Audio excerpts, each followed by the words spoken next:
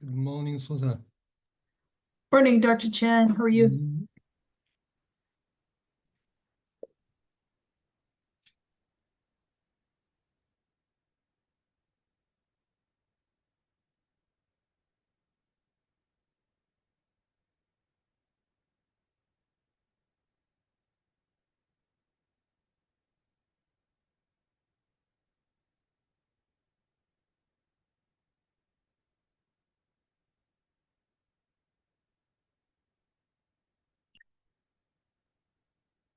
Maybe just a couple. Let me see. Okay.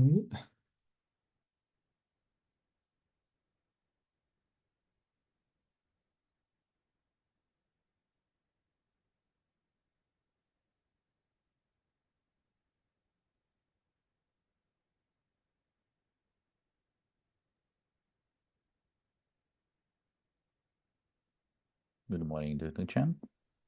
Morning. Morning, Alex. Morning. Morning.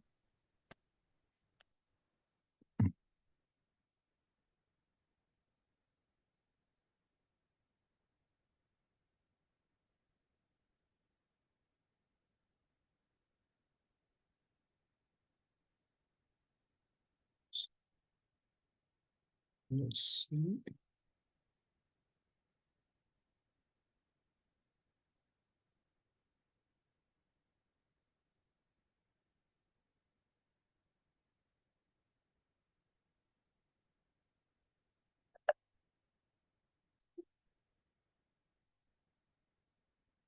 Okay, shall we start?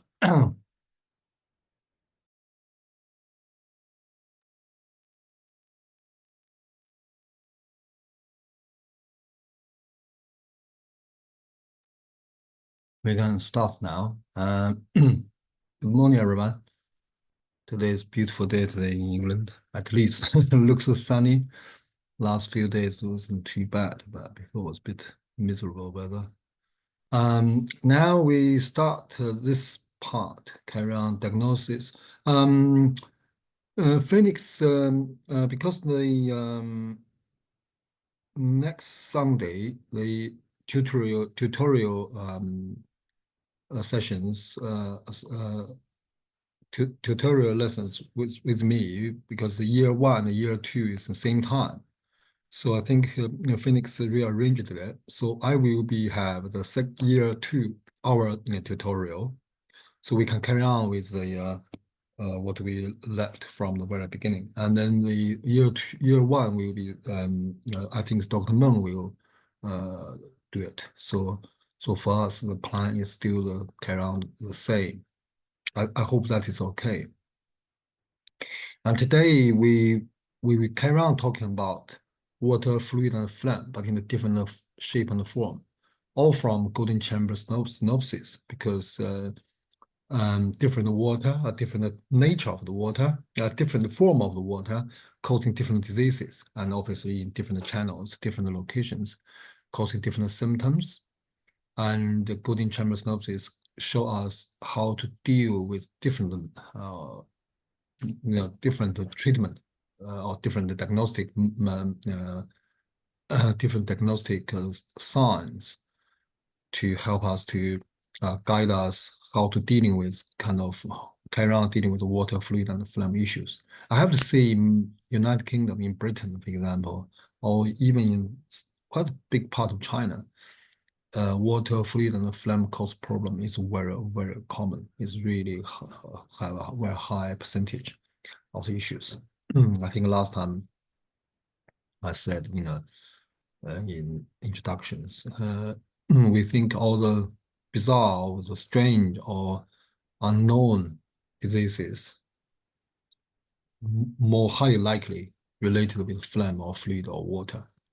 In fact, in Britain, I found a lot of so-called difficult issues, which I mean in West medicine aspect, because it can't really clearly diagnose or locating what's the cause or what the problem is, highly likely is connected with water, fluid, or phlegm, or generally talk, it's with to do with water metabolism.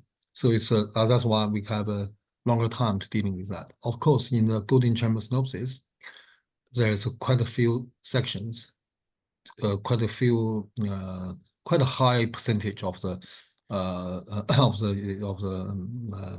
chapters is talking about this kind of nature. But we have different names. But in English, we all translate in this way. But actually, in Chinese medicine, in golden chamber synopsis, they have different names. This we just like we are we have already talked about that, so we just not carry on, not waste more time, and we can carry on directly to the chapter 12. It's the chapter. Oh, sorry, that is not the one. Sorry, I think we're on sorry. chapter 8. This is the wrong one. This is the wrong one.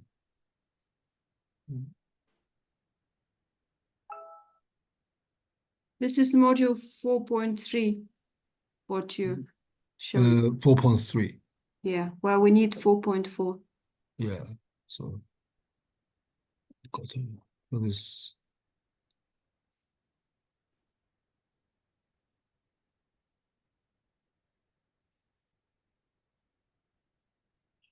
Yeah, this one. Yeah, so we right go to the chapter 8, which is 奔豚气病脉政治第8。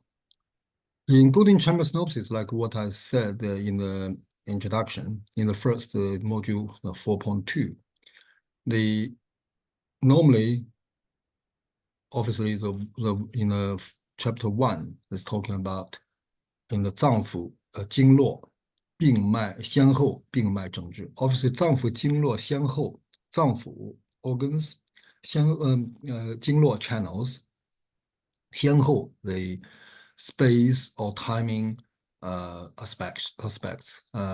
Obviously, there's general rules will apply to everything. But then in every chapter, it's giving disease is 奔豚. This is 奔豚气 is the disease. And the pose, some syndrome complexes, and treatment. That's basically what it is. And this chapter is talking about 奔豚气病. 奔豚, 奔 is running. 豚 is a small pig or piglet. That's why they, I think it's, now they have different translation now, but it's generally using running piglet disease or running piglet symptoms. Normally the patients, this term is normally used to describe that someone have the feeling, have strong, like a gas or strong power rushing up from the normally dantian area or lower burner, lower abdomen, and they like very fast running,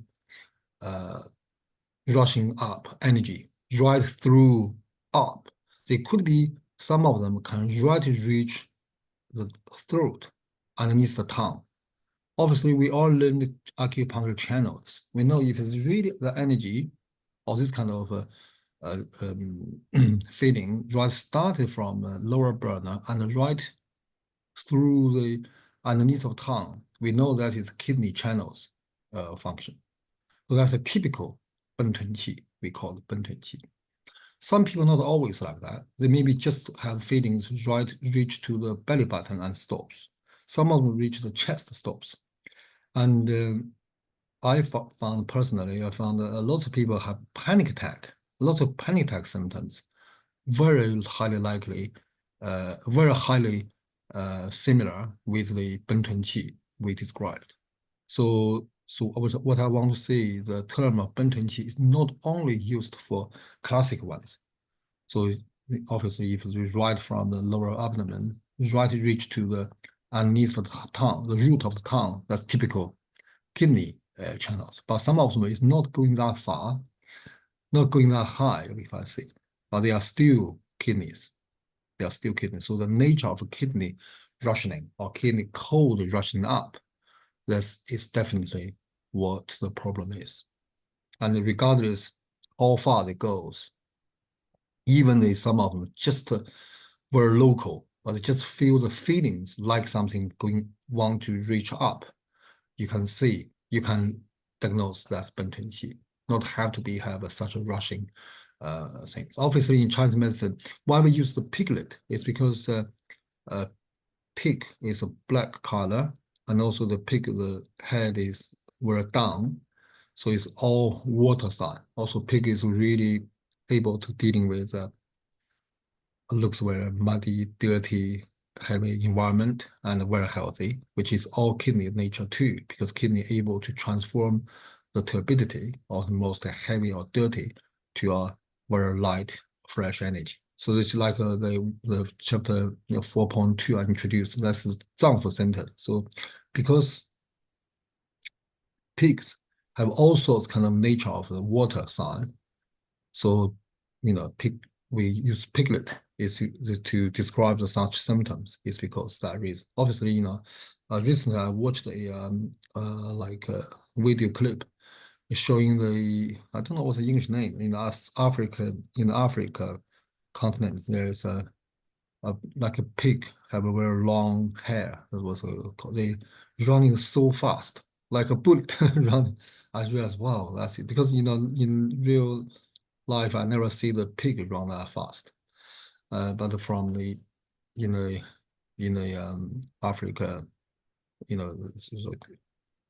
grassland, you can see this really run fast. Even the tiger, even the lions can't do anything.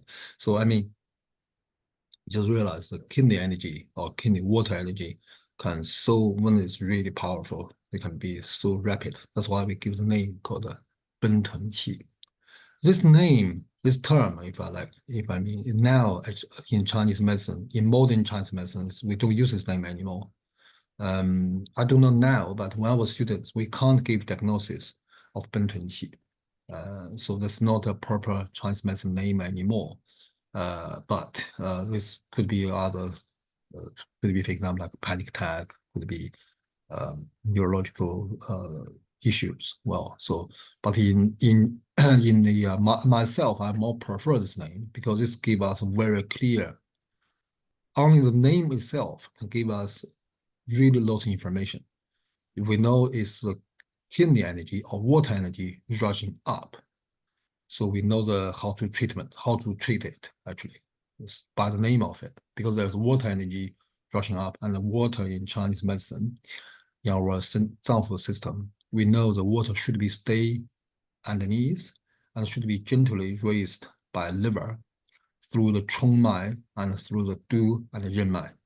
So if they are very rushing through up and noticeably, like violently rushing up, this must be the whole balancing system have issue. So the first line to stop the water rushing is earth energy.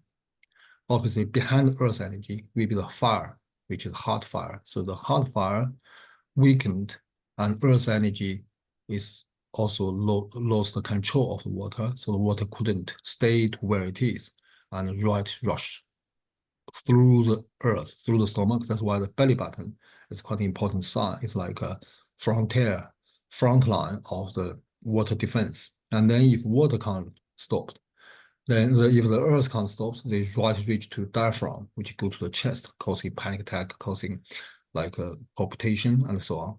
If the heart carry on lost the control of the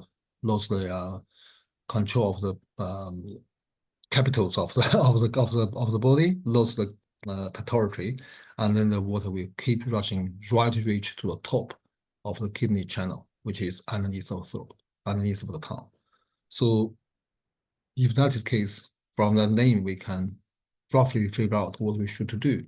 We should, for example, for acupuncture, we should warming up the kidney, make the kidney coldness eliminated or reduced. And in the second level, we should also warming up consolidating or solidifying the earth energy, stomach and the spleen, make the earth more strong, like make the loose earth become like porcelain to stop, to balance it. And then if that's still not the case, we should be strengthening or invigorating the heart yang to stop the water carry on disturbing the shen or disturbing the chest or the capital of the body. And then if that still can't stopping it, if it really reach to the kidney or wherever, so we have to consider to eliminating it by expelling or activating the water metabolism, eventually make this excessive water energy resolved in the water metabolism. We call it hua. So hua is which is basically means the first step we should warming up, which is like against the nature of the disease, and the second we should jin, which is like stabilizing them, like sedating the excessiveness of the water rushing. And then if we can't do it, we should defense ourselves, consolidating the heart yang, and or hua, which is like resolving them by involve or helping the whole metabolism of the water. That's basically what Chinese medicine's method to dealing with it, generally dealing with almost every single problems.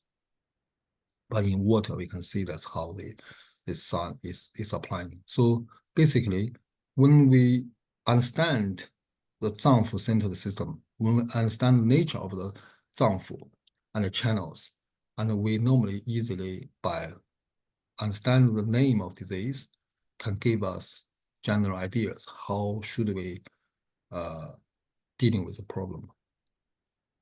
And this chapter is very small, only very short, and only 3 formulas, but give us lots of ideas.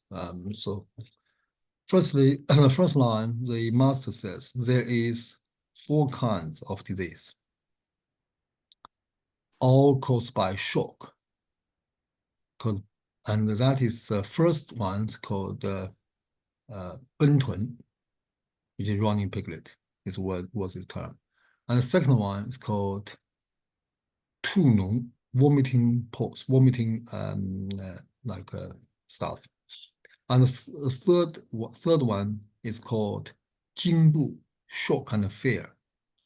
And the fourth is called Huoxie, fire syndromes. And then Yisheng saying all those 4 kinds of diseases are caused by shock or by fear or by sudden like a shock.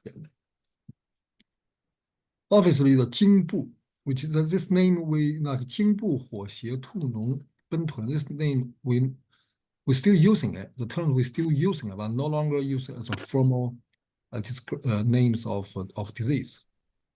And then later on, Yisheng not carry on explaining the rest of it.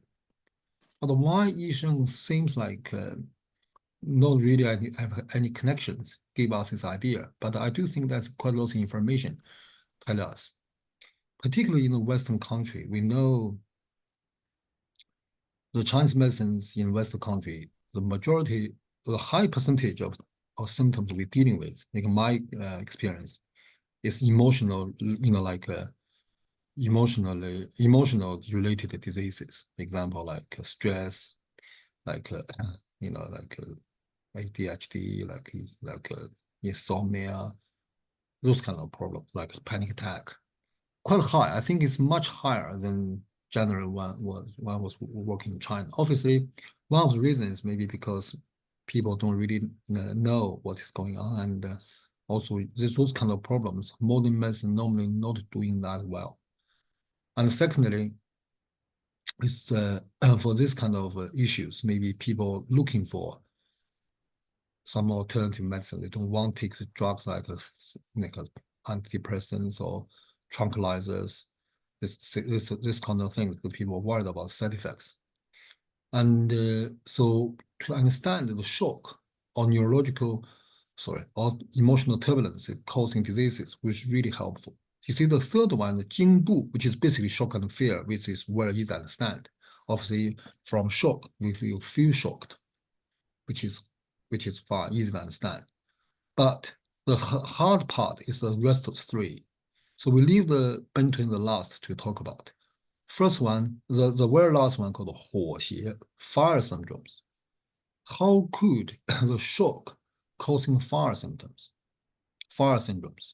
So some fire syndrome, which including, for example, someone maybe feel like a toothache, feel like high temperature, maybe feel like a flash in the face, and so on. How could that is to do with shock, which in reality, which is quite commonly see it. For example, when we see someone had a shock, you maybe see someone suddenly have someone can be completely pale, but someone can be really red face, very hot, because Chinese medicine explanation is shock deliberately or destroy or weaken the kidney jing or kidney yin or kidney jing. So when the kidney jing depleted, then the excessive fire or will be developed. It's almost like like now we understand when we have shock, our adrenaline rush, and our blood pressure increasing, our blood vessels is tightened, and all the blood is reached to the head and try to dealing with the sudden circumstances. But all those things we believe is over exhausting the kidney jing, and those things causing like a fire syndromes. Of course, for lots of people, maybe it goes very quickly, but they could stay for a long time, and the kidney jing impairment will have much longer impact to the health, which could lead to internal excessive fire became a big trouble. And then they causing Tu which is vomiting pus, which is the internal organ, like lungs, like stomach, could have fire developed and then became like infected or became eroded, and then patient starting vomiting stuff with pus like stuff. So that is showing the shock can causing damage right from inside, much deeper. Bentun is exactly the same, because Bentun, just a moment ago we said Bentun running piglet is the water energy rushing up.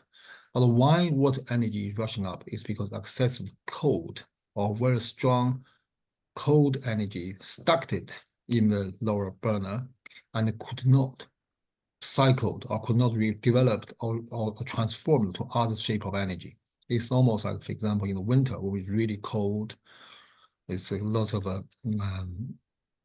dead leaves or dead plants or dead animals, for example. They stock there, they're fermenting. When there's internal energy, the internal heat generate. Also outside is cold. Like for example, inside the water is hot, inside water is warmer. The tissues, organics is starting transforming to the nutrients breakdown. And then when the spring coming, they will transform to different life, shape or form of life. So if that is the case, there will be we call the jing, the essence of the nature, which is stored in the winter or collected in the winter, will transform to a new life and recycled in the whole energy transforming a different form of the life or different form of organics. But if they cannot do it, they're stuck there due to the jing, which is in Chinese medicine, I think we know the jing is two-natured. The real kidney jing is water and fire natured. It's yin-yang natured. The yang actually is a starting. The yin is the body. So yang is like sparks. So they are like oil. The yin like a oil, but the yang is like sparks. So the yang and sparks make them the dark thickness of essence transform to flames transform to powerful warmness.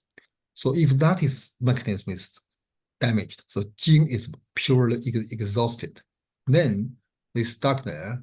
They couldn't go into the cycle of transforming energy, and then they will rushing up, and then they rushing up and causing problem. So those four diseases, it sounds irrelevant to each other at all. It's like Bentun, the running piglet, vomiting pus, shock and fear, fire syndromes. It seems nothing connected to each other, but Yisheng pointing to us, all those could caused by shock. But why is the same shock have different symptoms? That's to do with the body nature of the patients and to do with circumstances of the shock. So that's what I mean. Sometimes when people have shock, maybe very pale, they fainted, could be, and some of them were like a high, the blood pressure is rushing high, and the muscle spasm or stiffness and so on. So it's all different, depends on the circumstances and the shocks. But we have to know is all those kind of things going to be connected. So those give us an idea when we're dealing with problems. We know how to focus, how to looking for what is the cause of the problem and what consequences shocks give us. And then Ethan Dr. Chen, just I'm focus sorry on to the- interrupt so quickly. Sorry. Can I ask a question? Yeah, Can I ask a quick question? please. Yeah. You gave an example of fire syndrome, toothache, temperature, hot face. Mm. Can you give us some examples of the other three syndromes? Because I can't think when you might be vomit pus. One pus is like, for example, Can you like give us just one or two examples of the symptoms? yeah, the pus is not necessarily have to be the pus. For example, if someone have like stomach issues, like the vomiting some like bubbly, smelly stuff, which is also fire nature. Or they have lung issues, for example, like if they have pneumonia, for example, they could vomiting some like pus-like discharges. So those kind of things. That which is Yisheng is saying that also give us idea. Those kind of problem could be caused by kidney gene exhaustion. So it's not only local issue. So obviously when we're treating stomach problem, we think, oh, it's a stomach issue. We don't connect with kidney, but Yisheng gave us idea that could be caused by shocks, by the damage of the kidney gene. Thanks a lot. Yeah. Okay. Thank you. The Jingbu doesn't mean much. It's shock and fear, which means if someone goes to shock, they go shock. Sorry. And the Bu is more likely more severe or prolonged shock, which someone, for example, had one severe. The connection's gone, Dr. Chen, but Professor Chen. Yeah. Connection is okay now? It's okay for us. I Okay. think it might be your Okay. own, Esther. Because I use the Ethernet, so I think it should be the most stable way I can do. Yeah. It's okay for me as well. I know my internet is no good. I updated quite a far. I think the 1 gig or 500 megabyte, but sometimes I down a picture, a couple of MB. That takes a long time. I don't know what's happening, but sometimes Dr. quite Chen, fast. you're on full bars. Yours is completely fine. Okay, thank you. So secondly, second line, Yisheng talking about exactly what Bentun is about. So Bentun symptoms start from the lower abdomen, rush into the throat with a severe panic, and later stops. This is caused by shock and fear. That's what Yisheng was directly pointing. And in clinical settings, we do see these very typical cases. I used to treat someone, she's exactly like that. Her boyfriend was attacked, and then she's she witnessed that all things, and then she had a panic attack and had it rapidly, because at the time which is quite interesting case, because she said that day when she was attacked, that was really miserable, English miserable winter late afternoon. So every time she's alone and the weather like that, and those kind of time, the panic attack happens.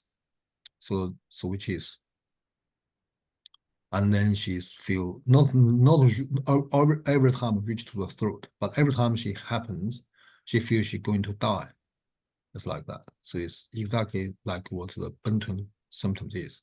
So start from the lower abdomen. So right start below the belly button. Sometimes occasionally some young kids can tell you it's around the belly button. Start from around the belly button. I treat a young kids about 9 years old, 10 years old, a young boy, and he was bullied from school. And he have feelings very often. He have feeling he told he told me in front of his parents. His parents even don't know. He has this feeling all the time. He feel he's almost like he have another heart around his belly button. So constantly like a jump, like a pulsing, and sometimes doesn't bothering him, but sometimes starting reach up, he feel sick, and he feel sick, and then he feel like he will pass away. He will like fainted. So that's all those kind of things. That's what I just moment what I said. It must be start from normally below the belly button is where it's the we know there's dantian points. There's the energy or the yang, the gathering points of the yang energy. The dantian is called the energy field. Dan is in Chinese language means the red. Dan is also means the in Taurus means a very mysterious and powerful pulse.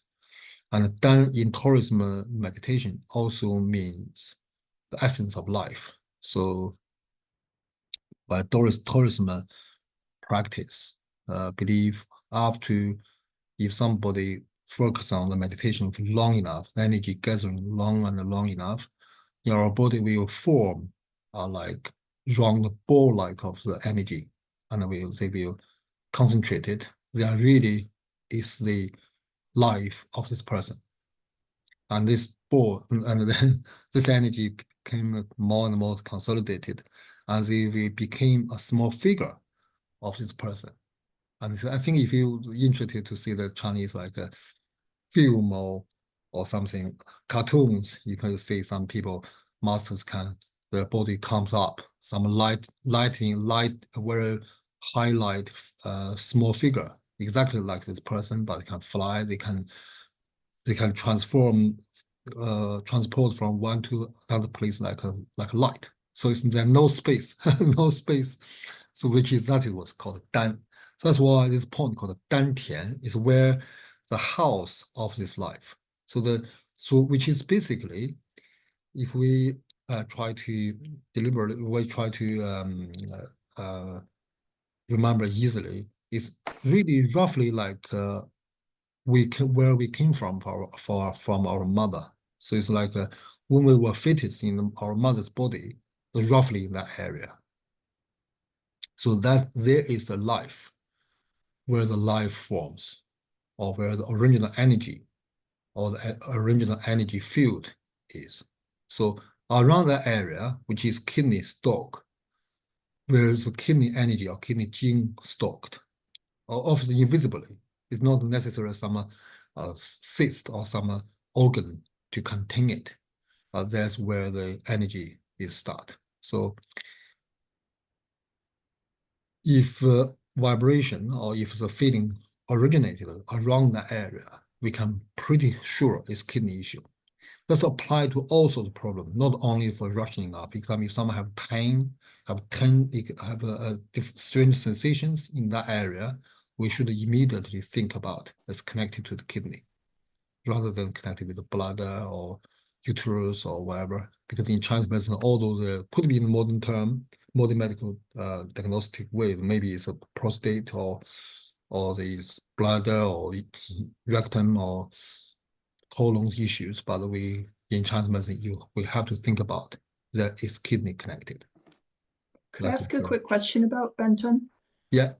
It's interesting you said that about Dan being the ball of life, because I've heard somebody say that the Chong vessel's the first one formed in the uterus.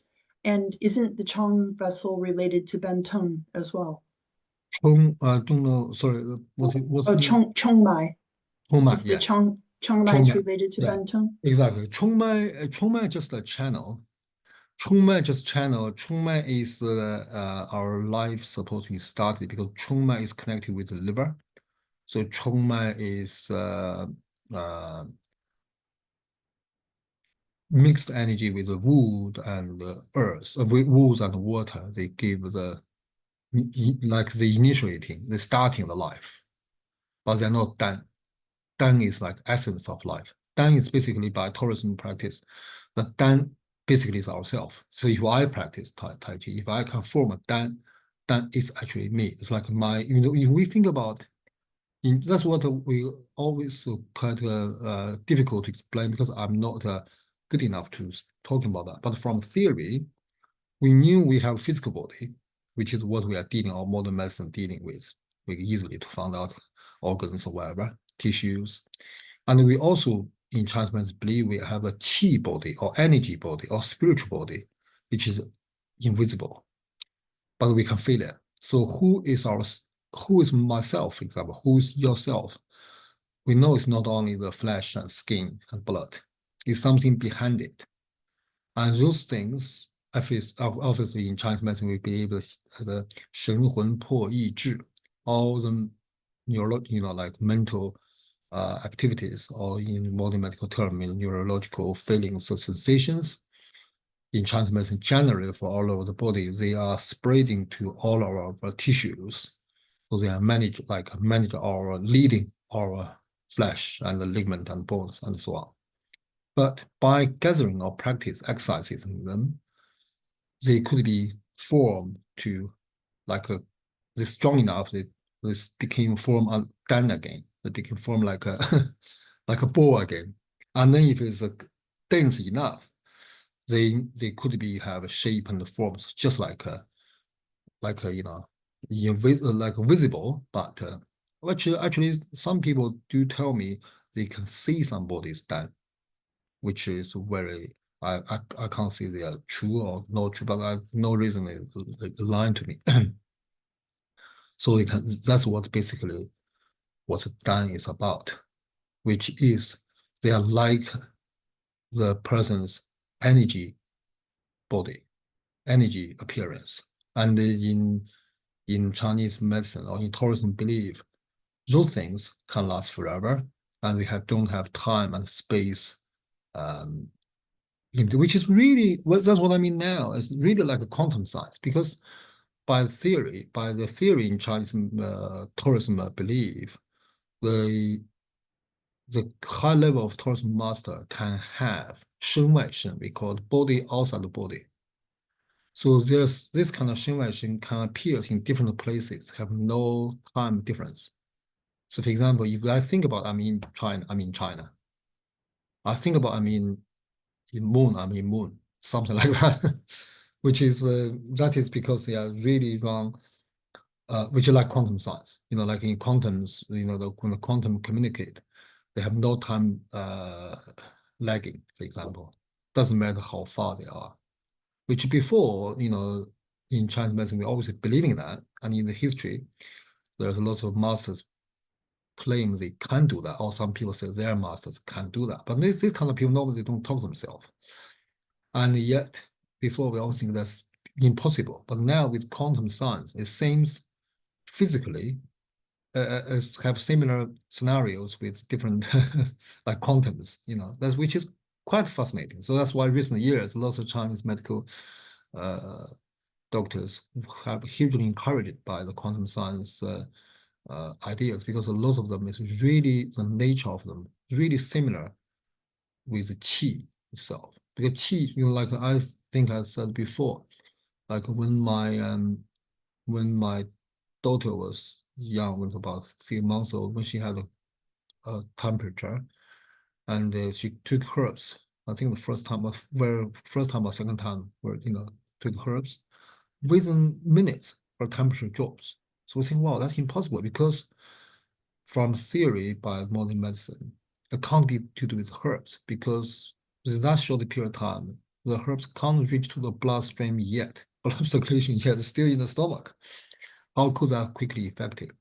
But over the years, when I do more and more, this kind of things happen again and again. We know there is another way of energy transforming or energy transporting. It's not only the physical way, not only the way we know of. So there's other ways, and that's what we saw. We got a bit too far from the topic. So that is what Dan Tian is about. So that's what I mean. Generally saying, if there any problem, the patients the feeling physically clearly see is around that area, doesn't matter what modern medicine gave us diagnosis, the colons or whatever, we should consider kidney. Regardless, when we treatment, we focus on the kidney, and then there should be some positive feedback. Can I Yeah, make please. a quick point? Sorry. False Dantian is called Qi Hai, the sea of Qi, which is Ren 6, Ren which 6, is 1.5 tune below the umbilicus. And Mm. obviously the Dantian itself should be further inside. Mm. However, obviously you need to work hard in order to build it, because it's kind of, everybody has the potential, but you really need to build it. So, but in any case, the question I've got is that typically fear or shock is associated with energy moving down. Why is it moving up in this case? Yeah, that is exactly the we call the 恐则气下，惊则气乱。Alex have a very rich Chinese knowledge, which is actually that's a problem. The shock I normally translate 惊 and 恐 all to the shock. Actually, in Chinese language, there's two words. It's called 惊恐. These two words. This one, you see, these two. First one called 惊. Second is called 恐. The 惊 is shock. 恐 is fear. Normally, we put these two words together. So the 恐, like a fear, mainly fear, we normally says 恐则气下. When we have 恐, fear, the energy will going down. That's why, for example, that's what I said before. When people was in the edge of the, if someone being like had to be chopped off or being, being killed or whatever, they can, lose control of the poo and the pee, and they mess themselves up. That is 恐则气下. But 惊 is not 气下. We call it 惊则气乱. 乱 is abnormal, not necessarily down, and they could be anywhere. So it's a 惊. So in the beginning, 医生 said 皆从惊发得知. So it doesn't mention the 恐. So that's why the 惊 is not necessarily all come down. That's first. Secondly, it's also to do with the conditions of the patients. For example, in the first columns, and the 医生 saying the 奔豚、兔脓、惊部 and 火结. They say there's called 惊部. 医生 doesn't mention 惊恐. But the 部 is also kind of fear. In Chinese language, there's difference. But the difference is very slight. I couldn't find the right English words to, well, in my, I don't know enough English words. That's the problem. Maybe the English have, but I don't know. And why is all the caused by shock and have four different symptoms? Depends on the circumstances and depends on the person's body characters or nature. For example, someone maybe is when they shocked, they were angry, the fire became going up, the adrenaline rushing, they will do some silly things, not necessarily right things, but they are not really like some people maybe, for example, they just completely frozen. They're all completely like fainted. They should really, in such a severe condition, they should really do something quickly, but they can't do anything at all. So who decide that, who determines that is because their body nature and also the circumstances, including the environment, the weather, and so on. So that's why it's not so this is different on the different. There's a different variety of the shock and the fear caused it. And also another reason is when it's chronic, for example, like we know the panic attack normally is chronic. Normally it's like chronic issues. When that's what I just a moment earlier I mentioned. When there is the cold energy or the water energy stagnated in the dantian or in the kidney channels, cannot transform to the new life, cannot cycled in the whole transportation and the transmitting to the different form of energy. They became very tender, highly causing trouble, and then they could, due to the shock caused fire, excessive fire causes, and they will rushing up. So with this kind of patient, you will find something quite interesting is the tongue picture, not necessarily all pale or swollen. You could see the tongue tips maybe slightly red compared to other part. So which means there is a bit fire in it. That is why the beginning of Yi Sheng saying the 火邪, the fire symptoms, is also caused by that.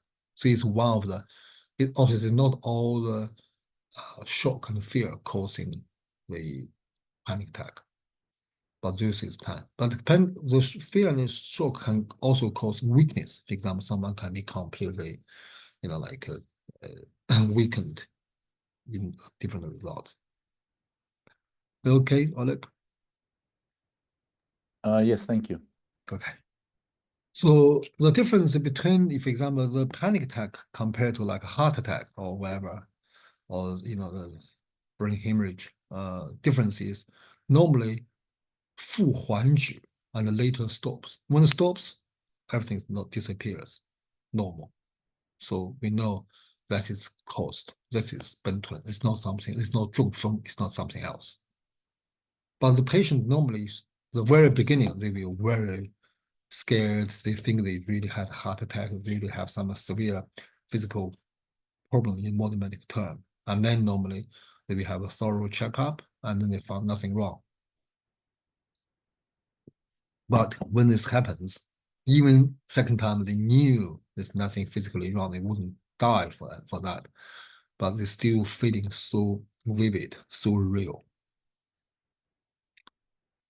So then that is the 奔豚汤.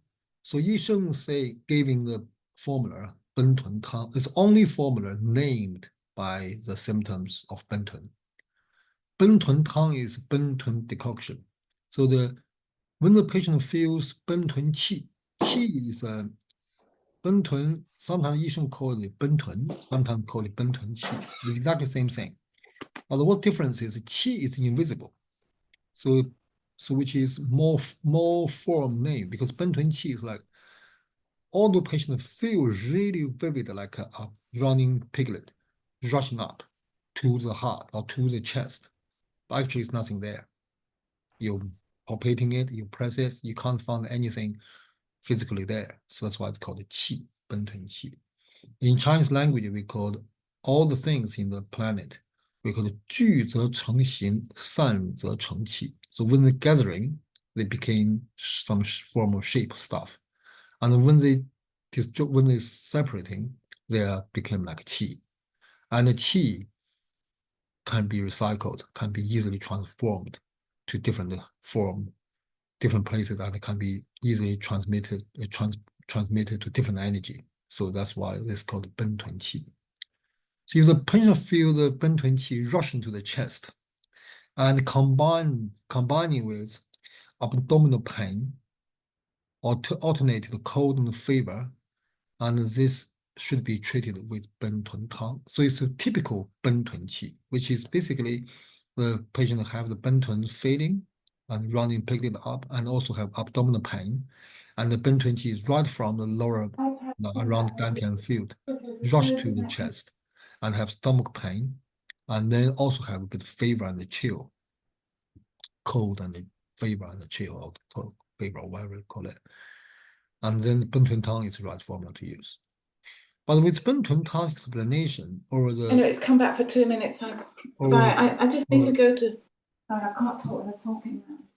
over the years, because 奔豚汤wasn't properly explained or properly understand it, so it's not a lot of people understand why use 奔豚汤, and as a result, 奔豚汤hasn't been used as much. And the formula is this is what I wrote here, is 甘草, 川芎, 当归, 2 tails each, and 半夏, 黄芩, 生姜, 芍药, 生葛, 芍药, 生姜, 甘李跟白皮. Sorry, yeah, whatever, with another formula. And from this formula, we can see there is not many herbs. There's not many herbs to dealing with kidney. I just wanted to talk about the 奔豚气, it's to do with kidney. But this formula of Bentun actually is not too much to do with kidney. Why is that? What the formula is about? We can focus on see these herbs main herb, for example. The main herb, very strong dose of herbs. Again, in Chinese medicine, in the golden chamber synopsis particularly, all the Yi Sheng's formula, the order of the formula give us lots of information. But normally the number one herbs, the first herb listed in the formula, always play a very important part of the role. So first herb is called Gancao. Gancao we knew this herb is the herb stabilize the earth. It's a strong strength of earth energy. The red color, sweet, red skin, the yellow color, and very stable. That's what just moment what I said. When the earth is weakened, we will strengthen earth. How to strengthen earth? We use fire. We make the earth become like a person, for example, like consolidating it. And Gancao is typically like that because Gancao have fire in the surface and have earth inside. It's really like person and it's tonic and sweet. So they can consolidating can make the earth really strong, make earth element strong. That's why the Gancao is the sign of the earth. It's the symbol of earth. So the Gancao have all the earth natured elements in the Gancao. So with Gancao as the first number one, it's not a very heavy dose, but Gancao have 2 tiers of Gancao can stabilizing the earth, can make the defense of the water. And then Chuanxun and Danggui, we learned Chuanxun before. And Chuanxun and Danggui, we knew these 2 herbs have a common thing. These 2 herbs all have very strong, very pungent smell, very strong smell. Someone like it, very like it. Someone don't like it, and someone you smell it, we feel a bit headachy. And but these 2 herbs undoubtedly have strong smell and right reach to the nose, right reach to the brain, to be honest. And those 2 herbs, when we teach the herbs, I say these 2 herbs are able to strengthening the liver energy or the wound energy, can make the yang energy very circulating the system. Particularly Chuanxun, we know Chuanxun is herbs because they can reach on the top to the head, reach down to the womb. We call it 上行头面，下行血海, which is right up, reach to the head and face, and right down to we call the reservoir of blood. We normally use this term to refer to womb and lower abdomen. So this herbs able to communicating up and down, help the energy transform to different part, right? Different shape of energy. So it's like in rising the liver energy to, in Chinese medicine, we know the kidney have the function of storage essence. And in that time, it's not only store, also fermenting, also transforming, break down to it. And then who really manifesting the transforming process is the liver. There's a wood. That's what just Mom Susan mentioned about Chong Mai. Chong is the thing to do that. Chuanxun and Danggui, both of them are good to transforming it. So Chuanxun and Danggui, these 2 herbs, work together to enhancing the liver energy. In here, the wood energy is in aim to transform the water energy to different shape and form of energy. And then the third herb is Banxia. Banxia 4 tails, and also in Yi Sheng's formula, this Banxia we use raw Banxia. Now the Banxia we are able to put our hands on is none of them is raw, all been heavily processed, so they are much weaker, and also in much lighter dosage. I think in recent years it's getting better, and like very recently. In China, I have someone is also a Chinese student of mine.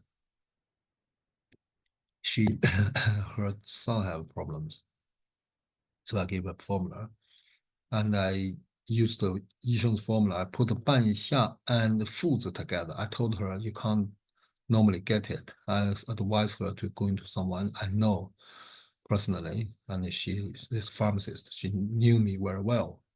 Actually, she was my father's student. I said, you go to him, go to her. She should able. If you can't get it, if you can buy it separately, or you can go to her. She can get for you. And then she's just go to the local hospital, and they giving her.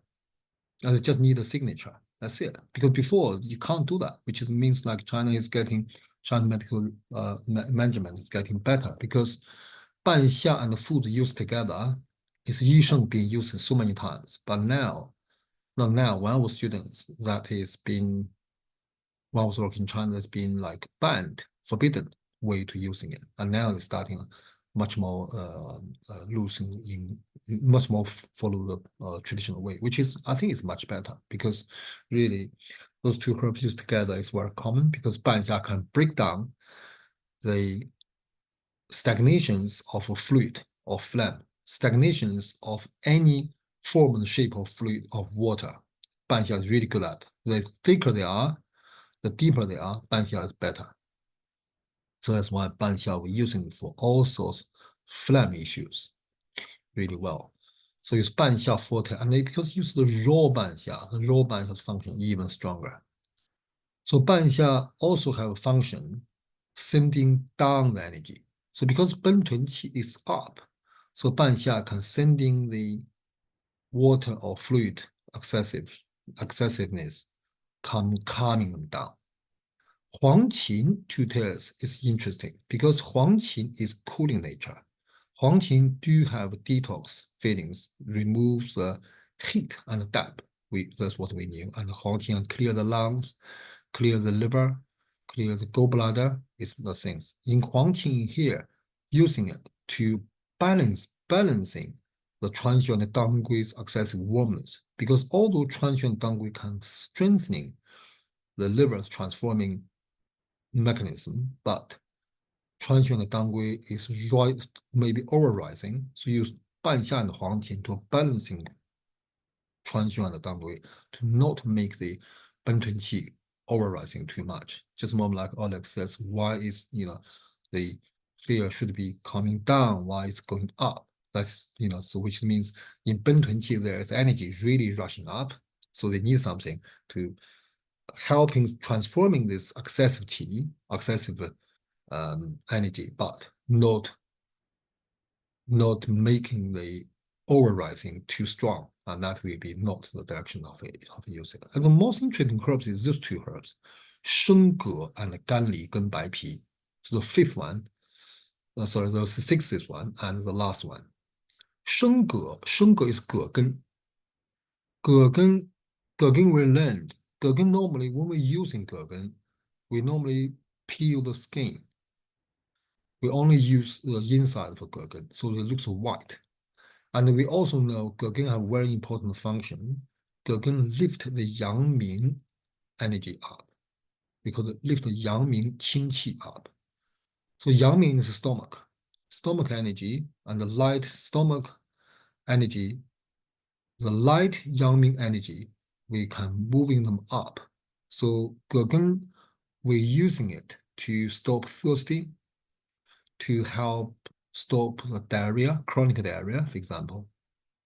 Because those kind of problem we believe is our stomach energy or middle burner energy stagnated underneath, cannot going up, and 葛根 can lift them up.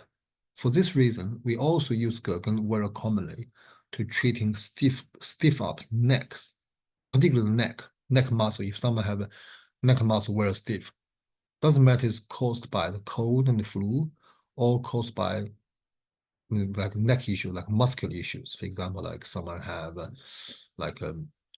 vertebrae spinal issues, and the Chinese medicine all use 葛根 to treating it. It's because if there is muscular stiffness and spasm, that means our muscle lack of the nourishment of the spleen and the stomach energy. 葛根 able to lift the energy up. So that's what 葛根 is about. But why 葛根 used in the 本屯气? 本屯 is something right from top to the bottom, from bottom to top. Already is raising up too much. Why we use the 葛根 to do that? It's really in here, like what you use 川萇 and dangui, is communicating lower and and upper try to transforming the excessive qi to different form of energy. So that's his whole idea. And the Ganli Gen Bai Pi is exactly the same idea. The very last herb called Ganli Gen Bai Pi. Ganli Gen Bai Pi, we can't get anymore. We don't using it. So normally we don't need it, but I can explain it what it is. Gan is sweet, Li is plum. So it's a root. It's a root, the bark of root of sweet plum. So that's basically what it is. And we use the Sangbaipi. We use the bark root, root of the bark of the root of mulberry. The Sangbaipi we're using it in the, but we don't use the bark root of root bark of plum now. But why in here use this Ganligen Baipi is because Li is a plum. Plum in Chinese medicine is the most fruited wood maybe in our in our like in our where we in our second in the place we can get we see, for example, like apple, peach, and all the other pears, all the other fruit tree. The plum is the most fruited trees. So which means we know the tree or the wood is just a moment we talk about like a chongqi is raising lives. So the life is wood. Life is wood, the wood is life. So when the wood energy is really strong, then there will be very, very so many fruit. So plum is the most woody energy plants. So the root, obviously, all the plants, the energy is from the root, isn't it? So the Ganli Genbaipi represent the most strong rising liver energy or rising wood energy. So again, it's similar with Shaoyao, Danggui, and Shengge. But the difference is Shaoyao, Chuanxiong, and Shaoyao, sorry, Chuanxiong and Danggui, they deliberately promoting the wood energy, particularly for the blood. The Chuanxiong, particularly Danggui, nourishing the blood. And Shengge promoting or communicating the earth energy or the clarity, earth clarity. The Ganli Genbaipi, again, support nourishing the water and wood energy. So it's all those three or four herbs, the three directions or four herbs, they together rising the real energy, rising the natural life energy to communicating the bottom and the top and transform the excessive Bentun Qi into the circle of the energy. So therefore, they will dissolve like the Hua in the whole system. And then we can see the Shaoyao and the Gan Shengjiang. Shaoyao itself is a great herb to stop the pain, stomach pain. In most of the Yi Sheng's formula, as long as there is stomach pain, Shaoyao is normally being used. So Shaoyao almost like specifically to help the stomach pain. But why is Shaoyao used for stomach pain? I think when I teach the herbs, I mentioned it. I think if you remember, I just remind you, we know the stomach pain. In here, when we talk stomach, it's normally in the middle of the stomach. So normally, if we in Chinese medicine, if we mention lower abdomen, we will call it 少腹. We will put another word in the top. So we know it's lower abdomen. And lower abdomen pain is normally to do with kidney coldness. And if the stomach, the bigger stomach, like the middle from the underneath of the chest to the above the belly button, this area is stomach pain. Normally means stomach pain.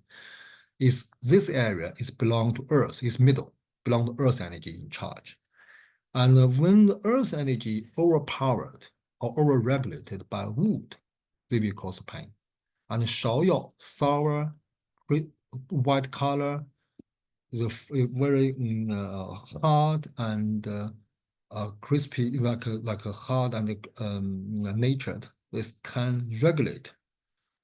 This represents a very strong lung nature and also can depleting or regulating the liver. We call it 柔肝, can soften, relaxing the liver.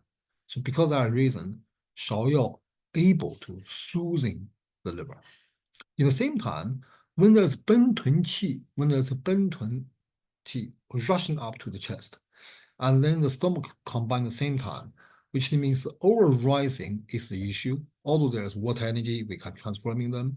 And but over rising is the issue because it's causing stomach pain, overpowering the earth, overpowering the stomach. That's why 芍药 and 黄芩be used to balancing the excessive liver over rising and also calming down liver over rising. And yet in the same time, use 芍药 use 川芎 and 当归 甘李跟白皮 rising the proper 冲 energy, which is not excessively functioned. 生姜四两 also have good purpose because 生姜 itself can balance the生姜四两 can balance the raw 半夏 side effects, which in later on, now the 半夏 we are using all being processed with 生姜, with large amount of 生姜. So 半夏 we use is much safer, in the same time it's a bit weaker. But then in here, 生姜 can balance the 半夏 really well. And also 生姜 can settle down stomach, can stop overrising energy. So 生姜 able to warming up the middle with 甘草 together can strongly strengthening the earth energy. So from this formula general talk, we can see, although just beginning I said 奔豚气 is to do with water, that is the root reason. But when they come to the most of the 奔豚气 symptoms, that is overrising is causing trouble. So just moment as what Oleg asked, normally the water, the fear, the jingbu that should be coming down, and energy, if they stocked in the lower part of the body, although they will be trouble, but they should not cause 奔豚气. And in this case, or in the typical 奔豚气 symptoms, or in the very light conditions of the 奔豚气, the overrising, the over-rushing is a problem. But how to calming down the overrising chong or overrising energy to communicating and transforming the uprising energy to the cycle of the energy, the 奔豚汤 gave us a sample. So which is by promoting the proper transforming energy, which use 当归 当归 川芎 生葛 甘李跟白皮 to communicating all the stagnated down below the energy to the upper energy, and then consolidating the earth, use 生姜 and 甘草, and use 生姜甘草半夏, and use 半夏黄芩 and 芍药 to soothing, uprising or detoxing, uprising excessive energy. And then the 奔豚汤 or 奔豚气 will be settled, will be transformed. And that is good way of 化. So that is one formula the Yisheng giving. And because inside of the formula hasn't mentioned, hasn't looked after the kidney at all, hasn't addressed the root cause, which is 经部, which is root cause of the essence, 经 weakness or the excessive water accumulation. That's why in the later on, lots of formula explanations hasn't been explained properly. So although that is the only formula in 奔豚, treats the 奔豚 symptoms named after 奔豚, but this formula hasn't been used much. So that's why I used lots of time to explain it. Okay, do you have any questions? Otherwise, we have a few minutes break.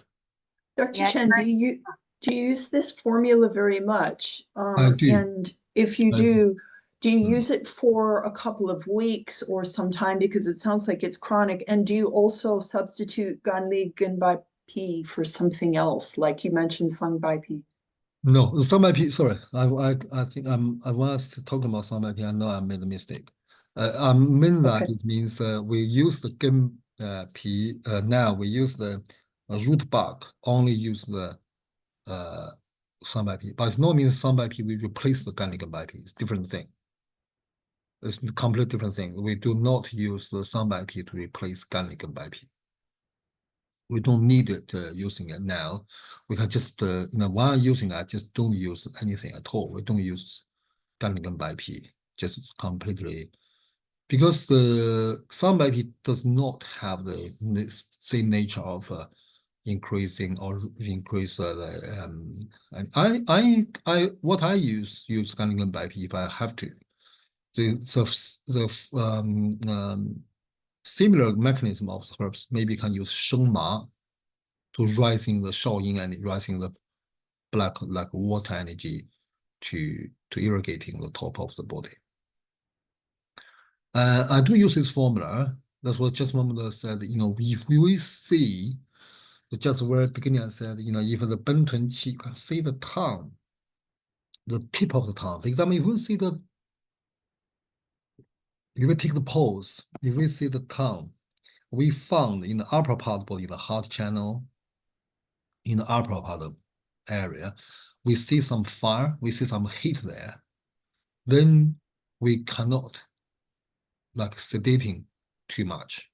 So we have to transforming them. Then Bentun tongue I use. So you will normally see the tip of tongue slightly redder. And also sometimes, for example, if someone is purely Bentun tongue, you will often see someone have very large plump tongue, very soft. That's weakness. We use Jinghui Shenqi one have good result. I treat a young boy have similar issue. He have a panic. He's have nightmares. I just use Jinghui Shenqi, works really well. Just tonic Shen directly, the problem helps in very very very strongly. But if you see some people's tongue, not really necessarily doesn't show dominatingly weak, doesn't show dominatingly cold, and yet the tongue may be slightly redder, particularly the tip of the tongue a bit redder, you have to consider, you have to transforming them. So which is stagnation, if you like, overrising stagnation. So then the Bentun tongue can be considered. And you would use that for a few weeks, or do you just use it for a short time because of the as soon as symptoms stops, depends. Normally, in my clinical settings, I normally do about 2-3 weeks, 2 weeks at least. Normally, very rare people come to me, take a couple of days formula because like nowadays powder, for example, is impossible to practice like this way. So normally do about a week, at least about a week or two. I think minimum dose maybe I do is about 7 days, normally about 2 weeks. And then if symptoms stopped, we will change according to what is shown in the patient. For example, if the stomach is an issue, we will change the formula to focus on the stomach, to consolidating the earth. Or if it's a kidney is played up, we will use like Jinghui Shenqi or so on to help to warming up the kidney. So accordingly. But to Bentun tongue should not use too long time. It's not really used for long time. Professor Chen, I just wanted to ask you regarding the picture of the tongue. Is it that the patient cannot take their tongue out, or what is the issue there? This is a boy have a severe, so I think about when that time that taken was about 11 or 13, I can't remember, years old. A few years ago's case. That's what when I do this PBT that time, this case. He's he's really disabled. He can't stick out his tongue much, but he have the symptoms. He have a problems because that time when he came to me, the symptoms happens. He just like he's like epilepsy. He's like epilepsy because he was like have a syncope, but he can't talk. You see, he cannot talk, and his mouth is full of the saliva, and he's very tiny body, not really big at all, and he can't walk. He hardly can move. He's lie on the chair, and his whole body very tense and span. And but when I say that he's not epilepsy because he his mind is still there, but his whole body like looks like fainted over. And that pulse can't take too much, but from the tongue, this is what tongue look. So I tried to use the Benton tongue's idea. And he in the evening also, I can't, and now I recall, the mother says in the evening he's screaming, he's screaming and screaming the middle of the night, particularly about 1 to 3 o'clock. He's screaming, feels like he have severe pain, like spasm and whatever. So he could not sleep and make the whole family can't sleep.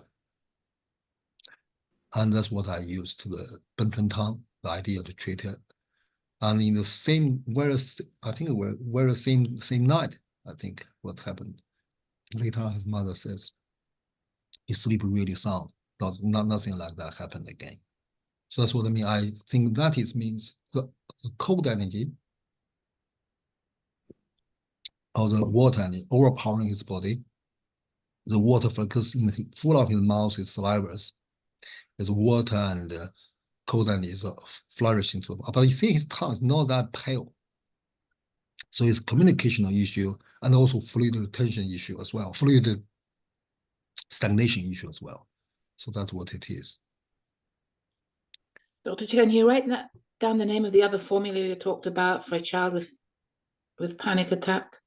金匮肾气, 金匮肾. Yes, can you write that out? Okay. 金匮肾气.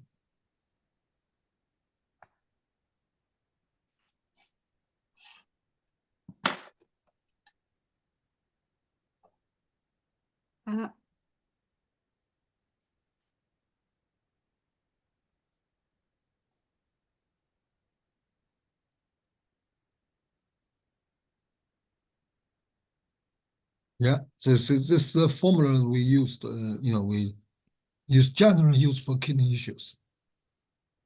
But does this boy have panic attacks? And does he have this? It's difficult to see he have panic attacks because he can't talk, but I can see he's suffering. He's not epilepsy. I don't think it's epilepsy. So he's not so I can see. Thank you. Yeah. So it's water, it's kidney issue, it's a liver issue. So which means we can use this Benton. So Benton tongue or Benton, this name, the term of Benton is very it's really is describe is term for describe of the symptoms. So this happened to lots of various diseases. In the disease, I mean, the name of disease is in modern medical term. It's lots of like even some. I used to treat a young girl who have epilepsy. Her epilepsy is normally happening in the middle of the night, like 1 o'clock, 3 o'clock. That's normally often happens. It happens about, I think the worst time is like every week or something like that. So she can't sleep alone. She's about 15, grown up. 15 or 18, I can't remember. It's quite big. She looks normal, looks okay daytime, but in the evening she have to sleep with her mother because it's always in the middle of the night she have it. And when she was definitely epilepsy, but I still using the Benton idea to treating it. It's because that time is water strong time, a young weak time as well.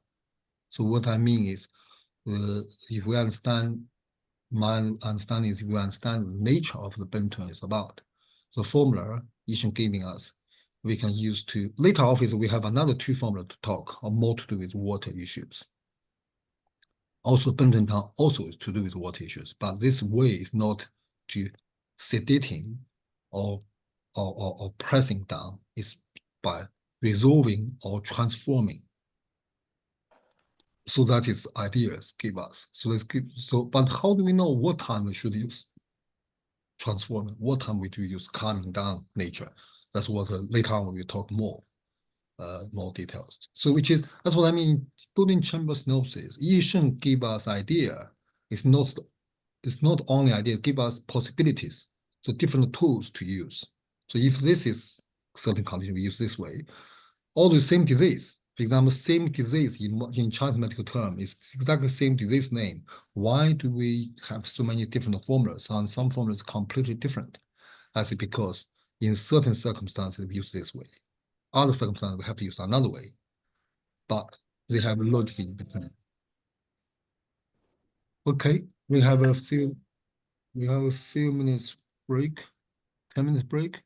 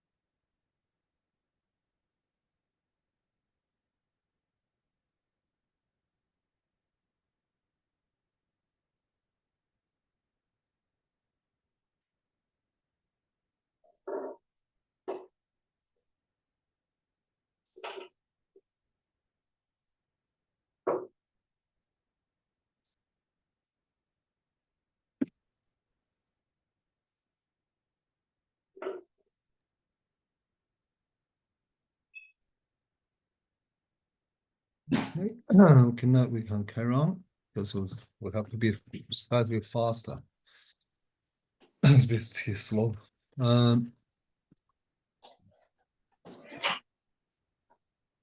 Another formula for the Benton tongue is this formula is very commonly used, very, very commonly used, much more commoner than the Benton tongue itself. And so as 发汗后 after perspiration, after normally after doctor induced the perspiration, that's what it basically means. And we know in Chinese medicine, when we're treating the certain problems like external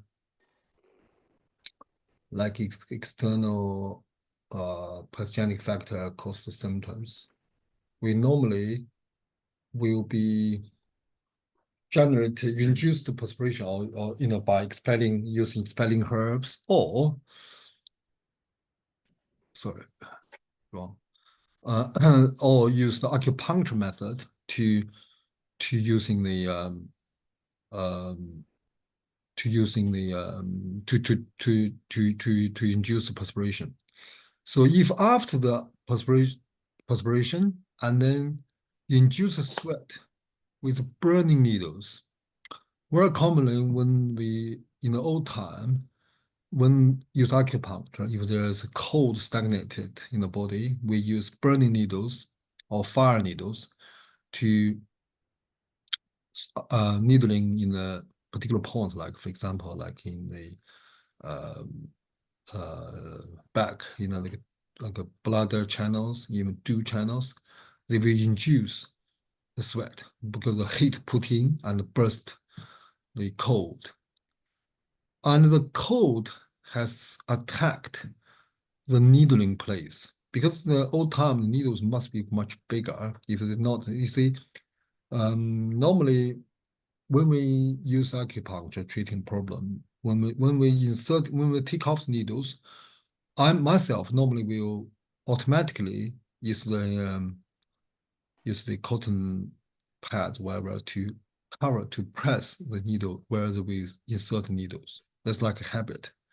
It's not only for stop bleeding. Normally it's not bleeding. It's also to cover the hole to protect the qi being leaking or whatever, and also to protect the points being attacked from the cold from the needling place or from needling hole, if you like.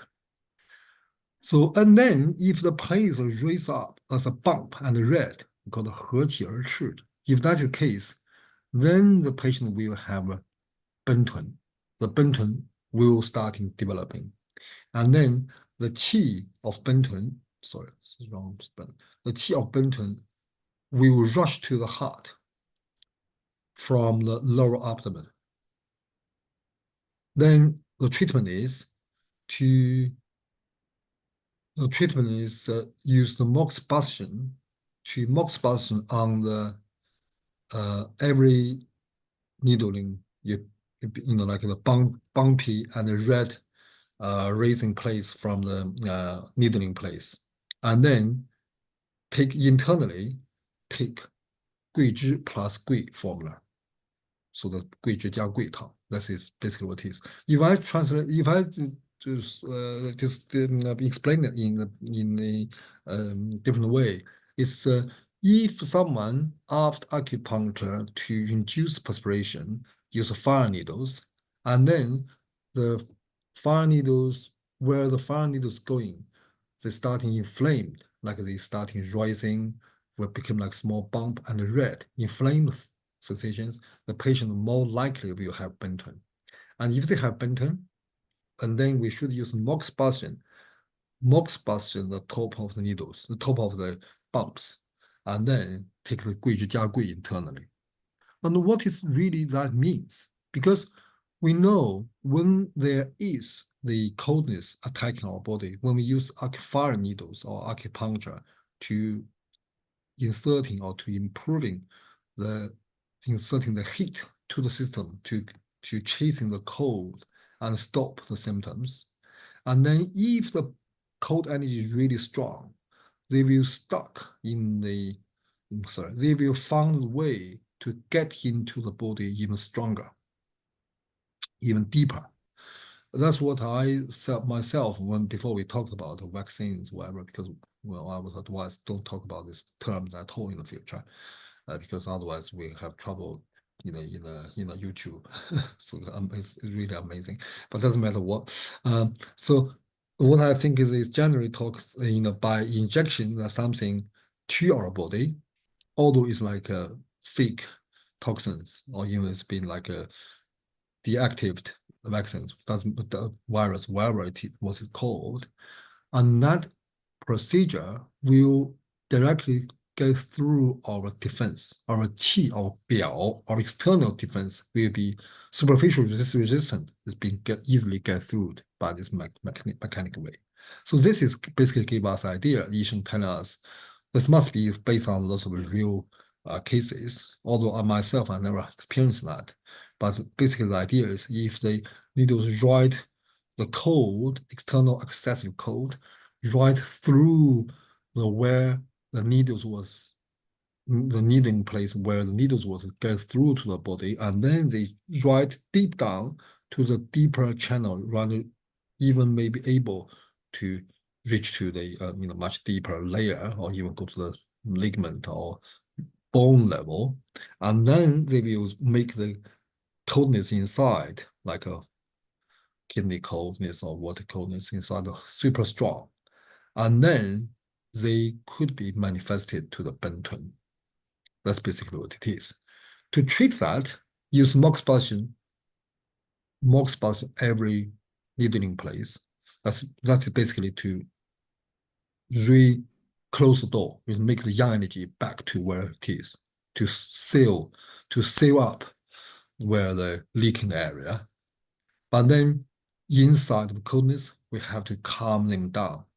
桂枝加桂 is a formula to calm them down. 桂枝加桂 formula is very simple. It's only 5 herbs, like 桂枝汤. We learned 桂枝汤, we knew 桂枝汤 is 桂芍草姜枣桂枝芍药甘草生姜大枣 5. To remember it in Chinese, we easy to remember. We call it 33233 33233. Basically, it means 桂枝 3, 芍药 3, 甘草 2, 生姜 3, 大枣 3. So you can weight equal weight. 桂枝芍药 equal weight, 生姜大枣 equal weight, and the 甘草 slightly lower than all of them. So we call the 桂芍草姜枣33233 to remember it very easily. In English, it's not quite as easy, but I think this formula is very simple. This formula is exactly the 5 herbs like 桂枝汤. Only difference is 桂枝汤桂枝 dosage increased to 5. So it's no longer 33233, it became 53233. So by almost doubling up桂枝, the 桂枝汤 no longer work as 桂枝汤. Because we know what 桂枝汤 is for. 桂枝汤 is harmonizing the yin and the wei. So only focus on the skin super surface resistance. So that's why we use 桂枝汤 to get rid of the cold, sweating, with intolerant with wind and cold. This kind of we call it 伤寒表虚, which is cold damage disease due to weakness of superficial resistance. That's what 桂枝汤 is about. And by doing that, 桂枝 and 芍药 have to be in an equal weight to harmonizing the surface, yin and wei, harmonizing the yin wei, blood and guarding qi. But by enhancing the 桂枝, therefore the 桂枝汤 no longer work in the surface, to work internal to enhancing the heart energy, enhancing fire energy. So that is 桂枝汤 is about. So Because that reason, deliberately enhancing the heart energy and the Guizhi 5 tears with Ganzao 2 tears is very famous formula called Guizhi Ganzao Tang. It's only 2 herbs, Guizhi and Ganzao. Those 2 herbs work together to enhancing the heart yang and spleen yang, to strengthening or to enhancing the heart yang energy to stop all those reasons caused attacked all cause reason attacking the heart or attacking the spleen. So with Guizhi Jia Gui Tang, with Guizhi Tang on the top of the harmonizing, nourishing the blood, harmonizing the yin wei, enhancing the Gui, promoting more the yang energy, can keep the heart away from the cold attack and stop the bentun. Because of that reason, this formula is being very commonly used to the panic attack, to the bentun, general bentun symptoms. So that's one of the most common used formula to treat bentun, because we knew we can easily link with 2 things, because someone, if someone feel like a heart attack, heart palpitation, feel like everything is focused on the heart region. So obviously the very easy way to understand is we have to help strengthen the heart, and the formulas good to strengthen the heart. If strengthen the heart yang, we use Guizhi Ganzao Tang. But because bentun qi is not only the heart yang issue, also weakness, and the patient, if it happen again and again, they will showing the weakness of blood. For example, when we see someone have chronic panic attack, their normally skin color is either pale, dull, or blotchy. Very often I see that normally facial complexes, facial complexions is very patchy. So they have like their skin color looks like not even. That normally is the case of circulation poor and heart yang energy and heart blood weak. So Guizhi Jia Gui Tang is not only nourishing the heart yang, and also nourishing the yin or nourishing the blood, and also harmonizing yin wei. So that's why Guizhi Jia Gui Tang is very commonly to treat panic attack or bentun, if you whatever you like to call. And in this kind of condition, it's very easily connected to it. But again, what I want to say is when the symptoms starting getting better, or when the symptoms are in control, we also have to use other formula, either to nourishing the blood, to enhancing the liver, and whatever, to help try to fix the root cause or strengthen kidney yang energy or kidney qi energy to help stop the reoccurring of the problem. It's not only focus on the heart. In this lines, in this sentence, Yisheng saying, because this problem is deliberately causing by external cold, misleaded by wrong treatment, misleaded deeper. That's why by Guizhi Jia Gui, that should be solved in short period of time, and it should not reoccurring. But in what we are dealing with in the clinical setting nowadays, particularly in Britain, because lots of people not caused by external energy right here, they're just causing by the yang energy, kidney yang, heart yang energy weakened, or generally blood or heart blood weakened. If that is the case, we should also address the potential or the hidden or the background problems, not only simply strengthen the heart energy.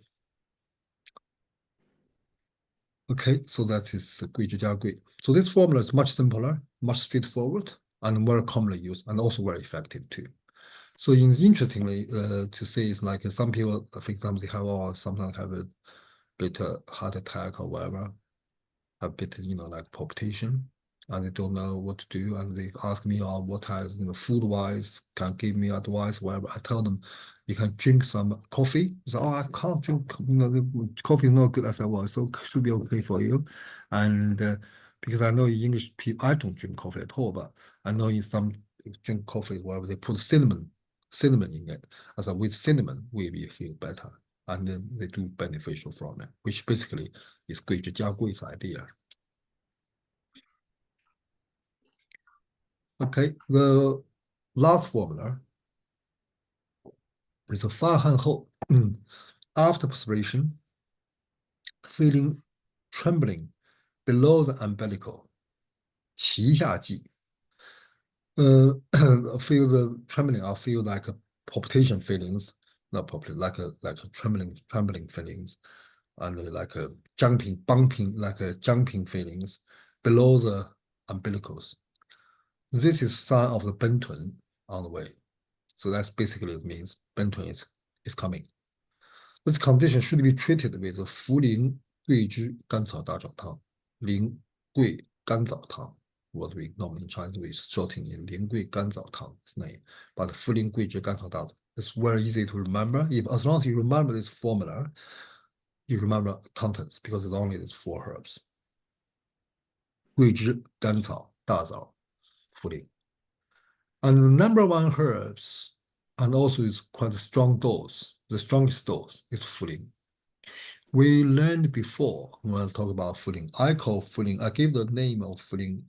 It's a universal cure, or the scent herbs of fluid, or generally to do with fluid or water. So 茯苓is able to dealing with the fluid caused issues. So with the Bentun symptoms, particularly if the Bentun energy is only limited in the lower abdomen, so they're not really over-rising, they're not really rushing to that. So we can drain the fluid from down below. So 茯苓will be the one able to deliver such a target. And the 茯苓plain taste and very strong, 茯苓can work as like diuretic, can reduce fluid from down below and almost like drain the fluid, release the causes of problems. And the Ganzhao consolidating the earth to stop the further creeping up of the water.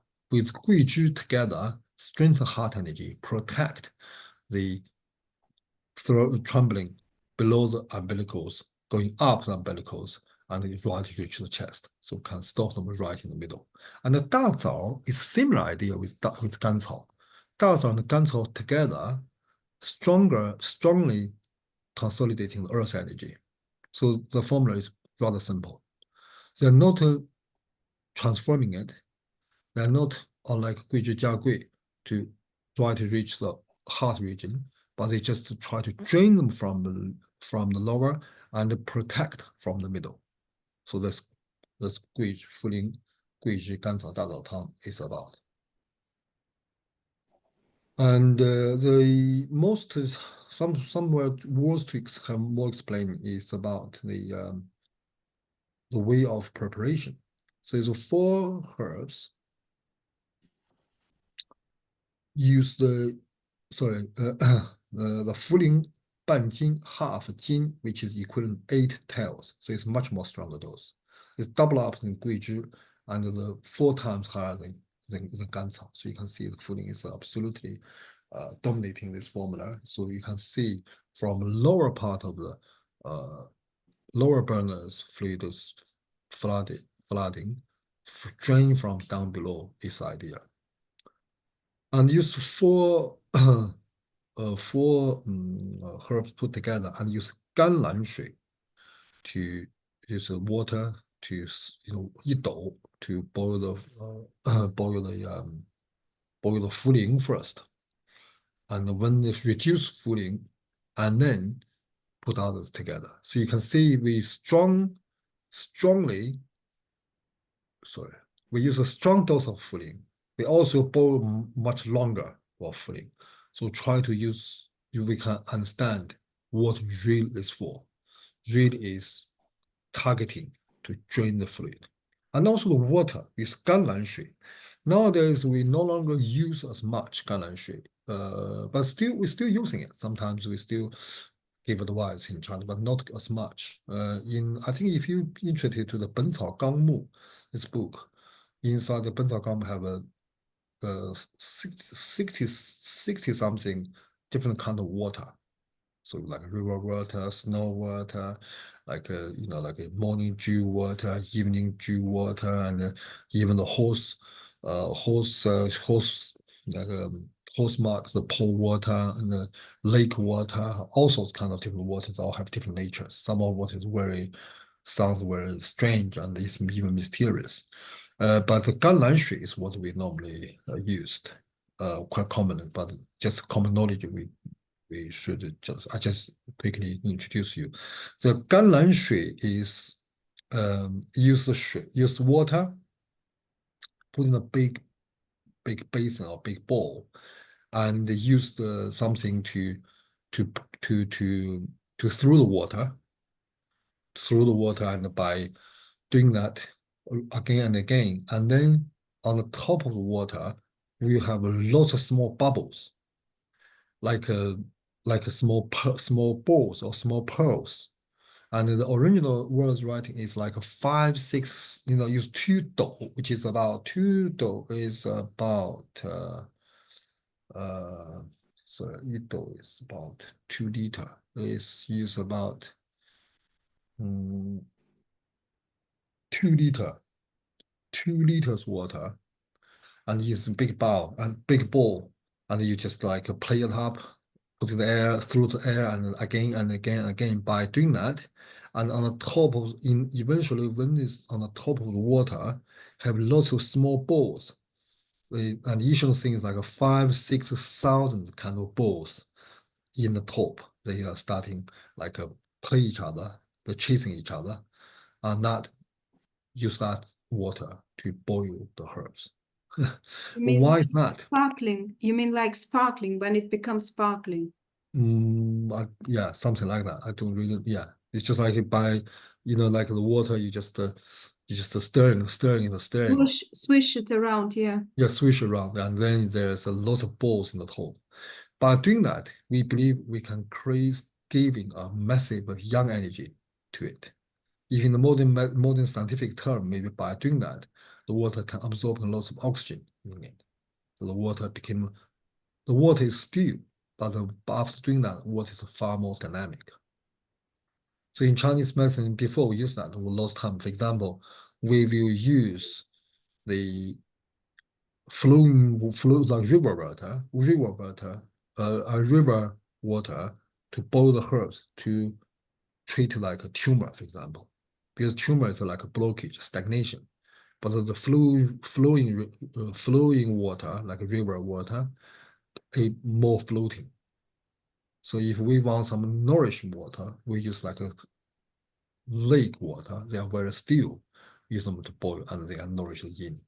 But that you can see, which want to deliberately increase the young energy, increase the dynamic energy, and use that to make the fluid from top disappearing. So drain them by improve young energy and drain the fluid and make the stagnated energy goes. So that is all the formulas of the Bentun. So these 3 formulas give us 3 ideas. Obviously, in the Bentun, that's what I said. I also using Jinkui Shenqi to treat it as well, which is more like a nourish to tonic the root cause of the problem, which is kidney weakness. But doesn't matter what, these 3 formulas give us 3 ideas. So if the water stagnates lower below the belly button, which is the symptoms could be manifested to the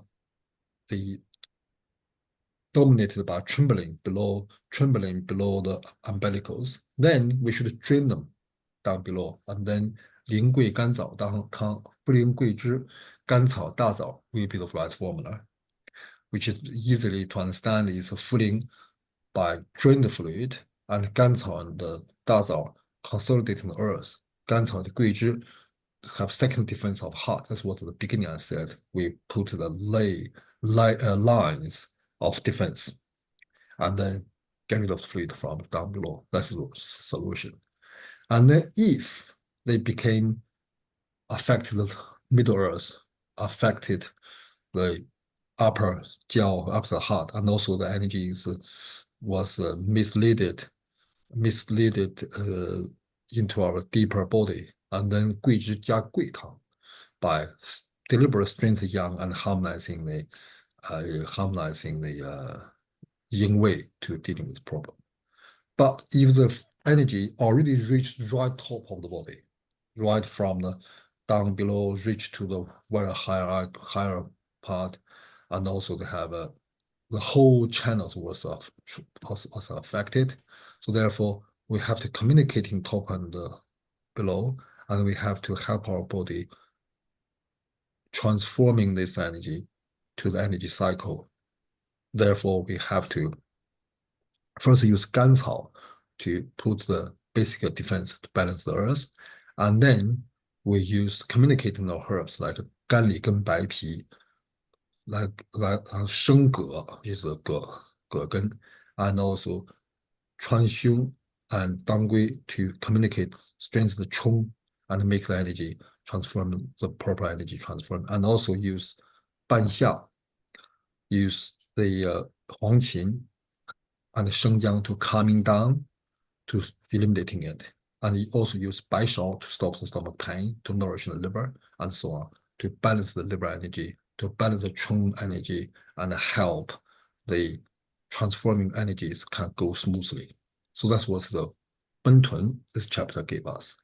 And also, in the very beginning, Bentun chapter, Yishan also told us the 4 diseases all could caused by the shock, and that is Bentun is one of them.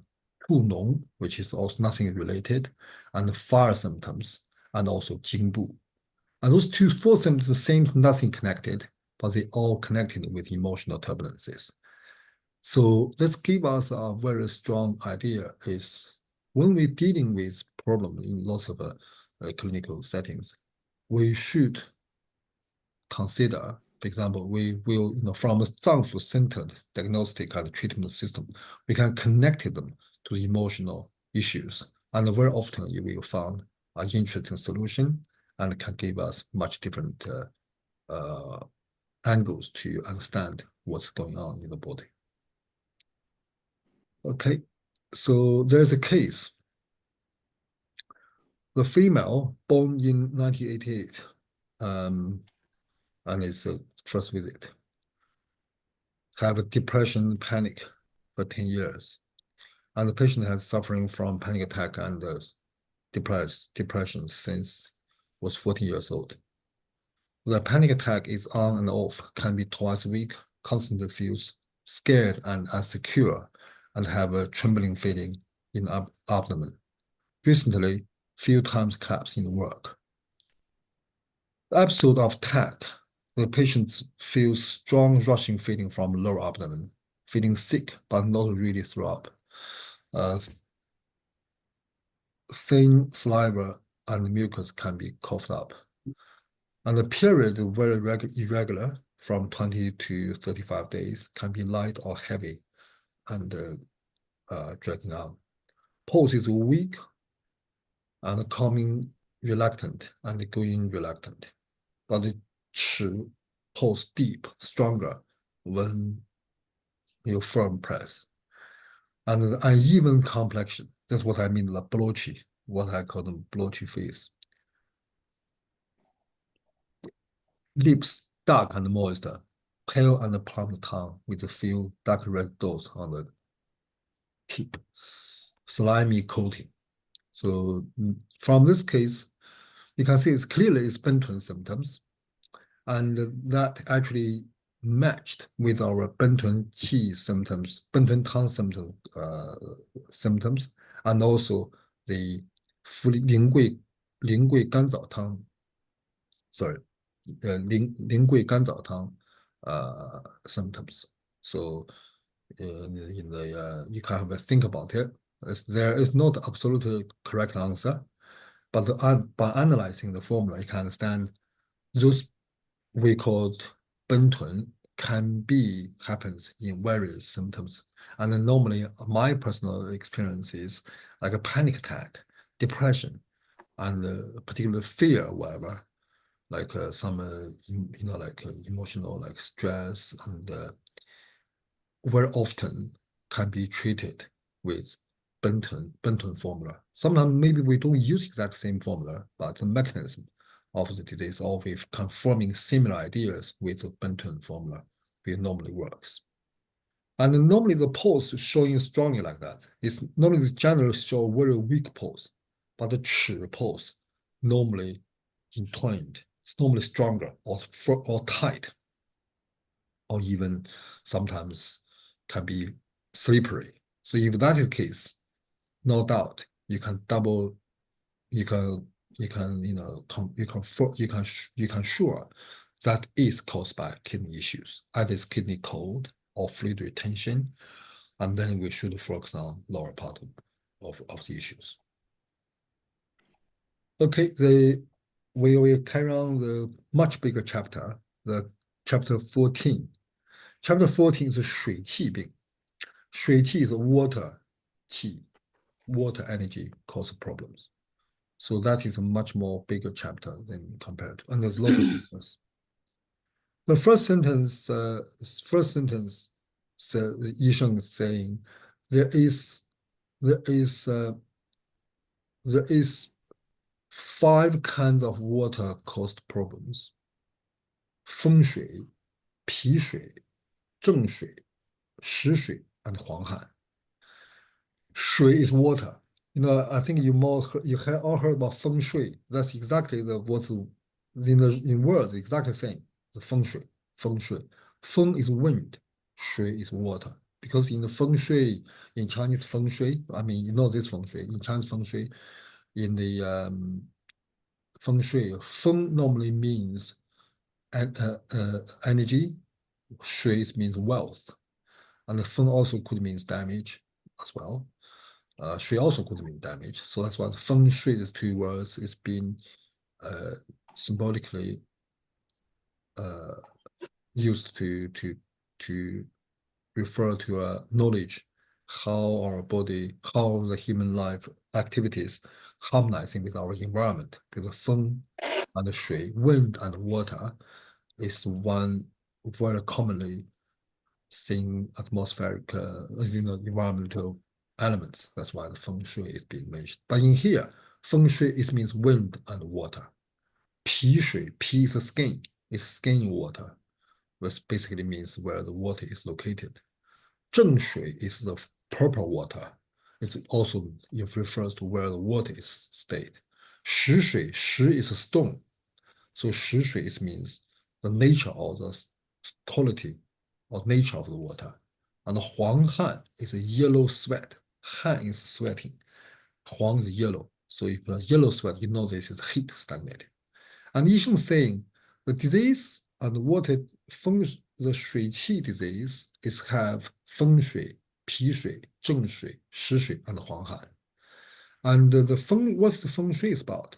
Feng shui, the pose is floating, and the symptoms is aches and pains in the joints and bone, and intolerant with wind. So feng shui is intolerant with wind. It's because too much wind already attacking. So which means when the wind and the water starting attack our body, then we are intolerant with wind, which is normal. When we're talking about the Gui Zhi Tang, we know when the cold and wind are attacking our body, we intolerant with wind too. But compared to the Gui Zhi Tang symptoms is fever, temperature, cold as well, and also have sweating. But feng shui doesn't mention sweating, but only the joints and the bone aches and pains. So which means they're not in the skin surface, they're a bit deeper, is in the bone and joints. But also have the nature of the wind characters, don't like the wind, intolerant with wind. And the pose is floating. So its floating pose basically means the wind is still in the relatively surface, but not quite the surface in the skin. So you see, compared to the skin and the ligament and the muscle, skin is more surface. But compared to the joints, to the organs, the joints or in the muscles and flesh still is a surface. So in Chinese medicine, the floating pose can have different levels. They all kind of floating, but different floating, and they also indicating different surface level. So from skin is floating, the muscle is floating, the joints could be floating too. And with joint pain and bone pain, the pose also can be not floating. But if they are floating, that means there's water. Of course, with intolerant water, it means that's the elements of wind. But if with intolerant wind, as you can double check.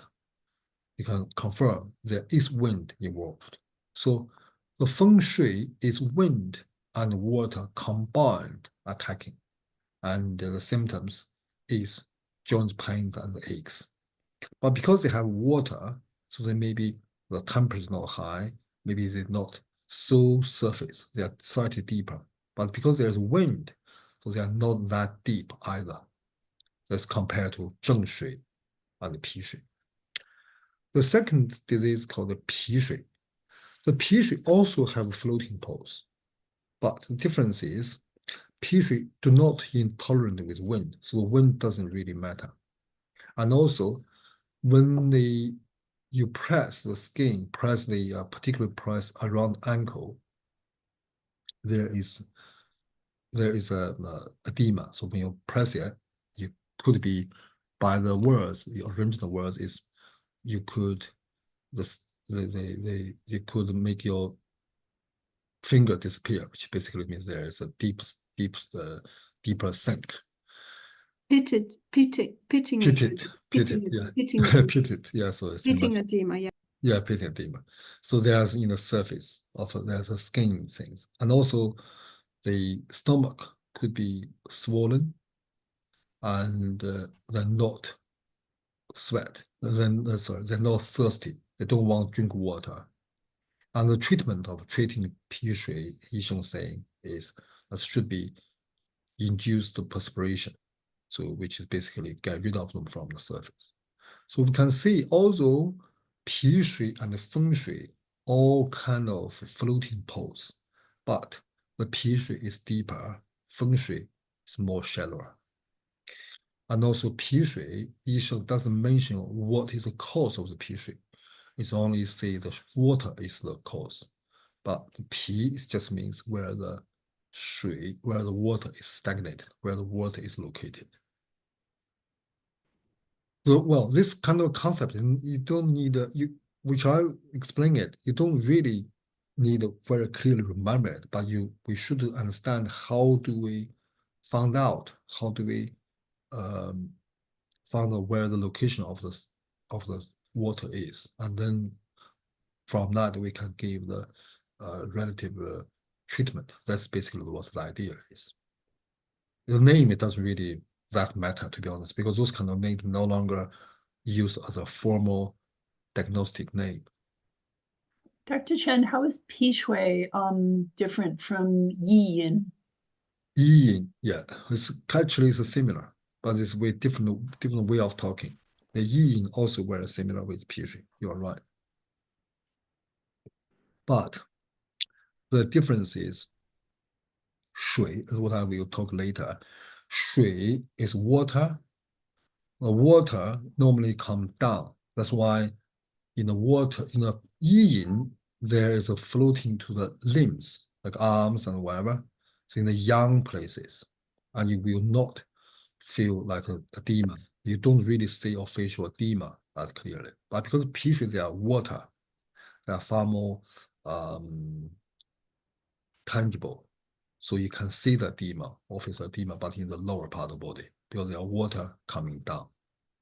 There is difference, but they can be included each other. Actually, the treatment is similar. The yi yin is induced perspiration is a solution. Pi shui also is, but it's just we have to guide it in different channels. And another name is called zheng shui.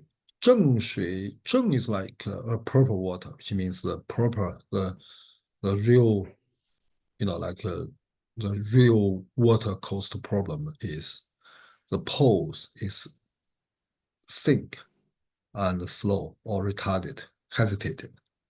So sink and hesitated. So you remember when we talk about the yin, the pose is taut. And also it's a one side taut. But shui is not, because shui is much more heavier. So compared to shui and the yin, although they all have the similar nature, they all kind of belong to water-natured pathogenic factors. But because the shui and the yin is different water product, if you like. So they have different sign. So with zheng shui, with water, the attacking the lower part of the body, the pose showing the sinking pose, which is not quite like a yin, it's taut pose. That is the difference in between. And again, they could be combined. They could be synced and taut. Then that's shui and yin, combined causing problems. So zheng shui, the pose is sinking and hesitated. The hesitation, although we call it chi, it's like a slow, reluctant. This we call it chi mai. Chi, it means the yang energy is weak. Why the yang energy is weak? Because the shui is overpowering it. So if the yang energy is strong, the water should not overpowering the yang, and they should not showing the hesitate pose or reluctant pose, reluctant coming pose. So zheng shui, because it's much more stronger water, and they attacking the proper place. So therefore, the pose will sinking, reluctant, or kind of hesitate. And the symptom could be shows short of breath, like asthmatic, which is catch-up breath, difficult to breathing. As it means when the water is so powering, attacking, and occupy the proper place, and the yang energy retarded, yang energy is being suppressing or overpowered, then the chuan or asthmatic or short of breath will become the symptoms. And the fourth one called shi shui. Shi shui also have a sinking pose. Shi compared to zheng shui, shi shui compared to zheng shui is shi shui is more concentrated, like stone. They are not zheng shui maybe in a much bigger area, but shi shui is more firm and more heavier, more down to the right lower part of the body. So the pose is sinking. Maybe it's the most deeper one. And then the symptoms showing the stomach fullness and do not have asthma or do not have short of breath. That's because they are focus on lower part of the body. So they're not attacking, do not affect other part. That's what the shi shui. And the last one is huang han, yellow sweat. Yellow sweat is the pose is sinking and retarded. Chen chi is like zheng shui, which is mean because the yellow sweat. Yellow sweat is not very commonly see, but you can feel. For example, in the summer, you can see particularly, as normally happens to the male. You can see someone's shirt, particularly if they're lighter color shirt, underneath of armpits, it's very strong color, like a dark yellow or yellow color. It does happen. They call it huang han, yellow sweat. Or they have their like their vest or their clothes. In the summer, you can see it's much like stained color. The color, if they are white vest, looks so old. It's because they colored by the sweat. Yellow sweat, the pose is sink and slow, because normally you think that is heat is stagnated, but they have chen chi, have the sinking and retarded or hesitating pose. Because have the hesitating and the reluctant pose, you know they are water caused. They are not the heat caused. If it's heat, they normally will rapid, will rushed, but with water overpowering the yang, that's why we reluctant and hesitate. That is really important. This will apply to all sorts of conditions. For example, if you found a disease, if you found a patient suffering the disease, you do not know whether you should detox or you should give the cold herbs or warm herbs. And then the pulse can give us those ideas. If the pulse is very rapid, very fast, you know you need to detox the heat.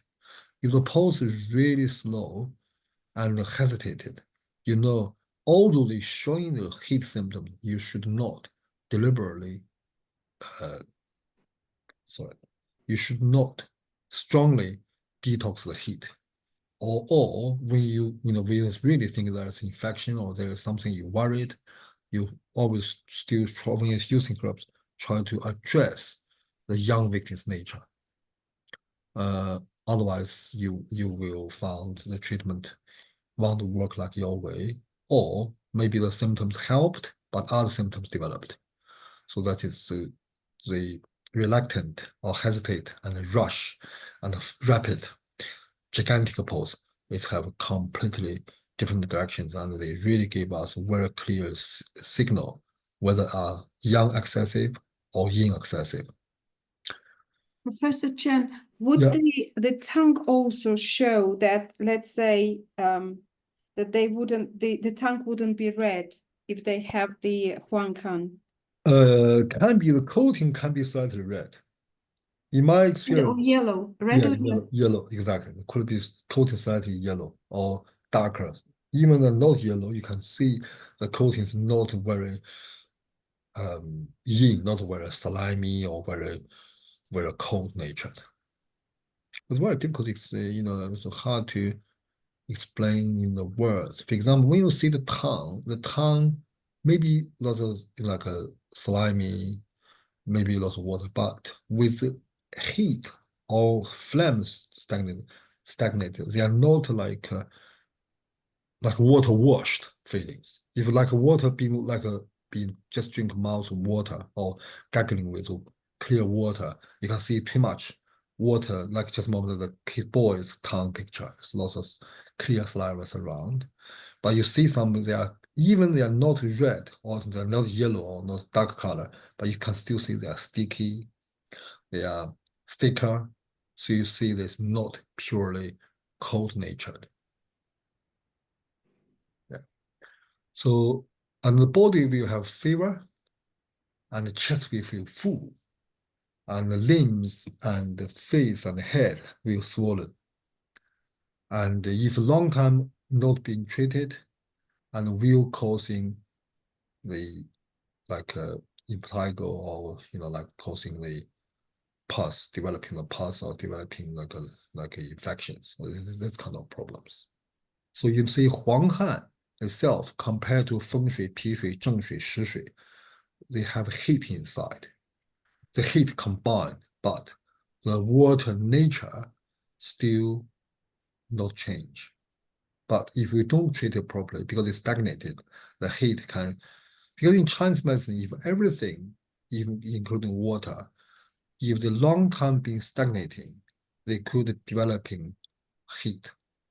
And then if it's Huanghan already have the heat, so combination of them will become big trouble, causing the pathogenic factor will have yin and yang dual natured characters, and that will be much harder to deal. So that's the first line. You should just introduce the 水气病. The 水气 cause disease can be that many, although 水气 cause disease mainly the four of them, 风水、脾水、正水、湿水, are clearly water natured, but they also can be combined with heat. Then the 黄汗 is the one of the symptoms. Dr. Chen, can I ask, Yeah. just thinking about patients who have heart failure and there's a buildup of fluid in the legs or the feet for that reason, and then maybe there's the skin breaks down, like you say, there's heat signs because of the fluid stagnation, but Yeah. the pulse is slow, maybe irregular, maybe knotted. Just how should we think about, because the fluid is often the problem then, but can these overlap, these different shui problems? Yes, How they can can we overlap. resolve? Yeah, Yes. so they can overlap. So, if, for example, if the legs so red and swollen, we obviously There's heat and throbbing and Yeah. maybe Yeah. pus in a sore yeah, on the but foot. we It's not we cold. definitely have to address water nature. So later, for example, we're using like a very commonly used form like 金匮生气 or even 丁贵干燥, this kind of formula we just mentioned to dealing with water issues. And with the heat, with the kind of like heat what West medicine called infections, sometimes we can use a little bit cooling detoxing herbs. Commonly with this kind of condition, I will use 薏仁。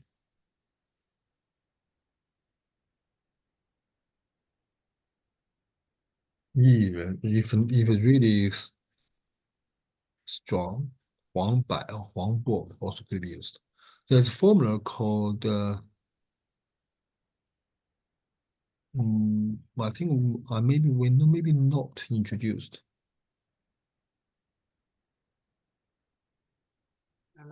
Yeah. Yeah, we have here. Yeah, we have, yeah. And Wangbo. 2妙、3妙、4妙. It's 2妙、3妙、4妙. And the 4妙散 is basically 苍术、黄柏、牛膝、薏仁.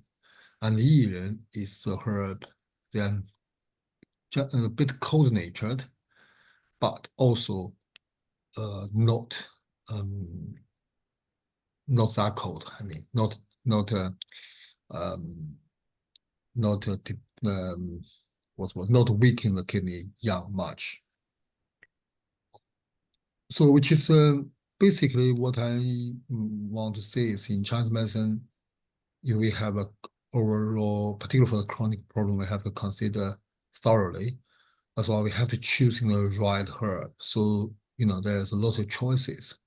We're always able to find some herbs able to have dual or triple aims or characters kind of suitable for what the problem is.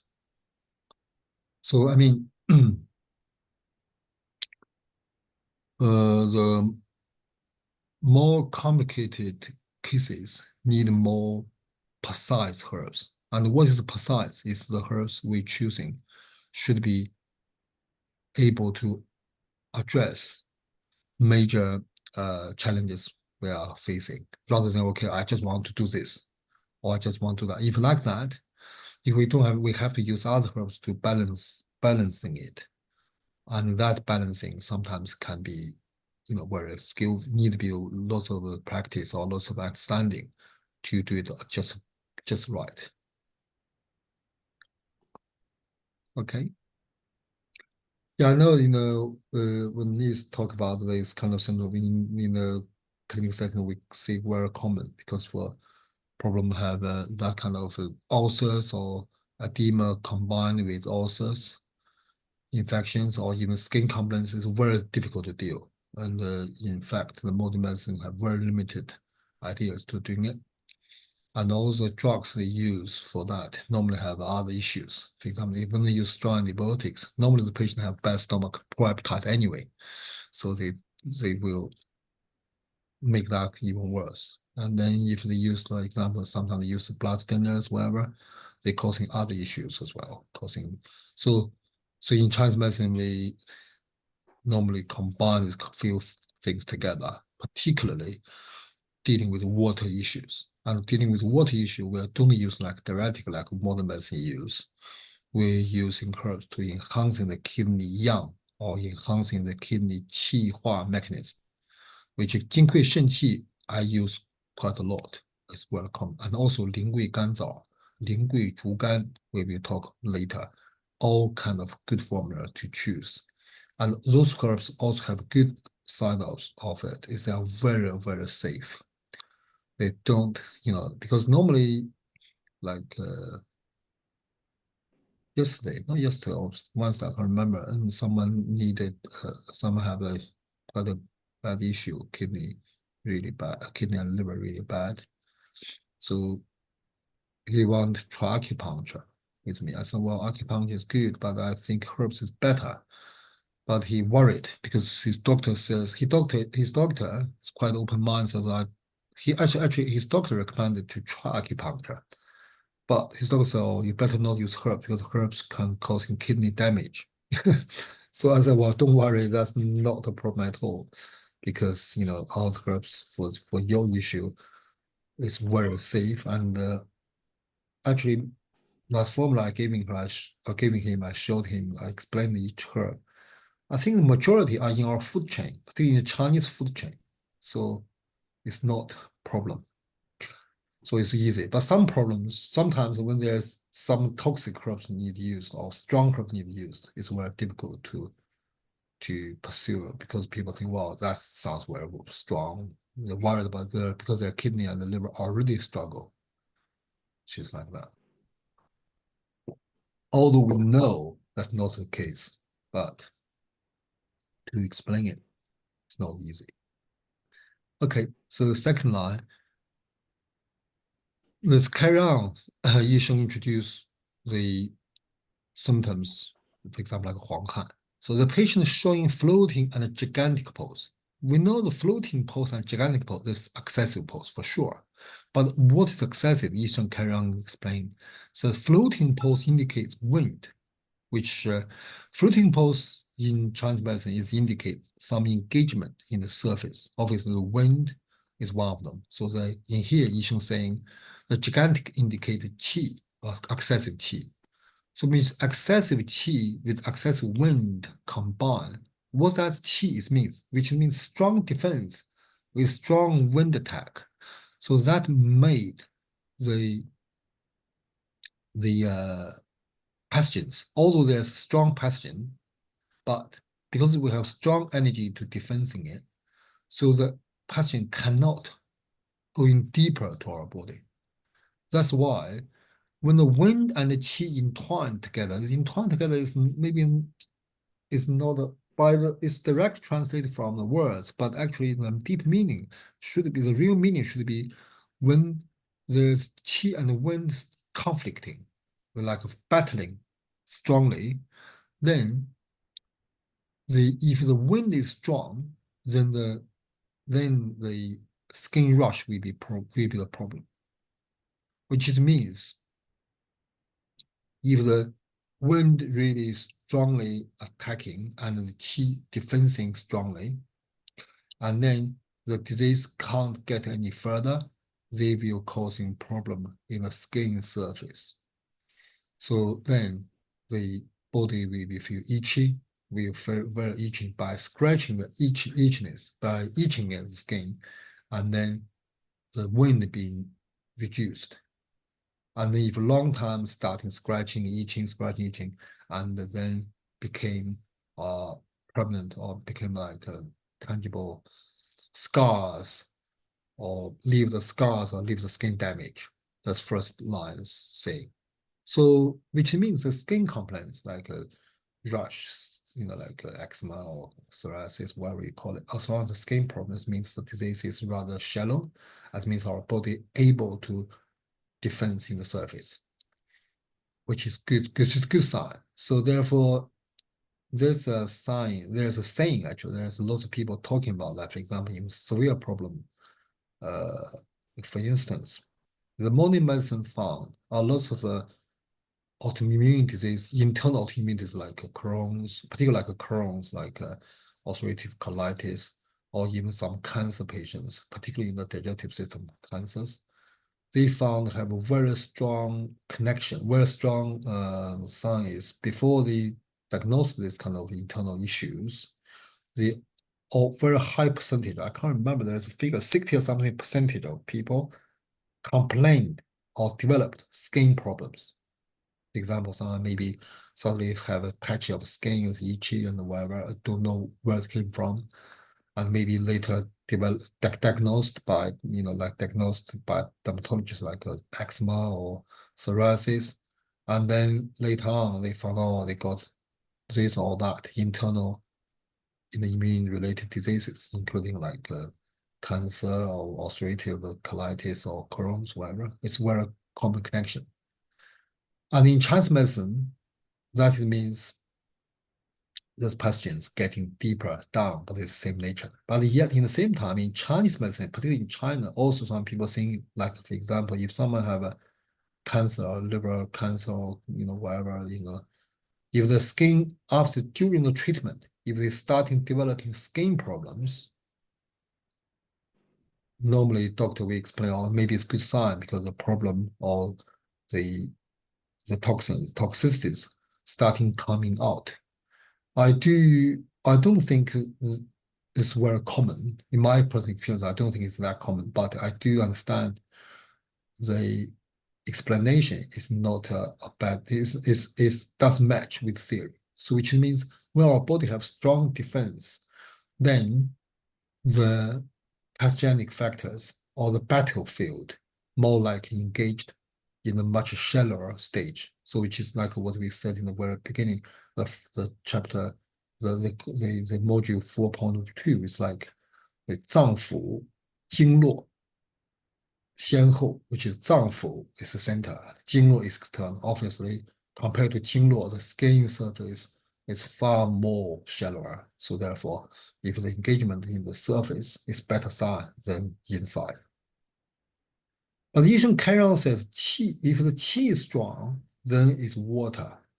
So that qi is strong is where it's not quite the same match with what we said, qi is defense qi. So in here, the qi is more likely to do with, compared to the wind, the engagement is much more inside. So therefore, if engagement is outside more, if it's like water, the wind is really excessively dominating.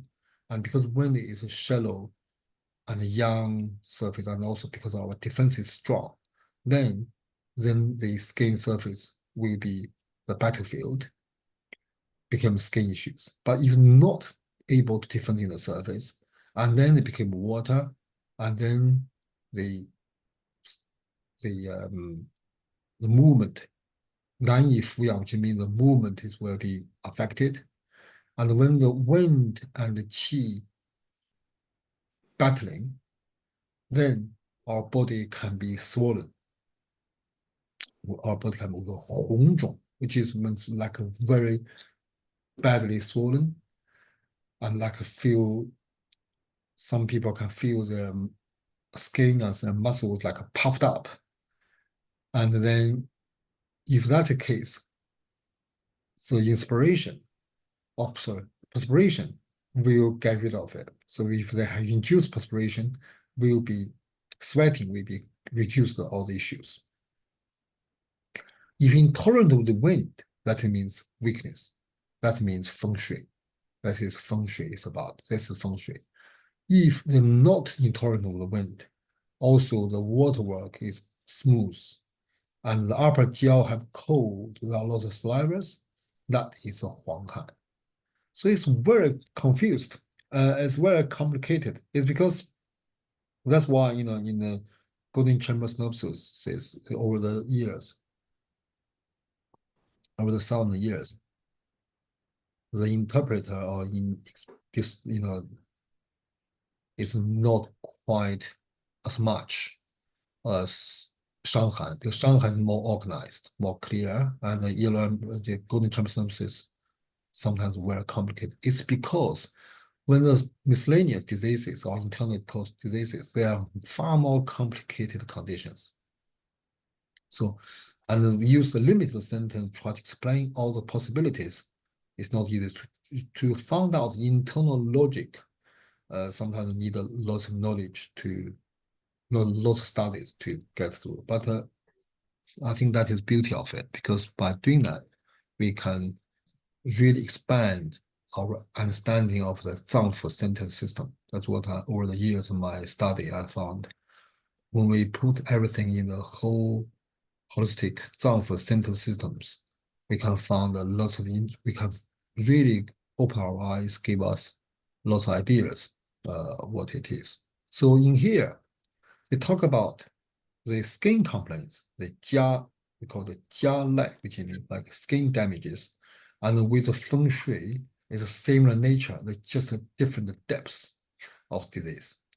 So when the defensing system, when the wind and water, or the wind and the water attacking our body, or when our energy starting defending it, when there is in very shallow, they causing the skin complaints. When they're deeper, they stagnated with became like swollen edema. We call it feng shui.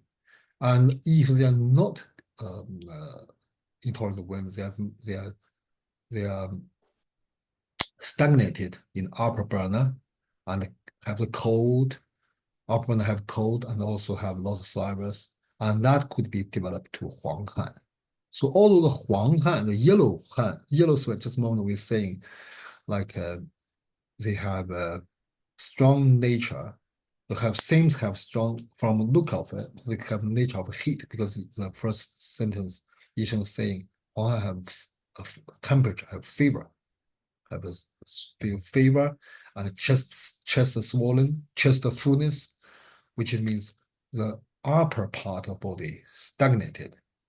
But in the very beginning, when the beginning of the Huang Han, so there is a cold stagnating the upper jaw. That's why the Huang Han still belong to water nature issues, not heat nature issues.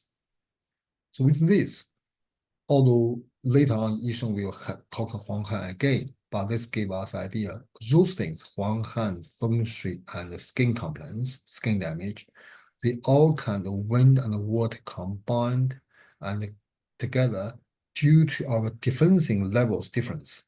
They have a different engagement or different battlefield, and that's why they're causing problem. So if they could be stuck in the skin surface, they could be stuck in the skin level, like a like superficial resistance level, or they could stuck in the heart, like upper jaw, like a chest, and then they developing Huang Han. So with that, we can clearer to know what is the problem is. So in Chinese medicine, sometimes I think I said this a long time ago, there's interesting case. Someone came to me, she's have a hard skin. She have her skin is really hard in the she's like what's the word? Like her skin became like very hard, very painful, like became Leathery. like leathering, yeah, like leathering. But they have the angle, sometimes very hard. They can cut paper through like that. And obviously, this young girl, she's affect her confidence really badly. Otherwise, not much too bad symptoms. So modern medicine don't know what to do. So she came to me and asked my idea. I tell her, I said, well, your problem in Chinese medicine, I tried to explain to her, but she understand. She don't understand. I tell her, I said, well, do you know arthritis? She said, yes. I said, well, your one like arthritis in the skin. And then she takes the herbs, helps, and after a while, she came to me. She said she talked to her doctor. Her doctor says the skin never had arthritis. Well, I said yes, but I didn't say there's arthritis in the skin. But that's because we think they are the same nature. Otherwise, we call it PB. The proper name we call it PB. But PB is skin stagnation. And then arthritis, so-called arthritis, we call it 骨痹 or Ji, which is the same words. But obviously, that's why since then I have to be very careful use the words. But otherwise, think, oh, you don't really understand anything. It just made them up. It's well not made up because their nature, the pathogenic nature are the same. Because why we think like that is because if we know this, and then we can put them properly in a Zangfu-centered system, we can find a solution easily. Otherwise, if we try to, example like a COVID, for example, if we try to fix the problem one by one, dealing with then we can never it's much more complicated and not effective way. That's what really it means. Professor Chen, just wanted to ask you a question regarding this floating pulse with wind. So you're saying if there is a skin involvement like itchiness, is this external wind or could be internal as well? In here, particularly mentioned external wind. But the internal wind also can be an issue, can be causing skin problem if they come out to the surface. But would it have also a pulse that's floating if it's an internal wind? No. Internal wind normally, when we talk about the internal wind, it normally means the yin insufficiency badly. So the pulse could be rapid and thin rather than floating. So the wind, when we talk about internal wind, this concept actually are really the concept twisted from the natural wind. It's like a tremoring, for example, like a open sound, like a Parkinson's. this kind of problem, we call them internal wind. Do you understand? Because Yeah, I understand. Yeah. the tremoring muscles like wind cause the diseases, but they are not caused by the physical wind. And that wind is developed by the yin insufficiency sometimes with excessive fire or some dryness and causing the wind.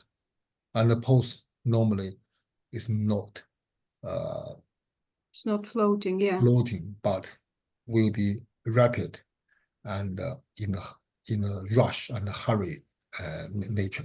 If the wind pulse should never reluctant or hesitate, because wind is young nature, it's rapid.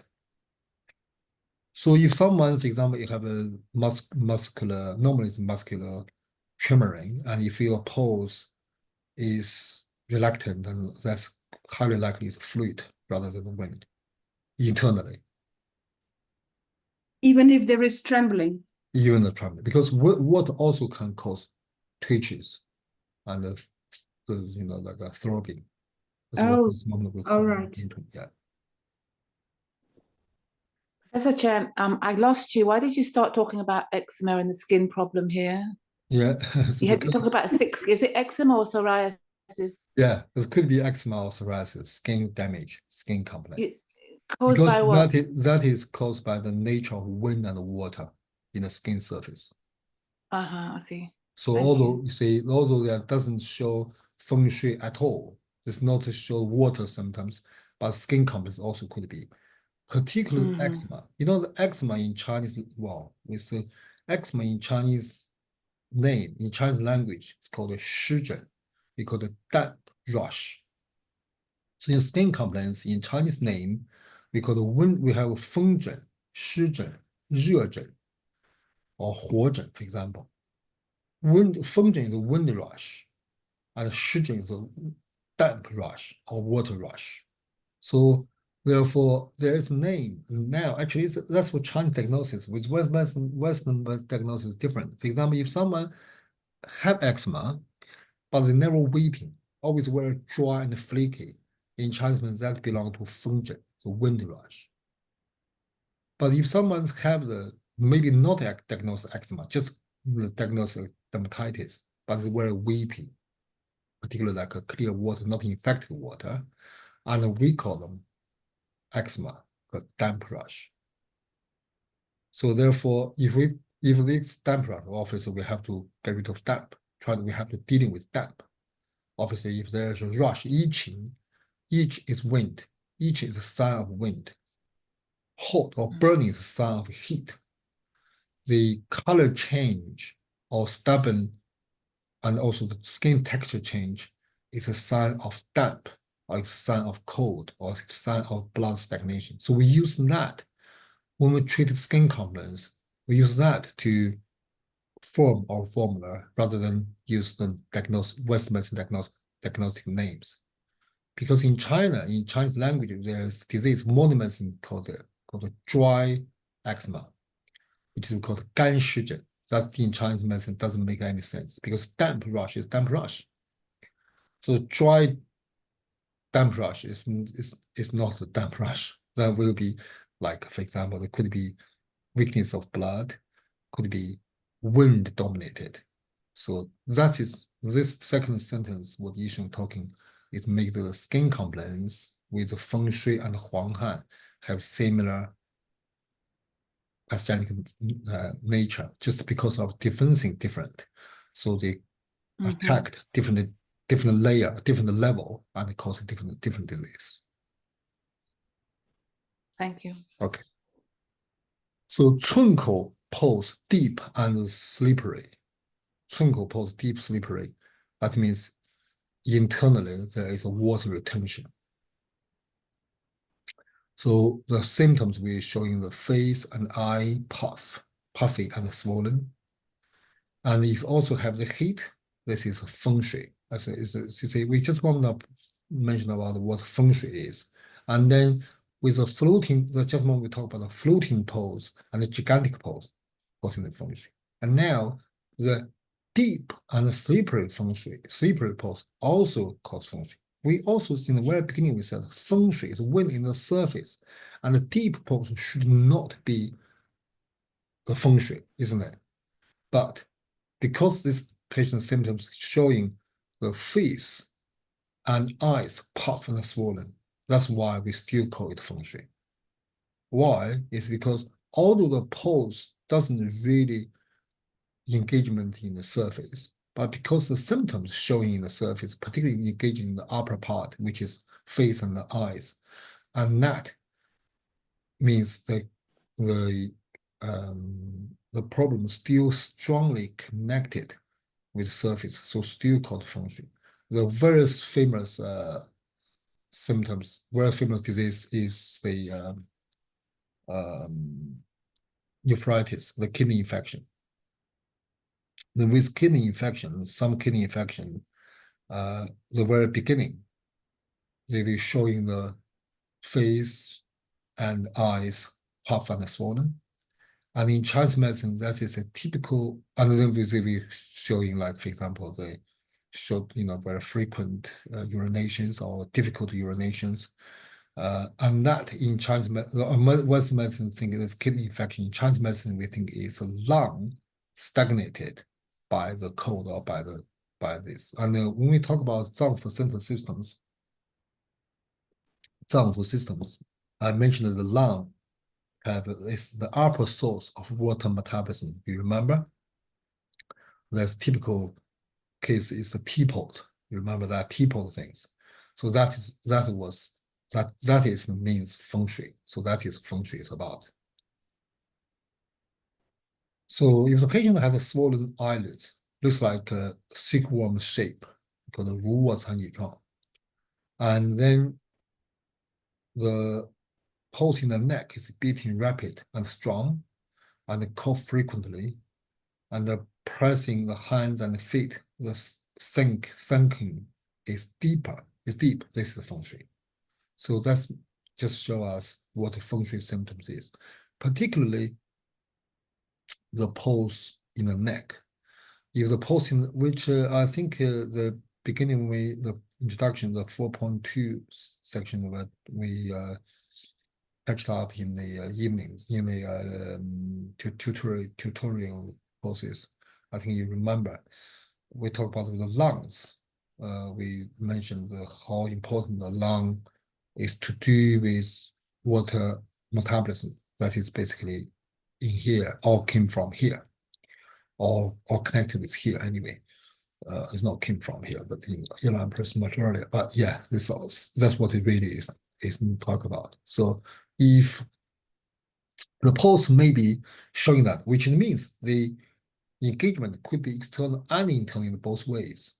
But if the water showing the swollen in the face or the showing the strong engagement in the upper part, particularly the neck pulse, arteries in the neck is pounding so rapidly. You can see sometimes when the patient come to you sitting there, you can see their neck is the pulse is pulsating. You know clearly there's some engagement in the upper part of the body, regardless what modern medicine diagnosis. But what really that means? Do they say the West medicine diagnosis is wrong? It's not. It's not mean that. Modern medicine have modern medicine way of diagnosis, but that's how Chinese medicine see it. And then when we treat, we have to treat differently. We have to lift the lungs, and we treat feng shui, and the symptoms will disappear. Even in that kind of condition, we use, for example, drainage system, like drainage formulas, like treat lower burner or treat middle, they won't work. So that's why always over the years I try to promoting this traditional way of thinking it's not because we are so possessed with our ancestors thinking. It's not because that. It's not because our ancestors think like that way. We have to think that way. It's because that is way how Chinese formula is formed, how Chinese medicine over the 1,000 years working. And in recent years, before never had a problem until 150 years ago, until 150 150 years before the Chinese Western science come to China. There never is an issue because people will think this way. But because over the years, last 100 years particularly, the modern medicine starting dominating. So then all the doctors of Chinese medicine nowadays, including myself, are educated in Western medicine way or scientific way. Therefore, we very often, particularly the modern medicine, have very good equipment and they can have a very sound evidence showing where the damage is. Looks really well. That's why in recent years, the Chinese medicine doctors starting use Western medicine diagnosis method to organizing herbs, try to aim or targeting particular organs, and then they found it doesn't work. And then they don't know why. This is the Chinese medicine doesn't work, the herbs, and maybe herbal quality is not good, or maybe our theories have some issue, maybe our answers are lying, they none of our works, we just made up. Whatever, also kind of criticize or kind of suspects, like distrust. But the thing is, that system with modern system is different system. So what I'm doing, I try to bridge these two different ways to understand each other, and particularly for us, able to consider in Chinese medicine way and deliver the treatment in Chinese medicine way. Really, end of days, the works or not, the clinical test is the only judge. So you see, that's what I mean. If the pose, although we said from the beginning of feng shui is floating pose, also the feng or wind is engaged in the surface and whatever, but if the pose showing the sinking or slippery pose, it should indicate that still could be feng shui, but then the symptom will be this, that. And that is it tell us, although, for example, all the pose is a twinkle, hand pose showing the deep and slippery, but the neck pose is very dominating, strong. And so this give us another idea, make us able to double check or triple check and to avoid mistake. That's why the golden triangle synopsis is very thoroughly thought and really experienced based on the real clinical practice. And we also know, sorry, please. Can I just ask quickly? So the section we're doing right now in chapter 14, a lot of this seems to be how to identify kind of pulses in diagnostics, but the next section is the Zhang. Is that right? Just to get in my head what we're going over. It's just a lot of pulses and signs and symptoms right now. Yeah, then will be formulas followed. Okay. The beginning is try to, because that's quite important. So actually, if you see the formulas, a lot of formulas with what we learned in chapter 12, it's lots of similarity. But to find where the problem is quite important. Okay, so maybe this part you think is irrelevant, not quite connected, but yeah, we can come back always, yeah. And then there's a 太阳病. The 太阳 disease with floating and the toad pose, because floating the toad pose with the 太阳病 is typical cold strangulation pose. If we learn Shanghai, if we know Shanghai, we knew the floating means the engagement in the surface, and if the toad or tight pose, it means the cold dominating, because cold make everything tight. So with that, 太阳病 with that pose should be feel the pain all over the body. But the patient don't feel the pain. And the body feels heavy and unsettled, and don't feel thirst. And the sweating will reduce symptoms. That is feng shui. Again, so it's a feng shui, which means the Yisheng saying that is feng shui have all various different forms. In the beginning, we're talking about what's the feng shui, you talking about the wind, the floating pose, and then talking about even the sinking pose is not, even the skin complaints could be feng shui. same nature and characters. And now talking about even the floating and the tight pose and heaviness, this feng shui. We know when we learn in the generally in Chinese medicine, we know the heaviness is normally is damp dominating symptoms. That's why when the damp dominating, also the pulse is floating, so we know there is water elements in it. But because the pulse is floating and it's Taiyang Bing, so we know that's a feng shui, that's not damp inside yet. That's what it really that means. And if the patient do not feel thirst, that means the feng shui natured with water. And if it's intolerant of the cold, that's because we're weak. You know, when we getting example, for example, we knew in the winter or any summer, even when we feel cold, often if we don't eat regularly, or we could feel cold. That's quite simple as that. And also if there's feel thirst, but it doesn't feel cold, and that is 脾水, it's a bit deeper. And then if it's a swollen body and feel cold, like the the pain surround the body, and the chest feels stuffed, cannot eat, and this is couldn't sleep properly, couldn't feel a bit restless. That is Huang Han. Again, mention the Huang Han again. So you know the Huang Han at the very beginning it says Huang Han is fluid or stuck in the chest, in the heart region. So that's why when this happens, normally the armpits will have this, easily have a stented sweat. That's where the Huang Han is being released by our body naturally. But if it can't be released, then we cause other problem. If the pain in the joints and the patient is cough and asthmatic and do not feel thirst, that is spleen swollen, and then it looks like a swollen, but by inspiration will disappear. That's what so I try to be quick, otherwise it feel the boring is that.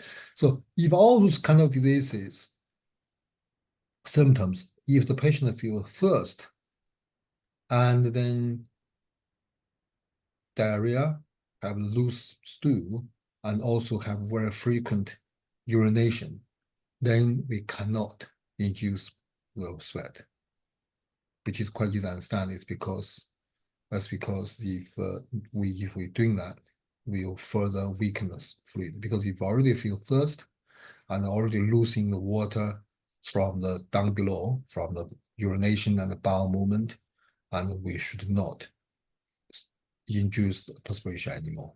So that's just the use of that.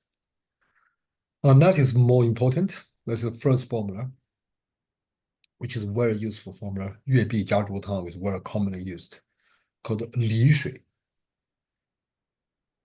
We talk about the feng shui, 脾水, 正水, 湿水, but we never talk about 离水. And now, you should mention about 离水. So what 离水? Sorry. The 离水 is the body and the face all yellow and swollen, with deep pores, with a sinking pores, difficulty in urination. So that is water causing problems. So which means the water stagnant inside cannot get rid of properly because of difficulty in urination. And also the face, the body, all kind of swollen or feel kind of swollen. This is, that's very common seeing the kidney infection. And the pulse is sinking pulse. So compared to what normally we talk about the feng shui, only the eyelids and the face swollen and the pulse is floating, and the even pulse is sinking, but the face and the eyes swollen. But this is the whole of the body swollen. So it's compared to that 脾水 or feng shui. This is deeper. That's why it's called the 离水. Li is internal.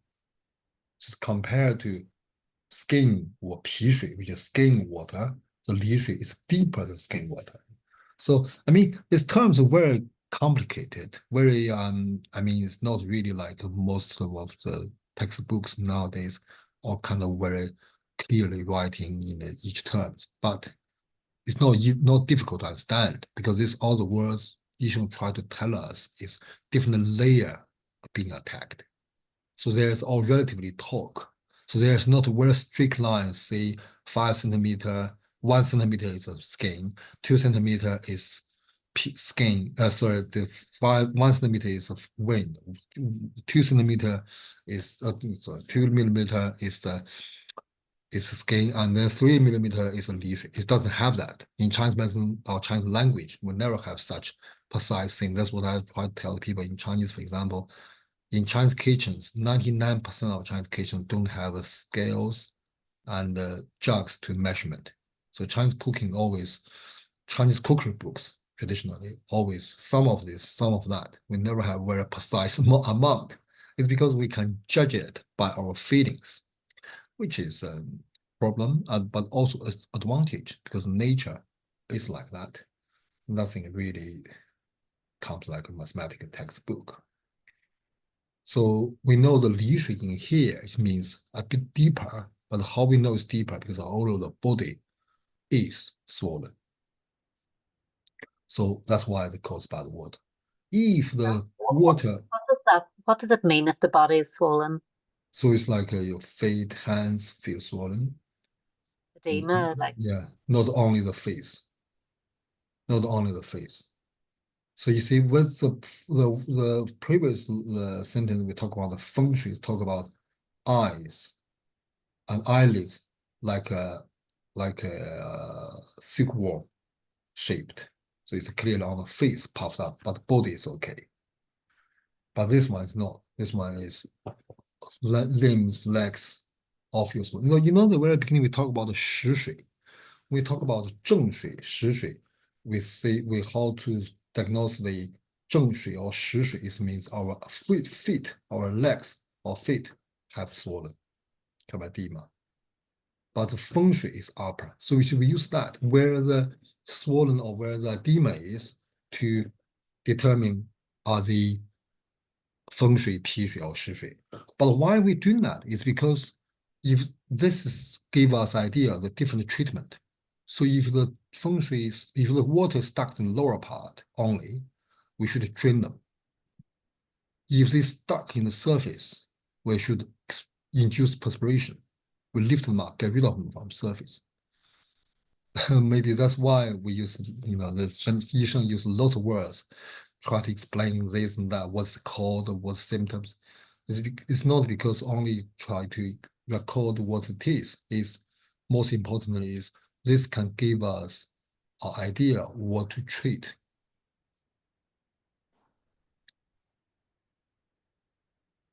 Yeah, that was this. Sorry. 脾水 not 风水. That was the which one is 脾水? Sorry. Yeah, if you any comment or question, you can just switch on your speakers and just talk.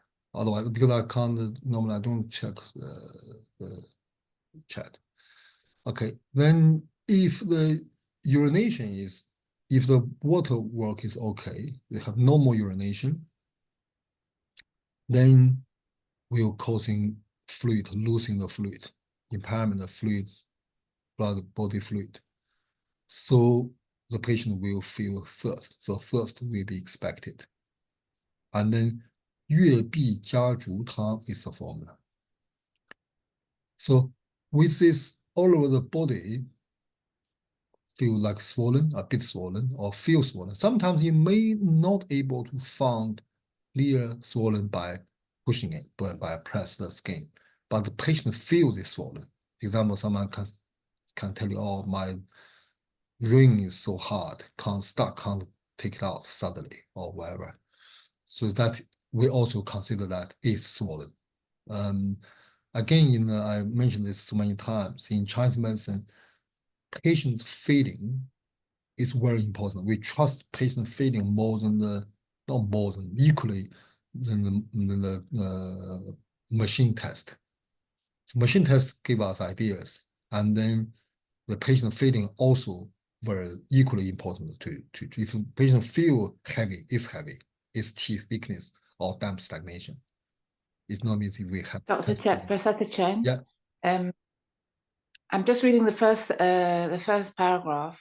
Yes. And when you say if there's difficulty in urination, do you mean if there isn't a lot of urine, he's not passing a lot of urine?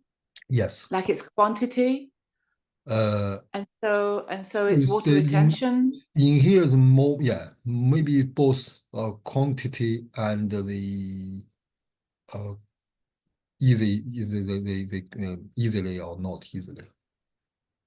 So in here, the Chinese medicine normally 小便不利 And means so what's the water problem? The water problem is he's retaining water? Yes, that means the water, because 固定病水 it means the water causing problems. The water is becoming problem, which means that excessive water stuck in the system. And when the thirst is expected, do you mean that they have thirst or they don't have thirst, but they should have? They have thirst. They have thirst. Yes, they have thirst. And the impaired body fluid, you mean there's fluid retained in the tissue? Yeah. So no, not impaired. It's not in train of wood fluid. That is again another difficult concept. It's because the 津液, the body fluid in here, it means goodness of good water. So which means the water already stuck in the system. There is issue, and then the water still come out freely. Then that means our body exhausting our good water, good fluid, but the bad water still stays. That's why they feel, which means some people, for example, normally if people have, which is also common to say, some people when they have urine infections when they have kidney infections or like blood infections, they could clearly have urination difficulties, whatever. But some of them also doesn't show very strongly difficulty of urination. They still urinate properly. But so he has deficiency of good body fluids, and so he may have dry skin. Yeah, there could be in here the only mention is like then body craving for the drink, which is thirst. So it's in our body because if it's the very beginning, because the 月碧家族汤 this formula only treat the early stages of swollen, so of the water problems, so they shouldn't be showing the dry skin yet. Because it's still swollen. This is, but this is early stage, not the not maybe not showing the whole systematically dehydration of tissues, whatever. And that is means with this kind of situation, we have to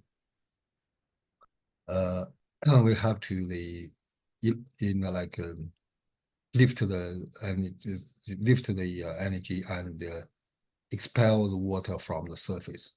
That's what 月碧家族汤 is about. 月碧汤is a very well-known formula to get rid of the fluid. But 月碧家族汤 also combined with the 月碧汤 will help the dissolved fluid from the middle wormer as well.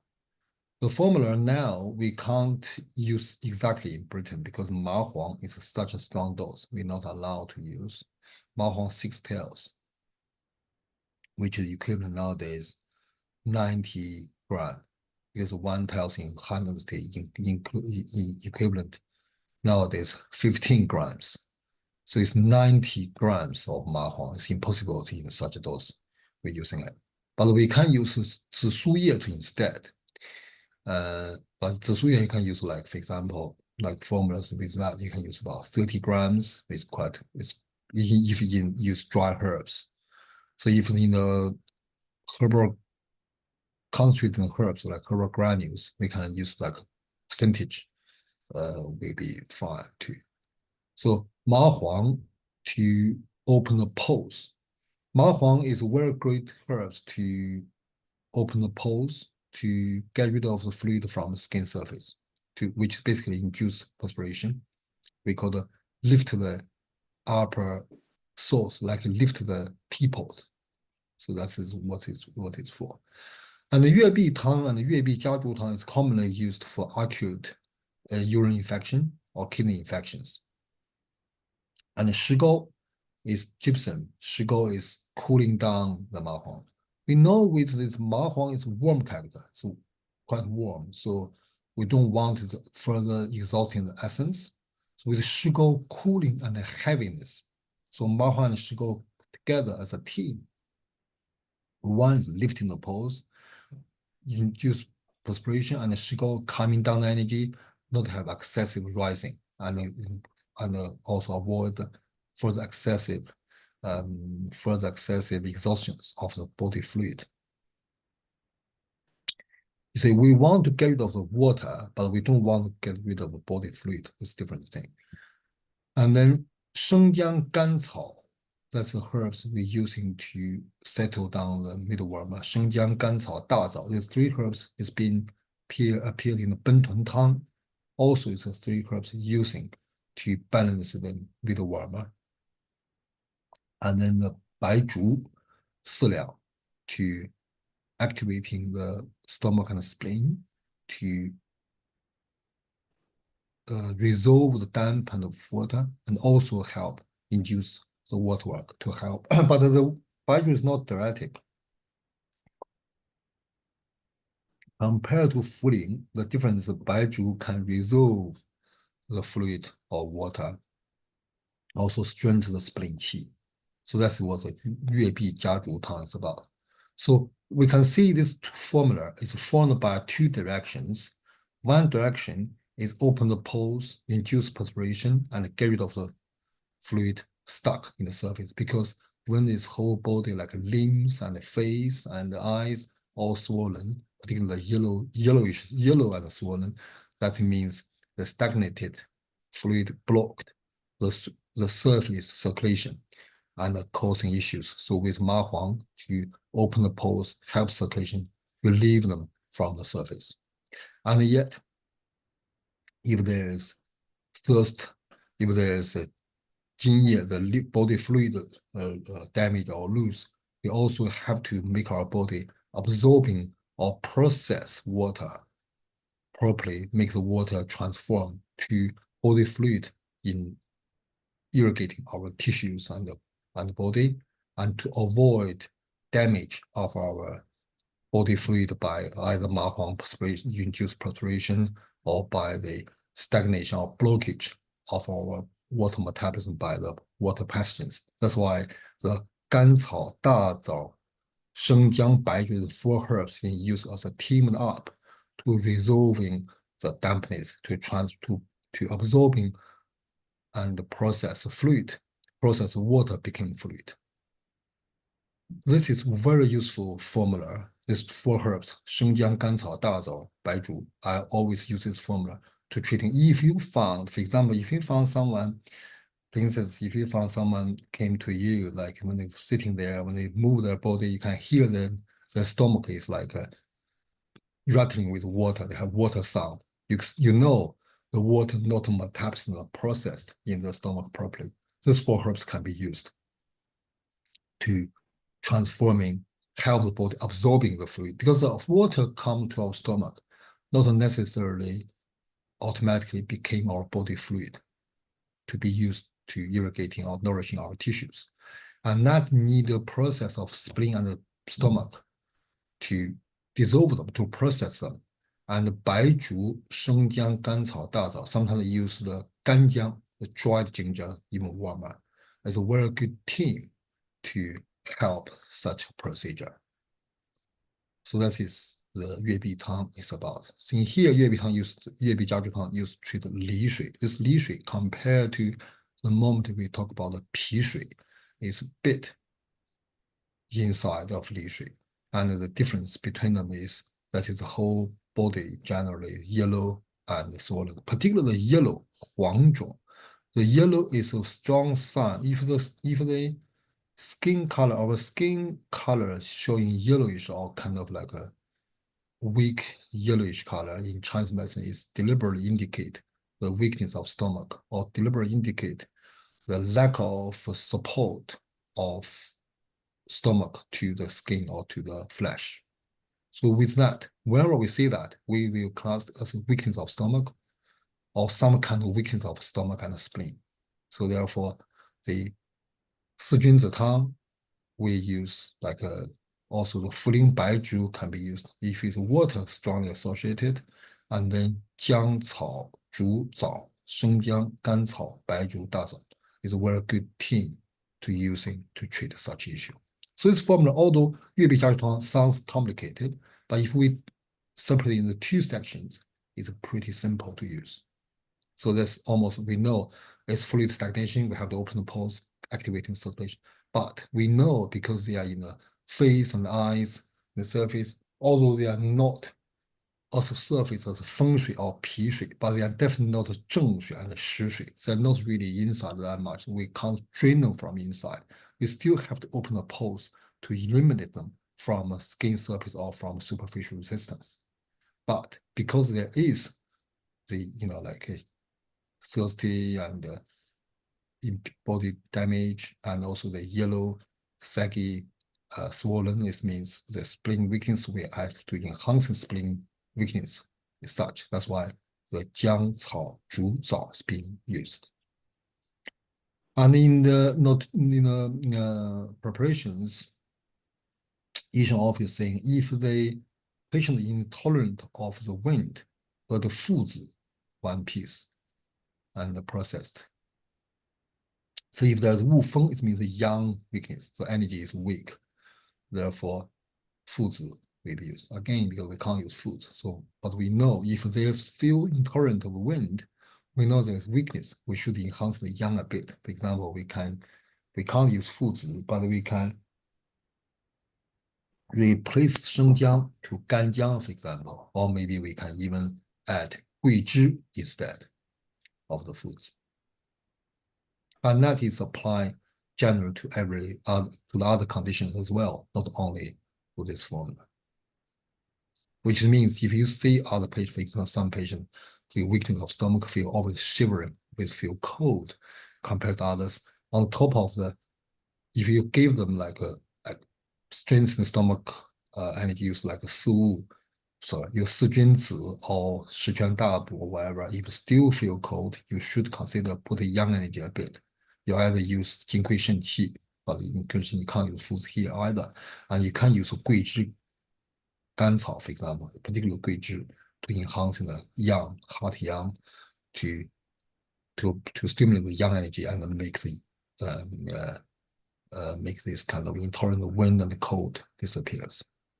Which was the other formula you said? Sejunzi Tang, which was the other one? You said we're using that one. You mentioned so quickly that I couldn't. For example, like a 十全大, 八珍十全大. Is that Bajan, all right, yeah. Yeah, Bajan, yeah. So basically, you try to offset on top of tonic. Yeah, it's the first formula. And then Yishun carry on talking the Fu Yang pose should be hidden. And that's Fu Yang pose, that's on the feet. So if the pose here, they shouldn't be noticed much. But if it's very tight, and that indicates there's a cold inside. So therefore, there will be the patient could be suffering a hernia, abdominal pain, this kind of problem. And then if the doctors treated with a proactive method, because why doctor treat proactive method? There shouldn't be, isn't it? If there's cold, should not be treated. That's it, because when the Fu Yang Mei very strong, very pounded, normally in old time will be considered as a stagnant or excessiveness in the stomach. Example like a constipation and heat in the stomach will be the issue. Then proactive method will be carried out. So that's what it is. So it's not means doctor just like so it means wrong diagnosis. But because in here, Yisheng use the word, but it's tight, you see. It not means this excessive and gigantic. If it's excessive or gigantic, that should be used, the purgative method. But if not, it's only tight. Tight is a sign of cold. So in Chinese medicine, the tight and the cold is very difficult to translate. We call in Chinese it's called 紧 and 弦.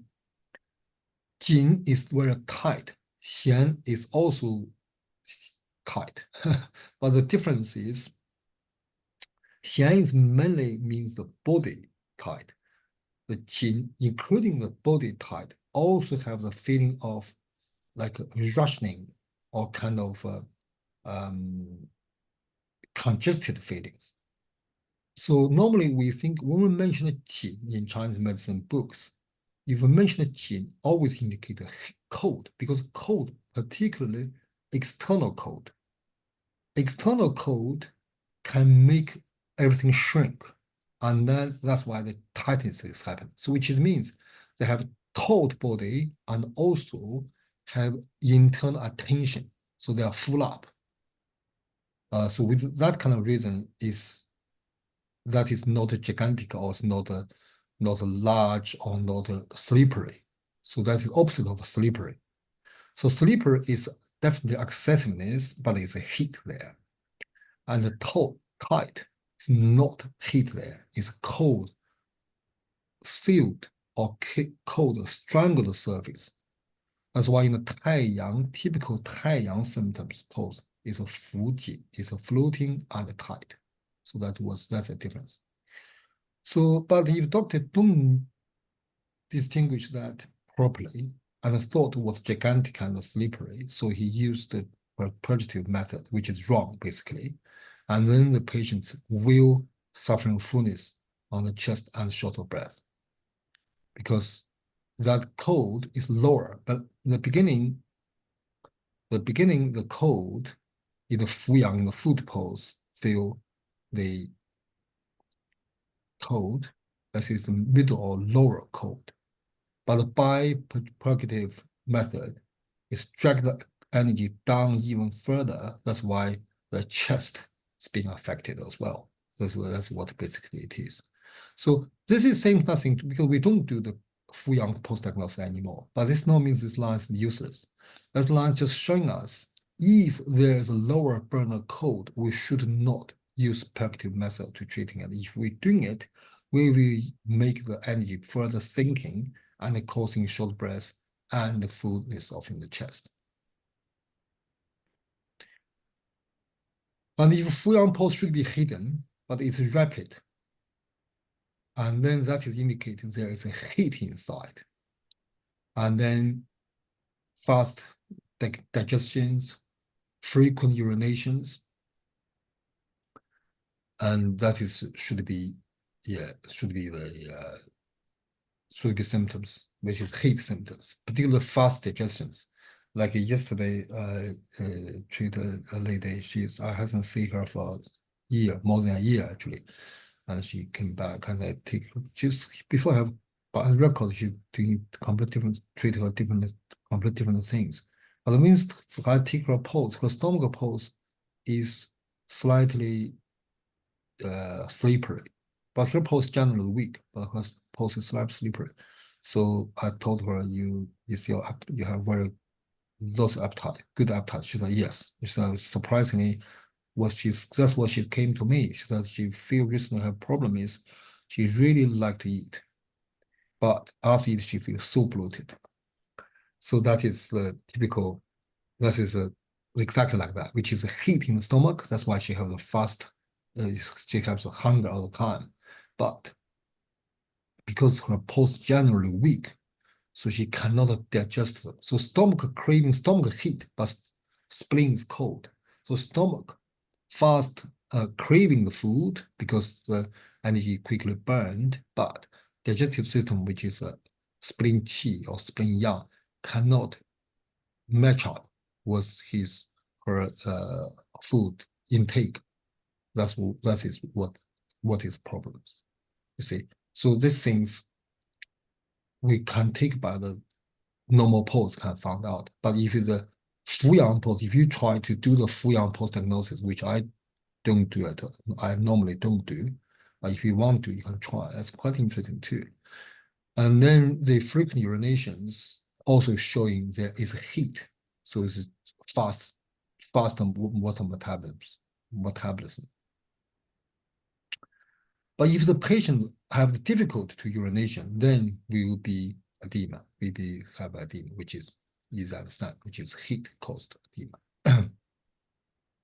I would have thought that frequent urination is the coldness, is the gates not closing. It's usually kidney yang deficiency. Sorry, what is I didn't hear the first thing. Yes, you said that the frequent urination is excess condition, but it's very often it's kidney yang deficiency, no? No, actually, the frequent urination in what we are seeing here normally commonly see is heat stagnation. But if the frequent urination in the evening dominating, in daytime okay, but evening worse, that's definitely kidney yang insufficiency. Although commonly we see here the frequent urination, more likely is the heat and water stagnated in the bladder. And in Chinese medicine, explanation is in modern medicine, it's the inflammation. Maybe it's because of bladder inflamed, whatever. And that's why the bladder cannot contain our urethral cannot will more sensitive with a smaller amount of fluid compared to before. But in Chinese medicine means when the fluid and the water entwined or combined, then the yang energy or the heat energy will fill up, will have a force unindicated to the urination. That's why urination is frequent. If that's what I mean, if there is the yang weakness of frequent urination, the very beginning normally the symptom will start from evenings. They will have a urination in the evening more frequently. Then it may be happening in the daytime. If the evening fine, that's why normally I will ask if they have frequent as well, how is your sleep? If they say I'm sleep fine, I can sleep whole through all night, then that's not a purely yang insufficiency for sure.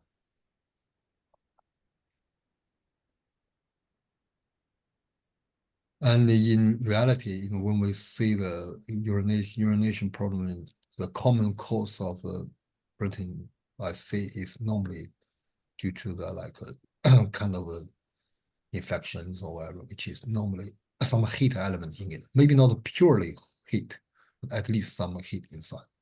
The Cunko pulse floating and hesitated, and the floating indicates heat. Again, this is like and hesitate indicated diving, and which means the yang energy heating, and then the heat entwined with diving, that is sinking, which is 热潜项目, is very rarely used term, and this means Chen. So there's a sinking, so it's deeper than the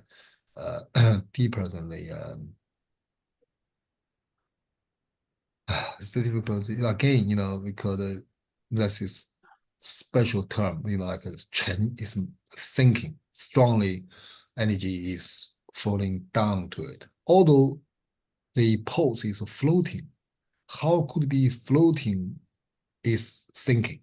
So which is difficult, but you can understand later. We will know what it is. And Fuyang pulse, floating and rapid, and floating means heat, rapid means stop, and heat entwined with stop, that is hidden. So what it means is really, that's golden Chinese synapses always use the pulse explains mechanism of disease. I found this very clever way, but although it's complicated. Why? Because when you should directly tell you what is the mechanism of disease, we may be understand it easily, but we cannot find the traces where to find this mechanism. How do we know it is that?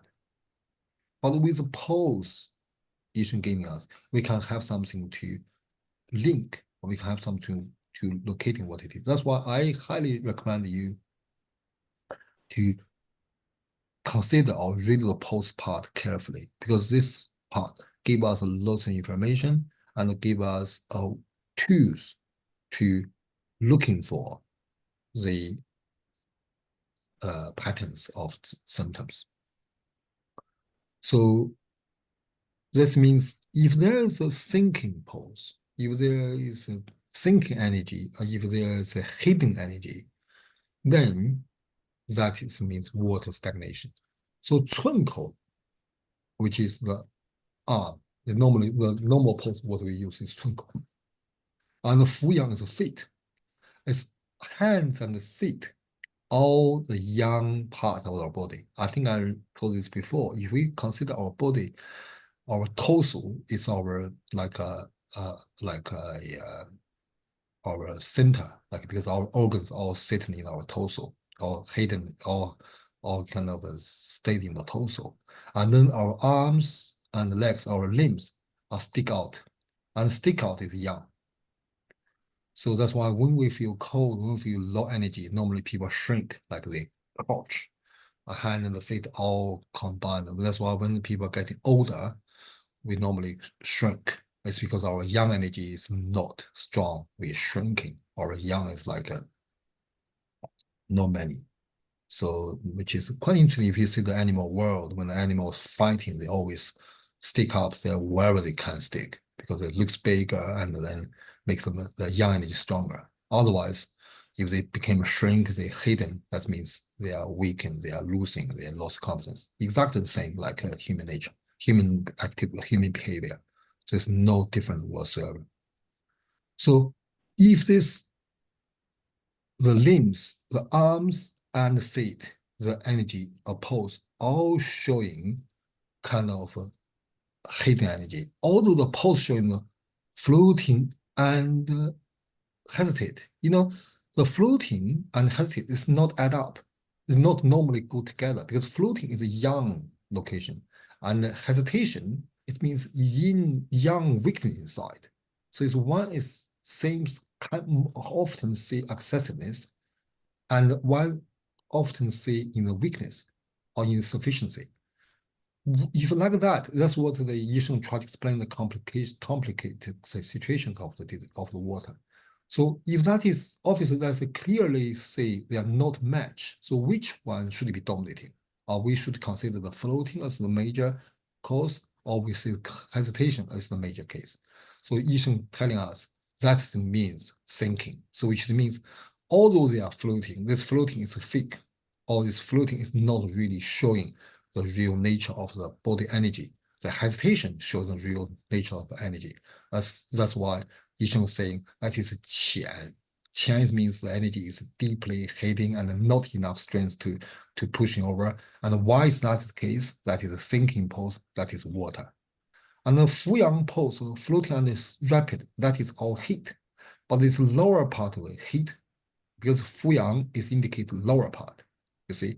Because when we see the hands is compared to the hands and the foot, all is like young part stick out, all kind of reach out part. But the hands reach up upper and the legs reach up lower. Obviously, they have, compared to them, they have yin-yang nature very easily. So if the energy is sinking, lower part, it means that's why when they combines, when it appears in the same time, that is means hidden. So which is means the sinking, all kind of information showing that water is the problem. The water is the issue. So then the channels is empty and the urination is difficult. And with that combination, the skin will flood to the skin, water will flood to the skin, and that is the water as edema. That's the edema will shows. This again, just try to explain, although there's edema, the pulse doesn't really not like what we mentioned before, but there's still, why is that? That's mechanism is this. That's what they, maybe you feel, maybe that's because it doesn't have formula, so it's maybe not quite as useful as others, but still, give us idea how we should all care about how complicated the water issues could be. Professor Chen, Yeah. this is very difficult. Mm. Checking pulses as a beginner Yeah. is very difficult. It's very subtle, the things you're talking about. Yeah. And also, the pulse also, we were told it's quite temperamental from morning to afternoon if you're hungry or full or you've just exercised or rested. Yeah. It's normally used to support what you suspect as opposed to being the main diagnostic factor. In this kind of pose, they should not change much with empty stomach or not. I shouldn't change much in the morning and the evening.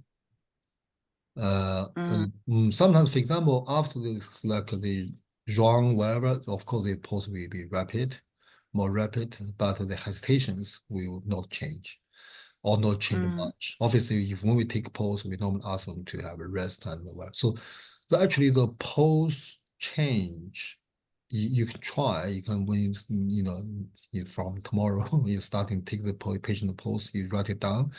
You will find the pose change actually is not rapid at all. It's quite steady.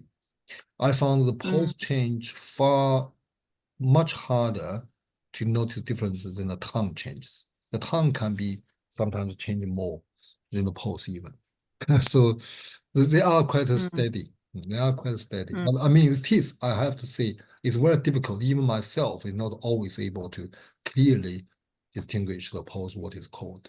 But by practice every day, we will definitely improving, and we just need to pay attention more, which is, I do find the post-diagnosis is very, very important. Because there is a lot of post-diagnosis style, if you like, method or style. Actually, I recently got someone wrote me a big letter because try to promoting his secret of post-diagnosis. But I do think the Yellow Emperor and Golden Champ and Yi Sheng giving us is enough. It's really more than enough. I think we just need to pay attention and take the post-taking seriously, and we should be able to. Not that I mean, it's complicated, but not that difficult. We just need to trust our feelings. That's it. Keep checking it. Yeah, keep checking it. Keep compare it. Keep compare it. So I think it's a very good thing. Normally, like I'm always interested. For example, if someone comes out is just recently been diagnosed with what, I normally will take the post particularly carefully, because that can give me a kind of like enrich my database. So this post in modern medicine could be indicated that kind of disease, which does help us. And some people can take, I mean, again, some people are very sensitive with their fingertips. They can feeling slight difference, but some people maybe not quite as sensitive, which is all normal. But I mean, here the post-diagnosis analyze is not only for the pulse, also you should use that to telling us the mechanism of disease. And because, like, for example, water causes disease, there's so many different various conditions, like what I said before. We believe if any strange disease, they could be water related, if they are strange. But if they are strange, it means they're not quite easily to figure out what it is. Then the post-diagnosis can give us lots of clue and the mechanism and the possibility of connections of these symptoms with pulse. I think is really, I found this quite good way to explain it. Otherwise, we will find it's difficult to materialize it. Okay, maybe we have an hour break, lunch break. Okay. Yeah, Good. and Thank you. And relax a bit. I know it's very complicated in those things. Thank you Okay. very much. All right.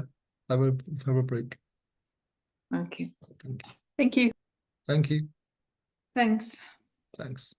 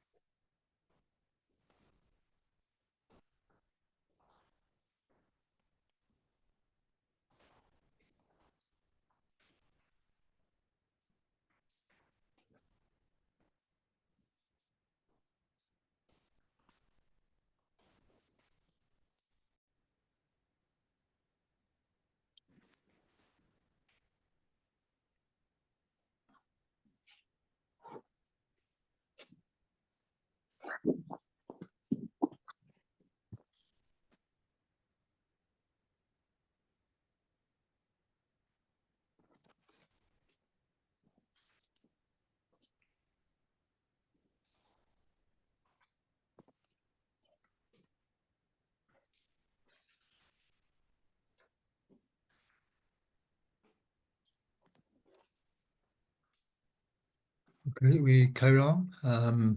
Sorry.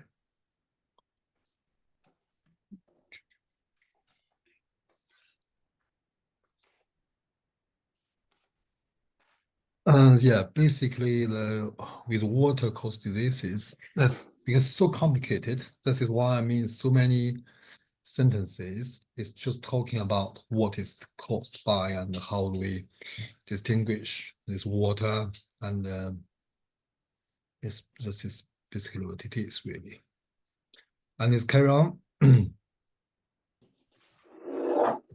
Says if the 寸口 pulse is straining and tight is straining and the xian is like taut and tight, or straining and tight, which is again is difficult to explain. Difficult to use the exactly right word. Xian is very taut and tight. It normally means like strings, and tight, which is just moment I explained it. And that means the Wei qi is impaired and Wei qi is stuck. So when it's really tight, energy comes through, and so then the patient will feel cold, and water will not flow in intestines, and will flow in the water will not flow in properly, and will flow in the intestines.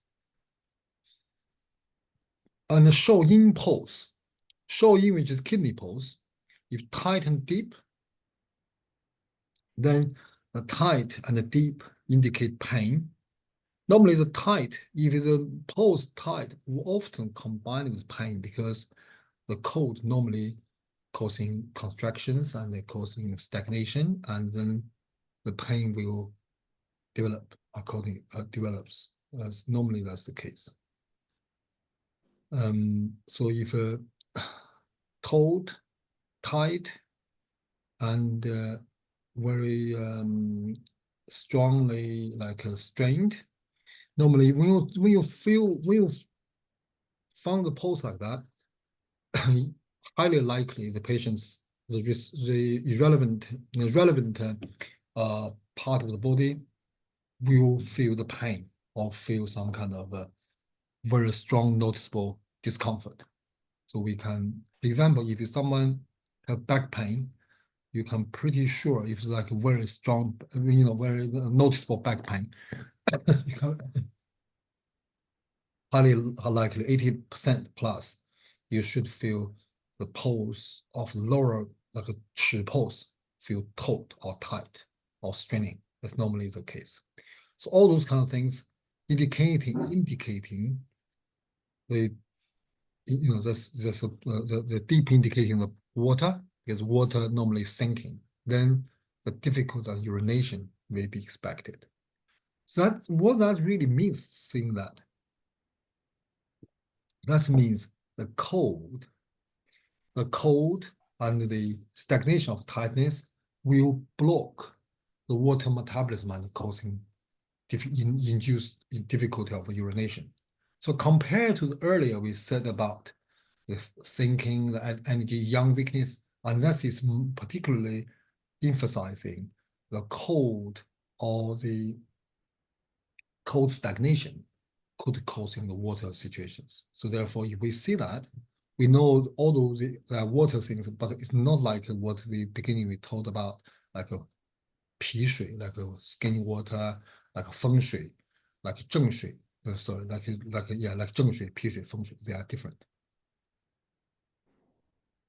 When the patient shows a sinking pulse, when the pulse is sinking, and normally indicate water.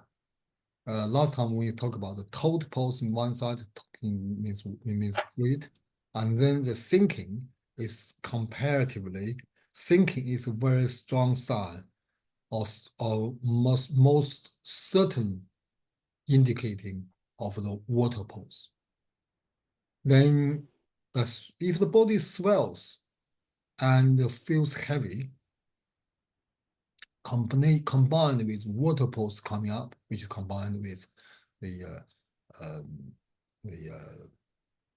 sinking pulse, then this is indicate poor prognosis, which is that in Chinese language, in the original words, it means dead.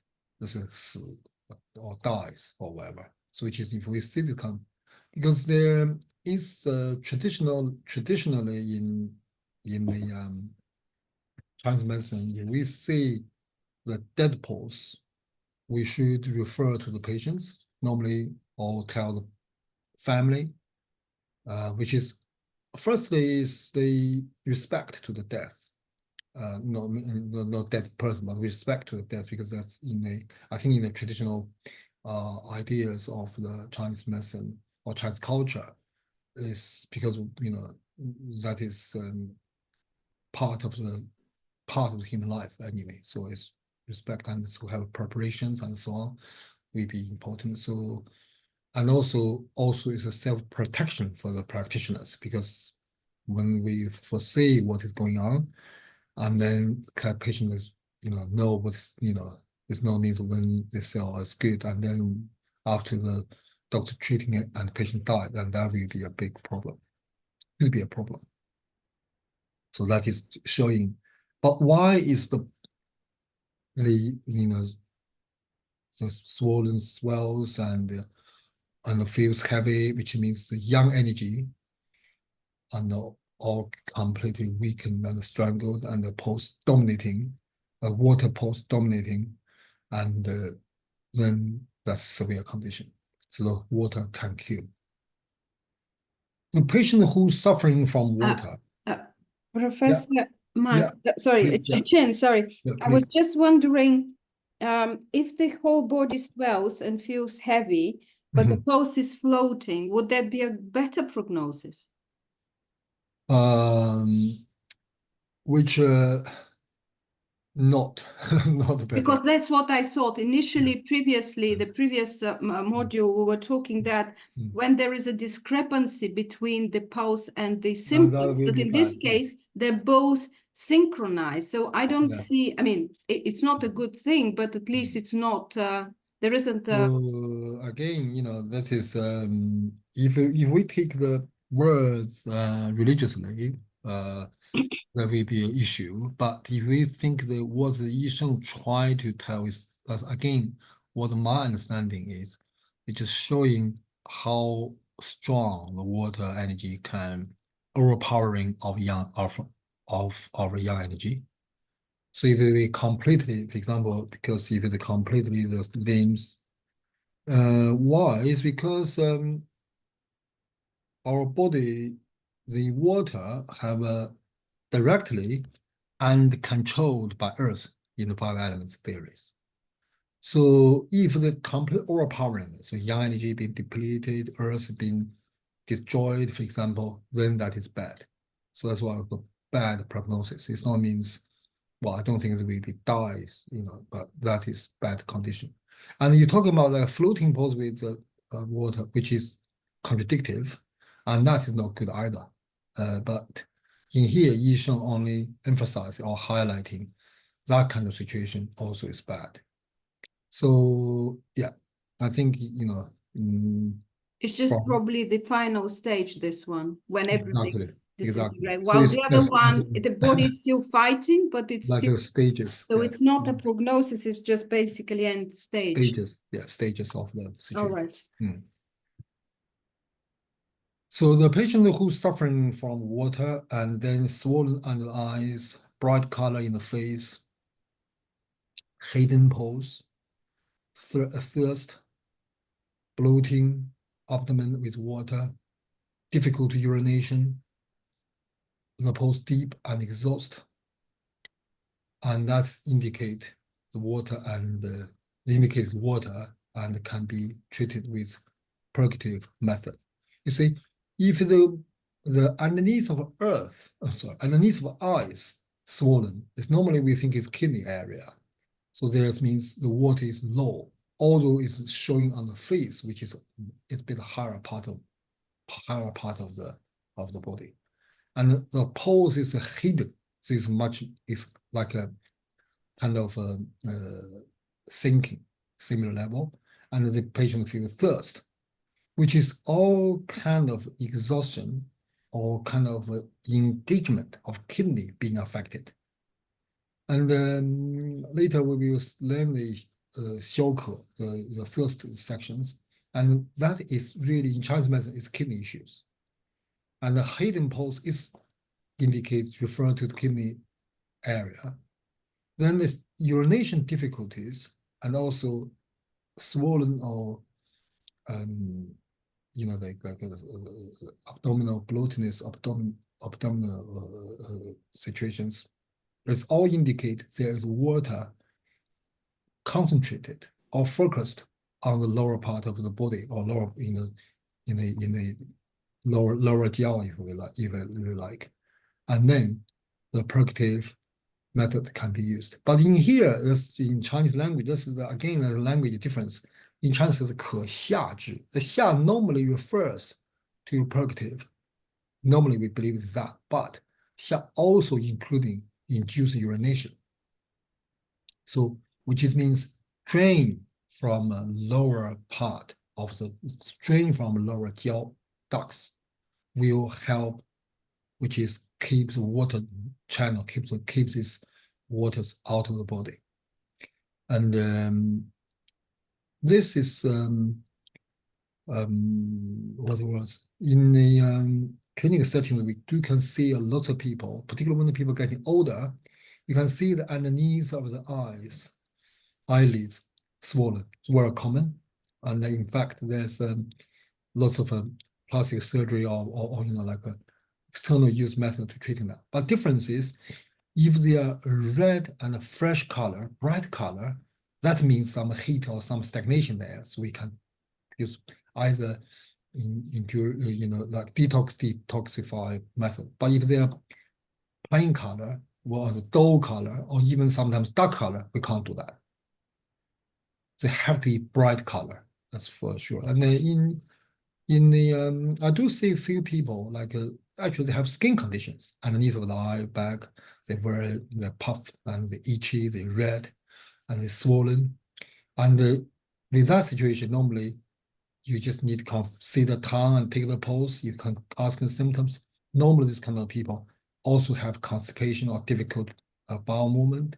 So with that, the gentle purgative situations treatment will help the skin complaints, skin problem will help the swollen under the eyes. But must be there underneath of the eyes. So you see some people use really dark eyes, very dark, very not swollen, but very dark color, like black color, almost like they put some color there. And normally they combine with like wrinkles in the skin. That is exhaustion of the kidney qing.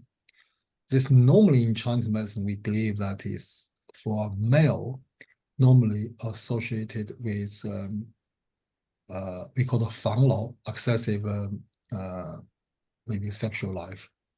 It's not necessarily intercourse, but it could be like could be noxious, like unwillingly, like losing the semen or whatever.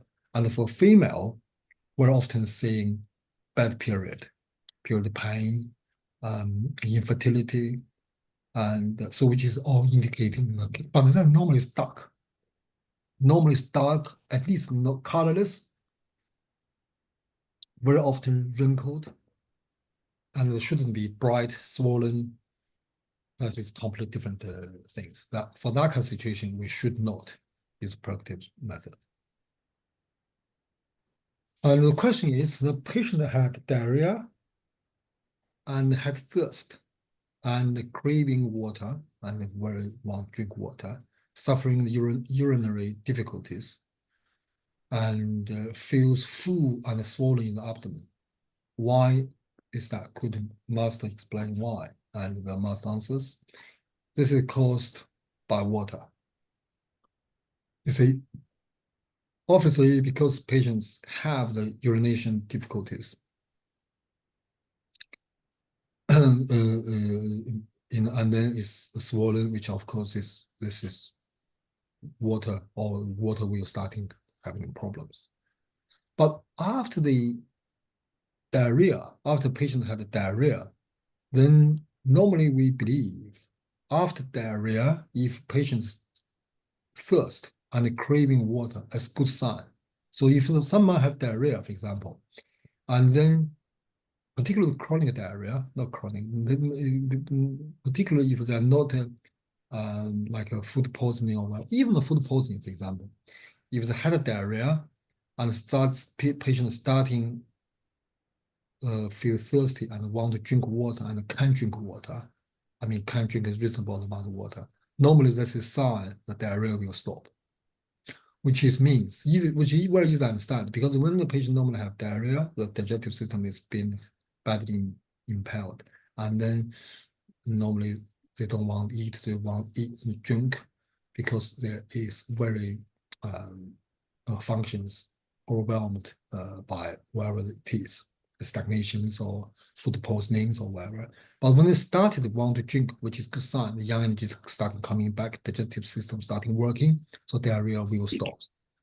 But if the urination difficulty starting having urinary difficulties, that is water causing problems, water starting stagnation, which means although maybe the diarrhea is better, but water metabolism being affected. That's why Yisheng is saying, if they gradually, if the patients themselves, the urination is getting better, and then also have a bit of sweat, that's a good sign, which means the symptoms will go, will be self-recovered. So that is just showing this kind of situation help us to diagnose what is going on. And that is also helpful when we were in the treatment of certain problems. For example, when we treating diarrhea patients, when afterwards the patient say, okay, well, I feel thirsty, and once I remember someone came to me and had that ulcerative colitis, and after took the herbs a while, and since she says, and her sleep is very bad. She wants something to help her sleep. So how bad is, because she says she in the evening she have to go into the toilet pass, not poo, which is she's better, but have to pee, and also she have to drink. She thirsts to wake up. And for me, I said, well, that's a good sign. Don't worry. So I don't change formula at all, and you carry on with that. The symptoms stops, which means the yang energy starting coming back. So can give us idea what is this? Because sometimes when we're treating the problems, of course, the best way is we treat it and stop, symptoms stopped. It's perfect. So we know it's working and they know it's working, so not hesitate. But very often you found some symptoms changed for good, some symptoms not changed, or maybe they even has some new symptoms appeared. And then we have to find out whether we should still carry on with the same method or we should change. And that this is give us a clue what is the idea and how do we see it. But the mechanisms behind it is easy to understand. That is also, again, we remember in the previous last lessons, we talk about the 5 organs, different organs have water, have different symptoms. And this is also another. Hot water. If the hot water. Professor Chen, yeah. Can we have at some point, the way we had the 4 types of fluid, we had different formulas. Can we have a list of, let's say, fluid around the heart, which formulas, generally 2, 3, fluid around kidney, fluid around spleen? Because which is actually, we can't do that. Actually, when we learned the herbs before, I mentioned that as well. I know, but it's yeah. difficult to remember it. Yeah. No, that's it. So you can go back to watching it and reading it, and also you say, yeah, you definitely you can do that. But I think maybe if I have time, I will do that. If we don't have time, you can summarizing it. Again, one thing is quite important is in Chinese medicine. In the very beginning, we do need give a very straightforward like one-to-one link things. But I think gradually you will find the complications maybe make this kind of things not enough, not sufficient. That's what I try to do is obviously on top of that, if you remember as many this kind of like A for B or B for C, this kind of things very important, can give us quick ideas. But then what I try to do is try to explain the mechanism behind it and can expand our thing and also can give us a clue when we found something we don't really know at all. It's new things, but we still have some ideas. It's because from the traces of the showing can give us tools to analyze. That is because that's what we have a joke when we're students. We always think the patient never really have disease according to the book. See, because in reality, always some unexpected symptoms or situations appears. And if we over-focus one thing, we maybe lose the whole picture. That's why, try to sequence the whole picture is better. So if the heart have water, the patient will feel heavy and short of breath, short of qi, which is easy to understand because all those heaviness normally we believe is damp wear, but the heart have water. When the heart have water, when the heart being shadowed by water or overpowered by water, the yang fire energy is demand, is undermined, will be definitely lethargic, will definitely no energy to do anything. And the difference is also, if it's other part, for example, if it's other part exhaustions, if the heart hasn't been deliberately affected, and then we have a tired, exhaustions or tiredness, we should have able to have a good sleep and the tiredness because we can't move. But because heart deliberately undermined, that's why our Shen cannot settle. That's why we can't sleep and irritable and restless because our body not quite really not our Shen is not settled. Our energy can't be we can't have a contented. We can't carry on have a proper recovery, which is sleep or which is rest. Another thing is very important, is very interesting, and swollen in the genitals, yin zhuang. And the swollen in the genitals, we think is a heart have water, which I think this, I know this is maybe not common, but it does happen. Over the years, I do treat few, and then sometimes could be kidney issue, could be liver issue, also could be heart issue. We normally easily connect this kind of symptom to liver and kidney issues because that's in Chinese medicine, liver channels surround the genitals, surrounding genitals, that's why we normally all the genital issues we normally blame to liver. And the kidney we believe is in charge of reproduction, in charge of the metabolism, so which is also is where the kidney channels covers.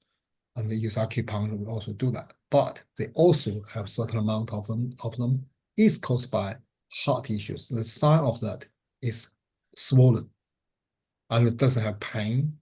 If the liver was normally combined with the pain and the bending or was a spasm, but the heart normally just swollen and the heart water is case. And then we normally can find some abnormality, clear abnormality from the heart pulse and the tongue picture and the tongue, particularly the tip of the tongue. We can see tip swollen, malformed, and the root tongue also have abnormality as well. So that is that. It could be happening in both male and female. And this is, we remember that. And the Again, liver, Dr. Chen, this is Yeah. different from Zhiyin, isn't it? The Proping Yin, Julian, that's Zhiyin, you the mean fourth the one. you mean the yin ting? No, you mean I don't know what. From the second module, the Oh yeah, Proping Yin. yeah. It's yin, it's different. Yeah. So yin and water are different. So that's why in a different section, different part. Some treatment is similar, or some treatment is different.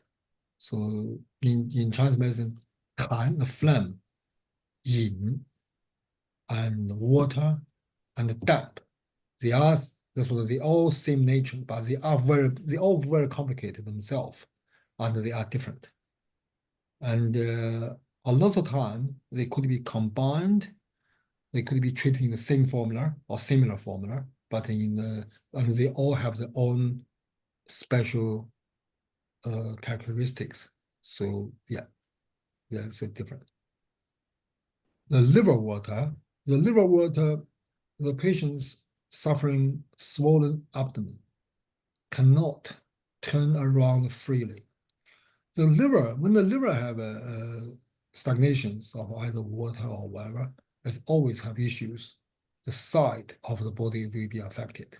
And also we do know in Chinese medicine, liver is pivot because we call it 少阳 or 厥阴主枢. Shu is a pivot. Pivot is like the door, like the spinning part. So whenever they have issues, particularly if they're strangled by water or when they stagnated, whatever, then there will be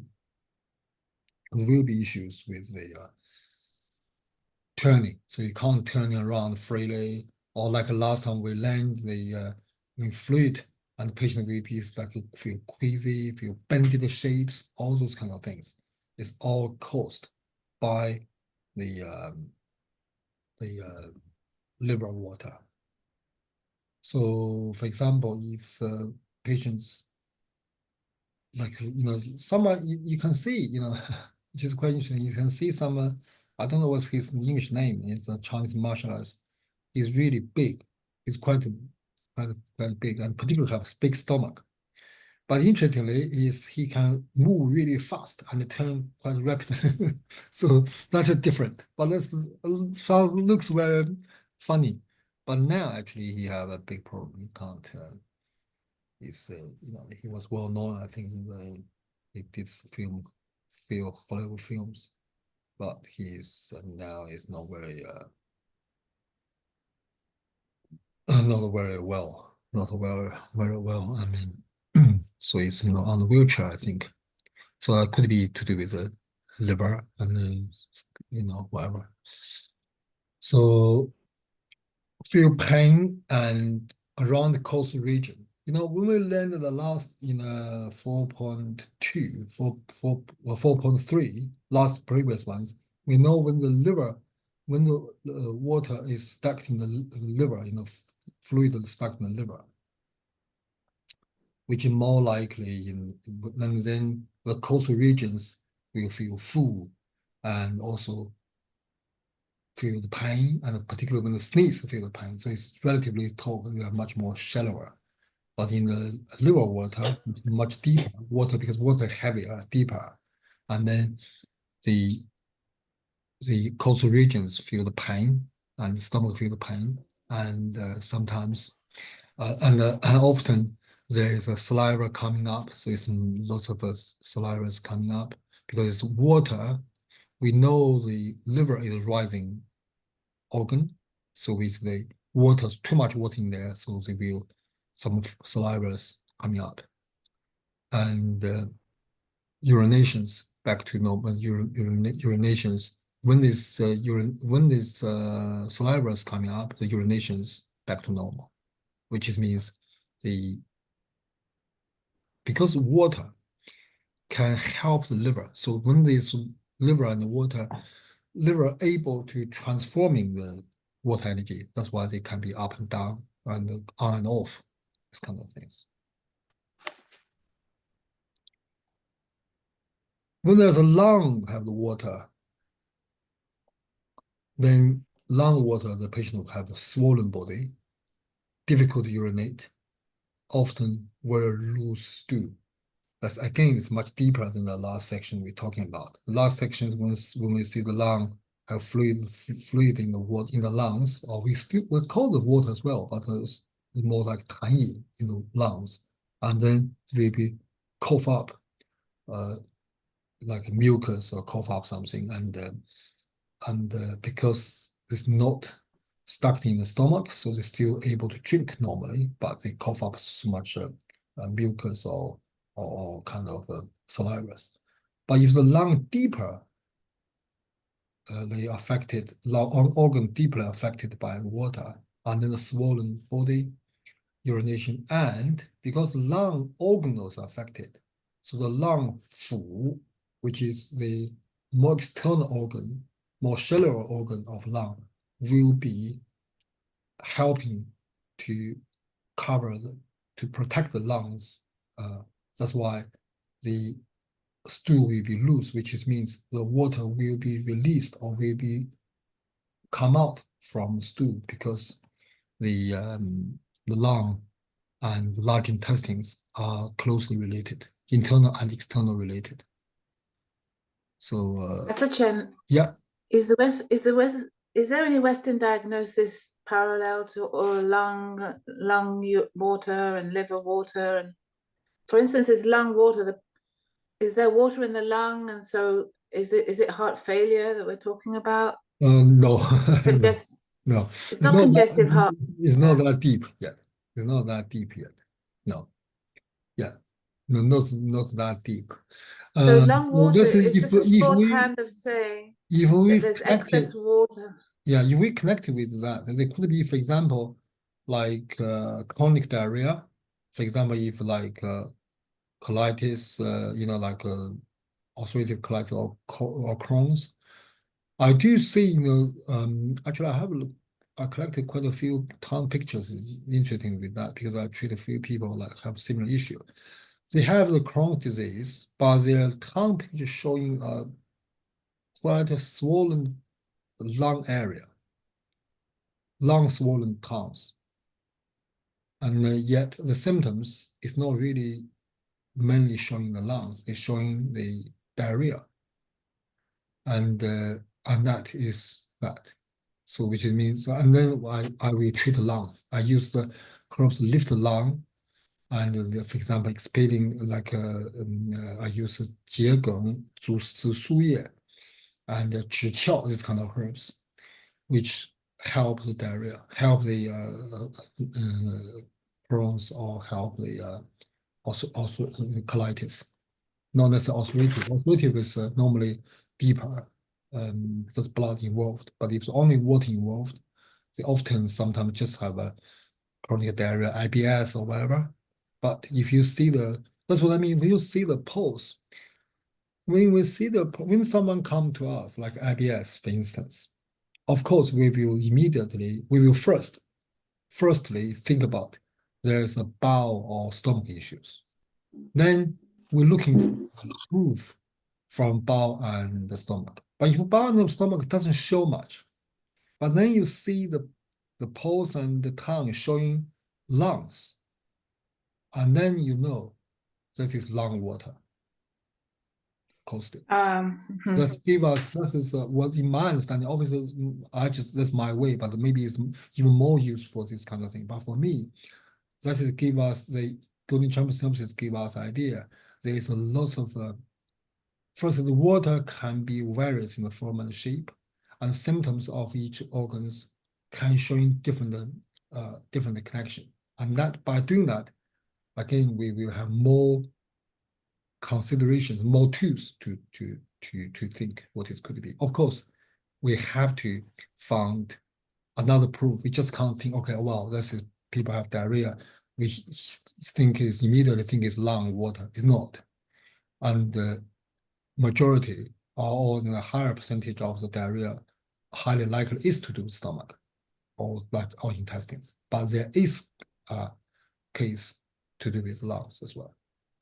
which is like other things as well. For example, if you see someone come to us, have like back pain or whatever, and then you found out, like, for example, very often, even someone come to me, you have a sciatic pain, and then we're looking for acupuncture. But when I examine them, often I'm palpating the sciatic nerves, lines, wherever muscle, you don't find any place. For example, you found there's no muscle spasm or muscle stiffness, or like particularly when you're pressing it, palpating it, it doesn't have they even don't know where its pain is. And then in this kind of situation, you knew this is not the normal sciatic pain in Chinese medicine. We can't use acupuncture. We can't really use like treating the normal sciatic pain. We have to find out where is the root cause, what is causing that. And sometimes it's caused by kidney weakness, could be caused by like liver issues. So I sometimes use Daimai points for sciatic pain. I use the example Tai Chi point for sciatic pain. Obviously, there is connection we can do, but no, it's not a normal connections to the sciatic pain. And really, in the clinical settings, the so-called experienced doctors or more higher successful rate doctors, it's just because they understand more of that, and they have the tools to find out what it is, rather than just simply like, okay, back pain, sciatic pain, doing this, doing Wei Zhong or doing, Bali or whatever.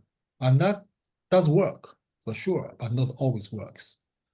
And that's not good enough. So it's really if we carefully diagnose, for that kind of problem, we should be able to, majority of them should be all have some positive feedback rather than 40 or 60%, for example. So that is what the coding chamber synopsis to tell us. Although there's already talk about so many waters, 正水、风水、脾水 and so on, but then also talk about organs. Why is that? It's just expand our diagnostic possibilities. But can I just ask, if it's lung water, what's the pattern in the lung? Is there deficiency? Is there stagnation? Is qi, or yeah, there's definitely stagnation. What sort of pathology is there that we're treating? Well, if it's lung water, it's definitely stagnation. So we should I will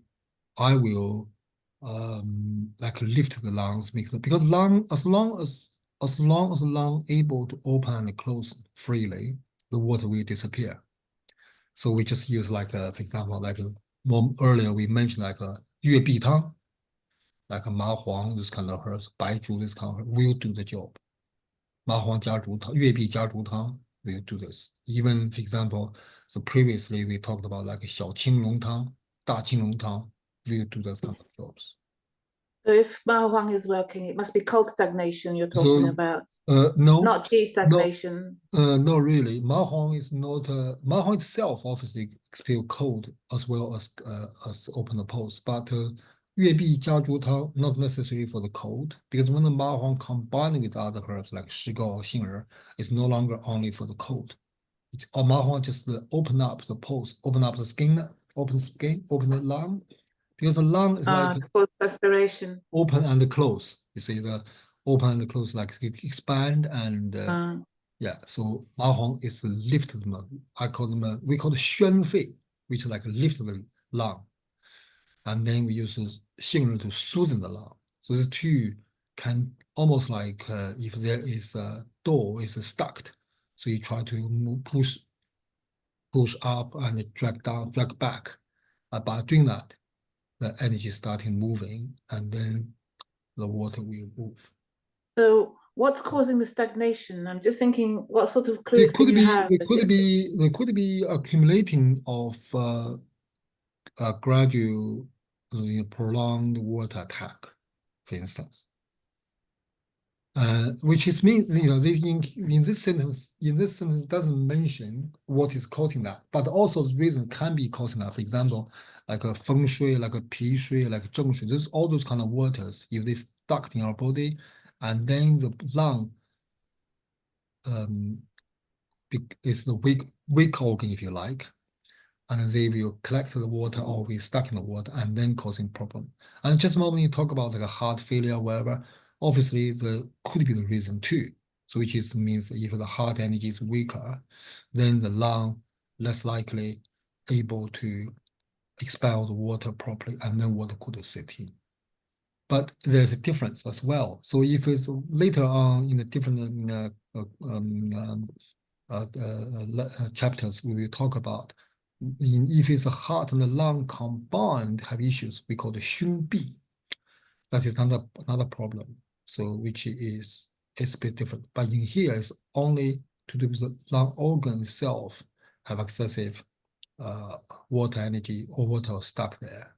And also it's showing our body is still able to divert the lung fluid, lung water to the large intestines. So their communication between the external and internal, inside and external, not broken completely.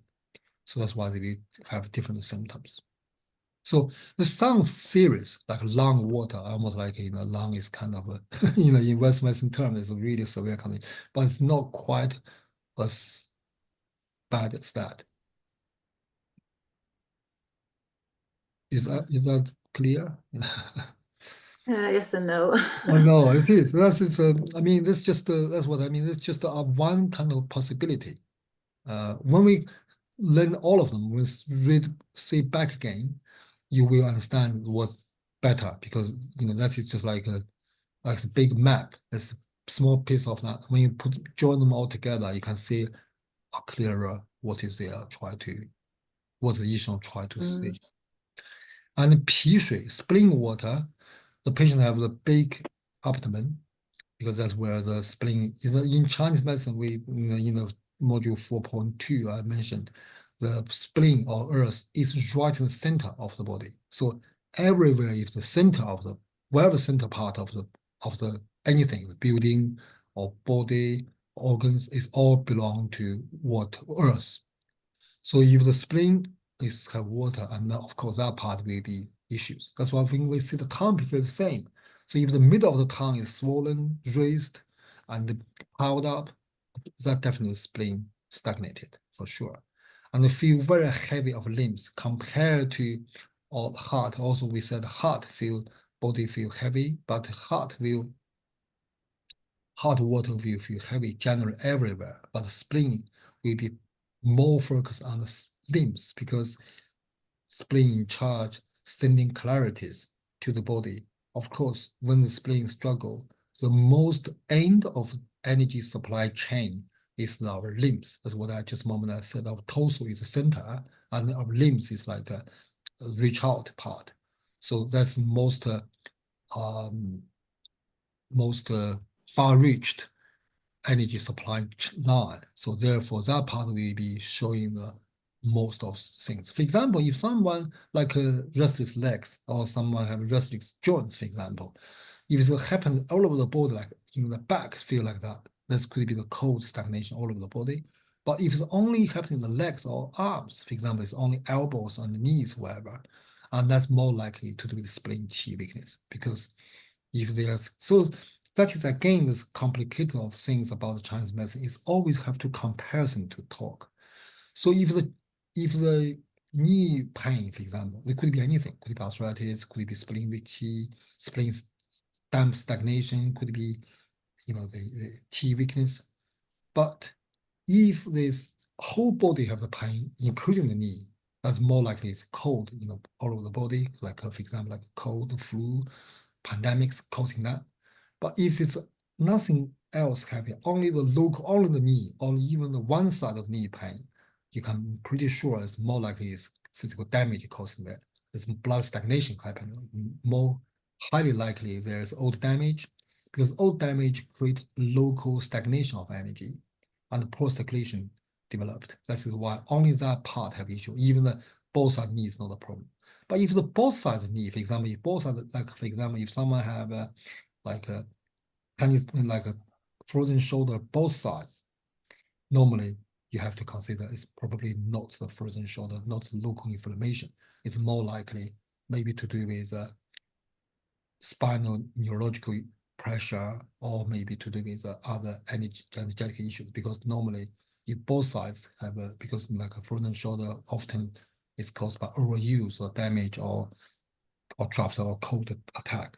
So it's very unlikely, not very common to see both sides happen at the same time. So if the both sides happen, normally this more likely indicate systematic issues, which we always blame the elements or the organ functions. So all sort of things we have to consider, although it's exactly the seems like if patient only share your knee have the pain, but the diagnostics and the treatment method can be varied depending on what is combined with and what we found from other evidence. So that is how difficult part of the Chinese medicine is. Well, modern medicine is the same as well, but just difference is we in Chinese medicine we have to figure out all by ourselves rather than with help of machineries or different people, whatever. And the Chinese medicine we have to from the laboratories to all by ourselves. That's the complicated part. And so the heaviness of the very heavy of limbs and no saliva. So it's not like the liver water, because liver is in charge of the syndicalitis. But even the spleen is completely strangled, also because spleen is earth nature. So when the spleen strangled by the water, there's no chance spleen able to function normally. If it functions normally, it won't be water so strong. Which is like if we have strong police, there shouldn't be mafia there. So if there is mafia strongly, the police must be very weak. So no saliva. So the mouth, and which is very often happens in our treatings. Like I treat quite a few actually. It's also recommend each other. In modern medicine there is issue they call the dry symptoms. They're called some is called dry syndromes or something like that. Sjogren's, like Sjogren's? Yeah, something like that, which is modern medicine hardly not a very effective treatment. Lots of them, they just really they just have the ideas to coping with it because they don't really know what's happening. And some of them, when you see them, their mouth actually, the tongue doesn't look dry. Maybe they're not, they looks, but they feel dry. If that's the case, you're pretty sure you should really deliberately, immediately looking for the evidence or support from the spleen, because that means that's what we just said it earlier. The water can't be deliberately immediately used, became a body fluid in our body. They have to be processed by spleen. So if the spleen struggle, then even there's water, we don't feel their water. We don't feel they are useful. We still feel dry. We still don't feel our body irrigated properly. So that is the case. And some of them maybe looks dry too. That's a bit different. Obviously, there could be insufficiency, but spleen insufficiency or spleen damp strangulation or spleen water strangulation also very commonly seen as well. And also suffering short of actually short of breath is not a proper not a really explain. It's basically like no energy, low energy, and difficult urination. This is because spleen is regulator of water. And this is and finally is a kidney water. Kidney water is big abdomen, which is spleen have, and the liver have, but they slightly different ways. You see, swollen umbilicus and back pain, so it's much lower. So the big abdomen is bigger, which is obviously the kidney is lower, and it cannot urinate, difficult to urinate. Genitals feel wet like the sweat of cow's nose. This is very vivid. If if you see the cow's nose always very wet. Looks, so it's like that is a very common problem I found. It's quite common, the genital wet. Like some people always feel wet in the around private groins. They always like wet, which is very uncomfortable, very discomfort. Yeah, and that we believe is kidney water caused that. and also feel cold. So all the limbs feel cold, the hand, the feet. You used to say it was heat as well, no? Damp heat also causes this. Yeah, damp Okay. heat is a bit different. Damp heat stuck in the liver can be, but it's normally combined with itchy, redness. But this is only wet, only sweat, only always less water. So over the years, I do help quite a few people with that issues. And the simplest formula, 金匮肾气, take for a while will work. So if 金匮肾气 not enough, we need to use something to more stronger to drain the fluid. Later on, we will have formulas like 苓桂竹甘 will do that. So yeah, that is a very it's quite common actually. I found this I can't say it's very common, but it's not yeah, quite a few. So And Dr. then, Chen, yeah, the water is basically not necessarily in the channels. Is that right? The water could be just obstructing that kidney energy, in the creating organ, an yeah, accumulation in the organ. Okay. in the organ, exactly. So this is deeper than what we last time, the chapter 12 talking about the fluid. They are deeper than that. But they're not quite in the organ yet. I think it's a few modules away, we talk about the 五脏风寒积聚, that is more deep, more centered. So, that is just the different layers there's not quite in the center of organ yet, but they are rather deeper than last time. And feet feel cold. You see, a lot of people can feel cold in feet. Often maybe you know as well. Lots of people wear thick socks to go to sleep. Even that they feel cold, and that is kidney water or kidney yang weakness. We knew that. And again, 金匮肾气 will do that, and also the moxibustion, the 关元, moxibustion, the 太溪, will help straight away. How long it lasts, it depends, but normally you do that, they will feel. I remember once I do the moxibustion to the 关元, the patient can feel the heat directing to the feet, which is quite amazing. Normally this kind of straight away working. But again, how long it lasts, they normally come back, but we know this is kidney water causing that. But interesting, the face skinny, so they are not swollen in the face. And that is also very interesting because it's because water is sinking underneath, so they are clearly not affect other part. Also, the issue is saying for all kinds of water problems, if the swollen is below the waist, then the treatment should be inducing urination. If the swollen is above the waist, induced perspiration is the right method. You see, that's what I said. Why the Yishen uses so much words try to tell us so many pulses is because the treatment is different. So if it's above the waist, then we should be perspiration, which means gives the yang energy to push them out.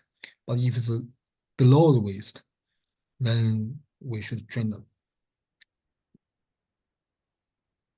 Which is the same rules apply to a lot of situations. Not exactly, not religiously, but for example, like Bentun, which we're saying, like 贵之加贵 and 茯苓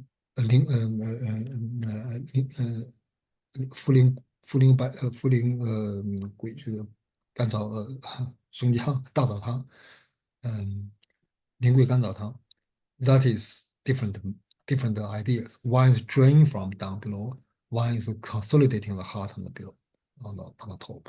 So although that's what the completely difficult part of the Chinese medicine, which in my teaching experience is very often sometimes someone give me a formula, so is this formula is right? I thought it's okay, it should work, and so it doesn't really work. And then by twisting, changing, replace a couple of herbs, and that worked. Why? It's just because that sometimes you know what is mainly what the thing is, but just slight difference of the directions of the key herbs, certain herbs, guiding herbs, you made the result have quite a big difference. So that is why, yeah. I'm still struggling with the concept, Professor Chen. Which one? Is no, just the whole water. Can you apply the concept of Ben and Biao here? Like, is it a problem with the Sun Jiao, or is it just there's a problem in the channels of these organs, and Yeah, this more they're in causing? with this talking now, what is more in organs? No, I'm saying, Yeah. is this water? Is this water where it shouldn't be? Yeah, Is it a result of something, or is it the cause of the problem? both. They could be the result of something, and they also is cause of something. It's the cause of all this swelling Yeah, it's the cause of swelling, around the but they also body. could be result of spleen weakness or kidney weakness.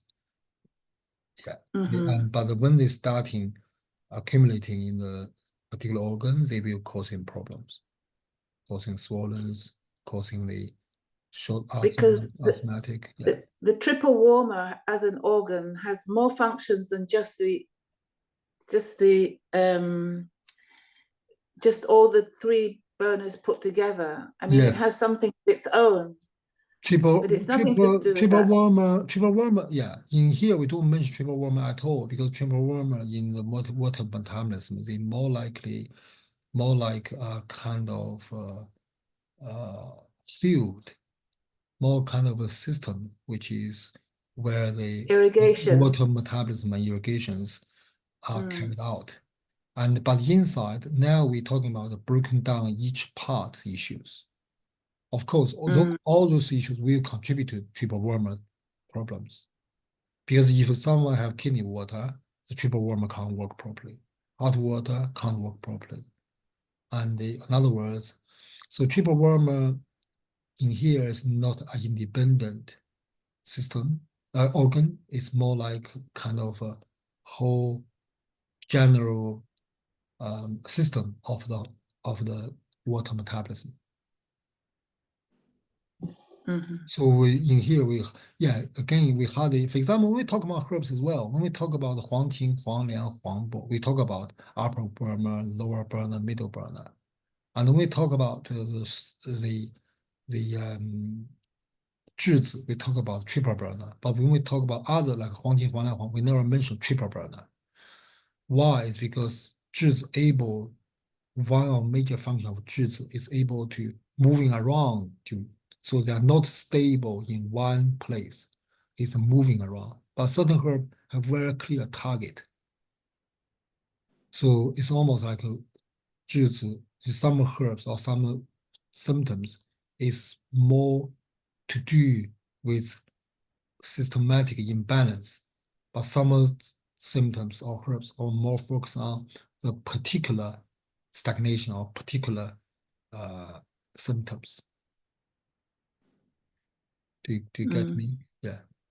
Which is it is a lot of information. I have to say, that is almost like this. We talk about like 6 hours today. We almost covered all the water metabolism systems in modern medicine. So of course, there's too much information in it.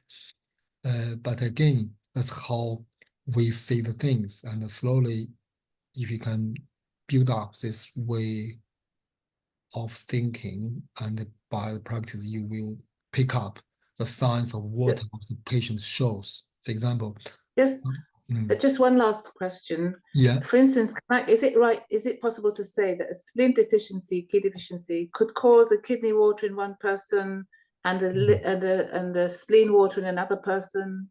Yes. Yeah. So it varies. People, different people We're have just same dealing problem. with the picture of the end picture. Yeah. So different person. That's just a moment when we talk about like feng shui, like skin complaints, like a huanghan, exactly same nature of the thing. Why someone have this, someone have that. It depends on their body conditions.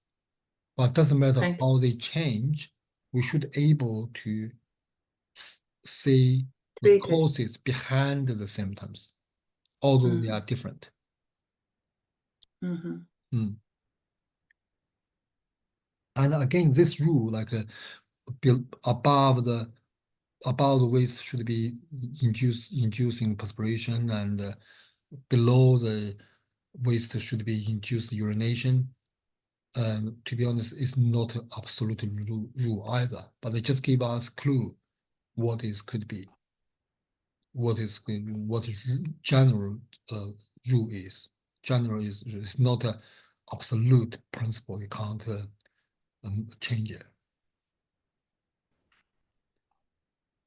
Thank you. In Chinese medicine, I mean, other than 5 elements and the yin yang system, nothing is absolute. It's everything is can be manipulated. Everything can be modified, can be changed according what we are dealing with. So we call them versatile. Very, but also that made Chinese medicine very hard to study. That's why I mean. I have quite a few classmates is now West medicine doctors, and because they think West medicine is easier. You see the example, you see the blood test, red cells up to 10,000 is infection, use antibiotics. If you lower It's much easier. use you don't use that. It's much easier. So it's a very kind of Straightforward. clear, straightforward things. It's very Chinese straight. medicine is always like, do you feel? What do you feel?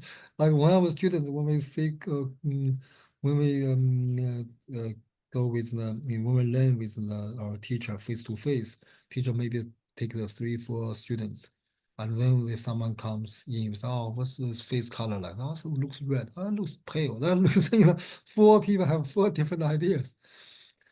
And then A robot couldn't do this. A robot could do it with Western medicine. that's what I said to a lot of people. I think the last profession replaced by AI is Chinese medicine, because Chinese medicine Yes. is harder It's very hard. to deal, But the modern medicine maybe is one of the earliest one to get, because machines have much better memories than human beings. Yeah, and so. Yeah, see this is also another company, but I just very quickly, because this doesn't really that much useful. You need a pause, but we have few formulas, we need more time to talk. Twinkle pause is deep and hesitate, and then the deep indicate water, hesitate indicate the cold. You see, I mentioned so many times that Chen or thinking or deep in water is quite easy. That's what I said before. If we say last time we talked about the Han Yin, the cold pose is particularly one side cold pose is a clear sign of what of Tan Yin Tan Yin is better, because otherwise we confuse with water now. And then the thinking or deep pose definitely indicate water. That's normally these 2 lines we can almost sure not many not many according to that, which is good. And the hesitate is normally definitely indicate the yang energy's weakness. And of course, here said hesitate indicate the cold, which is basically the same thing. And the cold entwined with water, and then they have obviously cold and the Fu Yang pose, cold entwined with water, it's a match, isn't it? And if a Fu Yang pose, which is indicate normally monitoring the stomach energy, the Fu Yang pose with the feet pose is hidden, cannot digest food. When the Fu Yang mat is stagnated, it's hidden, then of course the stomach digestive system is not functioning properly. So food cannot be digested properly. And if the spleen qi depleted, then have a loose and frequent bowel movement, and very often have indigested stuff in the stools, in the bowel. And if the stomach qi, which is yang side, deplete, then loose and frequent bowel movement. Sorry, then the body will be swollen. We have a swollen body, which means the water overpowering and it cannot be transformed. And the Shaoyang pose, Bei is low or is weak, and obviously it's bit like a sink or deep, but is Chinese words and also tell the difference of the in slight difference in between. But we can generally think it's not, because Shaoyang is wood pose, is the spring, is young, it should be bubbling should like a baby, full of the rise up energy. But if undermined, if not as active, then the and young energy, so the livelihood is not there. And the Shaoyin, which is a kidney, heart as well, when the Shaoyin pose is thin, that is means there's not essence, the Jing is exhausted. That is why if this pose showing the Shaoyang pose is sinking or is deep, and the Shaoyin pose is thin, that means yang and yin energy both exhausted. So if the yin yang and the real yang and the real jing pose exhausted, for the male, obviously there could be a lot of symptoms, but in here, Yishun only mentioned about that could be manifested to urinal difficulties, and the female will be no, amenorrhea, which is mean no period at all, like period stops. The menstruation is blood, and the blood not circulating properly, then will lead to water. This is blood aspect. This is another term called 血分. We don't use this term anymore, but we know what it means. The water difficulties, when they come to a deeper stage, also could affect blood. So that is again, in our body, if we generally separating analyzing our body basically the yin and yang. So all the yin side have a communication, have the similar nature, and the yang side have similar nature. And the yin side, the blood, the essence, the jing, the water, the phlegm, the tan yin, all kind of similar natured, all belong to yin side. So that's why if there is exhaustion of the life force, if there's exhaustion of jing, then the female will have menstrual issues. And then when the menstrual issue started, for example, when the female had a water problem and starting to stop the menstruation, and that is from water level transformed to blood level, and that is Yishun gave a special term called 血分. 血分means the blood level or blood aspect. And asking question is, the disease has the blood aspect and water aspect. Please explain more. And then Yishun saying, if the menstruation stop before the water problems, that is blood issue. It's harder to treat. If it's water disease, start first, and then menstruation stop later, this indicate water aspect, and it's easier to cure.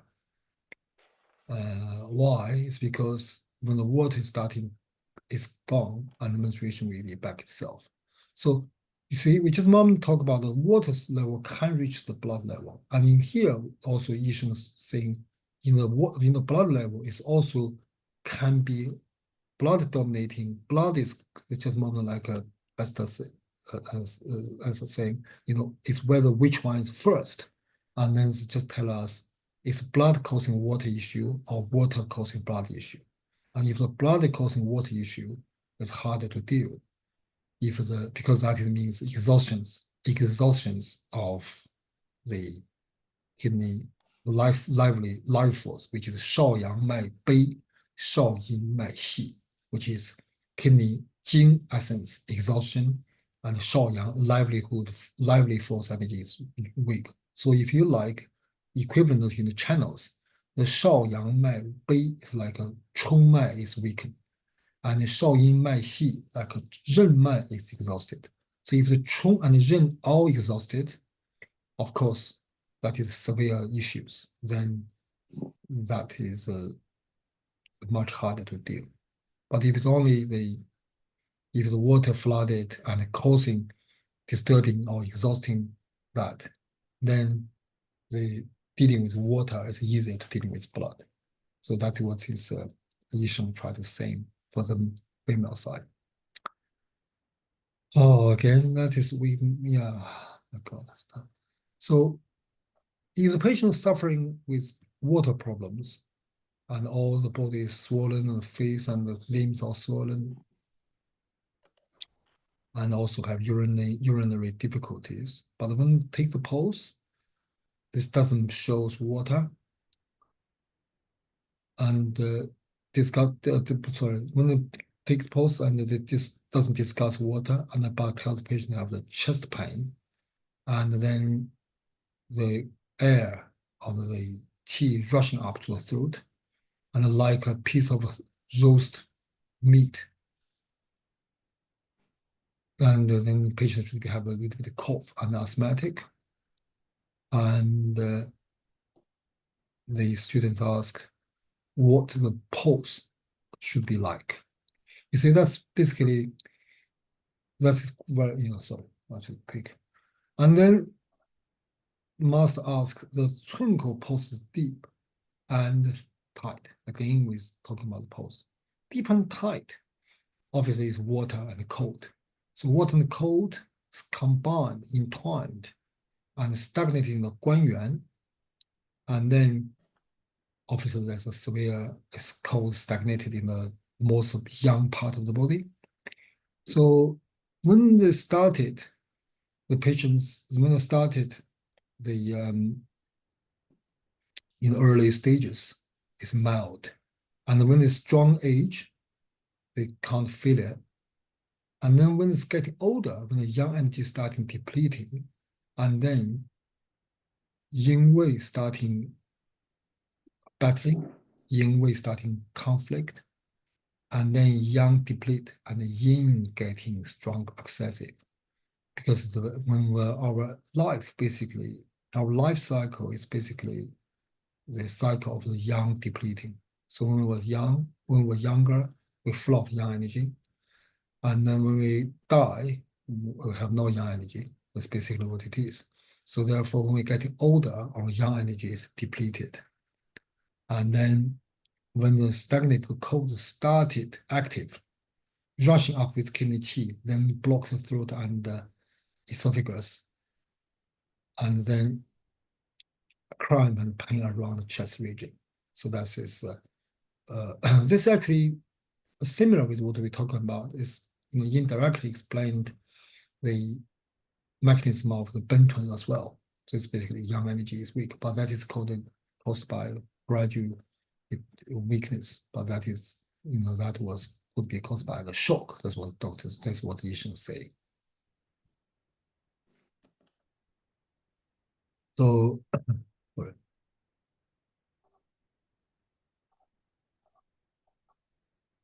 and then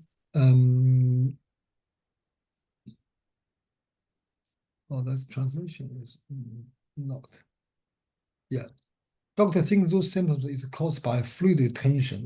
Fluid retention and applied strong proactive method. But the rush up qi is not settled, so it's wrongly diagnosed. Then the doctor promote emesis, stomach weakened and unsettled, dry throat and craving water, urination difficult, unable to digest food, facing and eyelids, limbs swollen with water. So this is all due to wrong treatment. But why is wrong treatment was carried out is because doctors do not realize that problem is being there, penetrating, lingering on so long. So they only try to deal with the symptom. Because, for example, when there is a stagnation of the throat where he thinks something blocked, the fluid blocked there, so it need to be detox. But the detox makes the kidney yang or the guanyuan yang even weaker, so it's causing issues.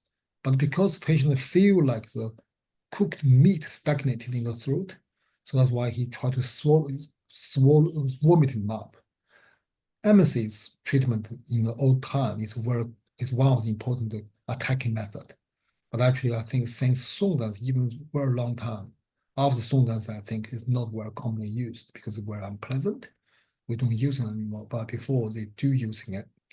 And then to make the patients vomit, the emesis treatment, and then of course, it's not root cause. That's why the stomach is even weaker. With all this kind of thing, further deeper and deeper weaken the kidney, weaken the lower burner, weaken middle burner, and that made the urination getting difficult. Digestive function is very weakened, and then the swollen all over the body. And then the doctor even treated more wrongly and used the1, which we believe we don't have 1 formula. We believe it's maybe 大枣泻肺汤 is what we last time we mentioned is detox the lung water and also the bowel movement as well. And then maybe the beginning, because it's swollen, and that is like diuretic attacking method. So the beginning, maybe that's a bit better. And then after eat or drinking, and then every problem come back. And then even worse, the whole chest and coastal regions pain and symptoms like Benton. And the water is flooded, like flooded everywhere. And then the cough, asthmatic, and then this is how this attacking things. So if that's the situation, Yisheng saying the treatment should be treat the new disease and they treat the new disease first. That's what Yisheng gave the guidance. So like treat the cough, treat the asthmatic first, and then treat other disease one by one. That's Yisheng just gave a guide to do that. But from this sentence, very long sentence, we also can see if there is a weakness caused issues, attacking is definitely should be avoided. But how do we know there is a weakened caused? How do we know there is a weak caused issues? That means the pulse gave us clear signal. 寸口脉沉而紧, which is 寸口 pulse is sinking deep and taut. There's nothing. It's all cold, all kind of cold or stagnations there, so we could not attacking it. Although the symptoms the patient maybe do not know in the beginning, but we should know because the pulse and tongue pulse is showing us this clearly. And Dr. Chen, in this case, would you be supporting the system and supporting the deficiencies until you get the chance to sort of attack the pathogen and maybe purgate it through some means for a short time? If we treat for that kind of situation, we should not, we just need to treat warming up. For example, we can use moxibustion to warming up the guanyuan. We can use warming up the kidney and the spleen herbs, like for example, like 金匮生气 or 四逆汤, this kind of herbs. And that should be tend to good directions.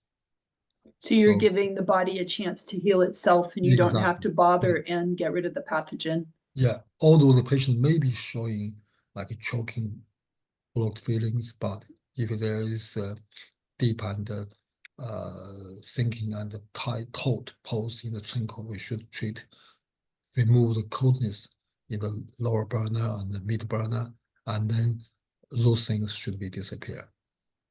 You see, that's what the Yisheng saying is, because that's just showing when we treat it wrongly, the doctor is only treating the symptoms, not the root causes, in such condition that lead to complicated situations.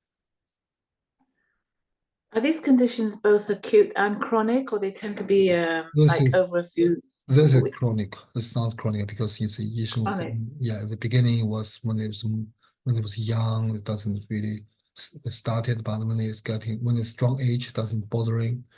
So some people problem can linger, which is again, in clinical settings, you can see this kind of things a lot of time. So if you see someone, for example, the pulse and tongue so weak, so you have weak. So I don't feel anything, I feel fine. But then even the patient say that, we still have the tonic.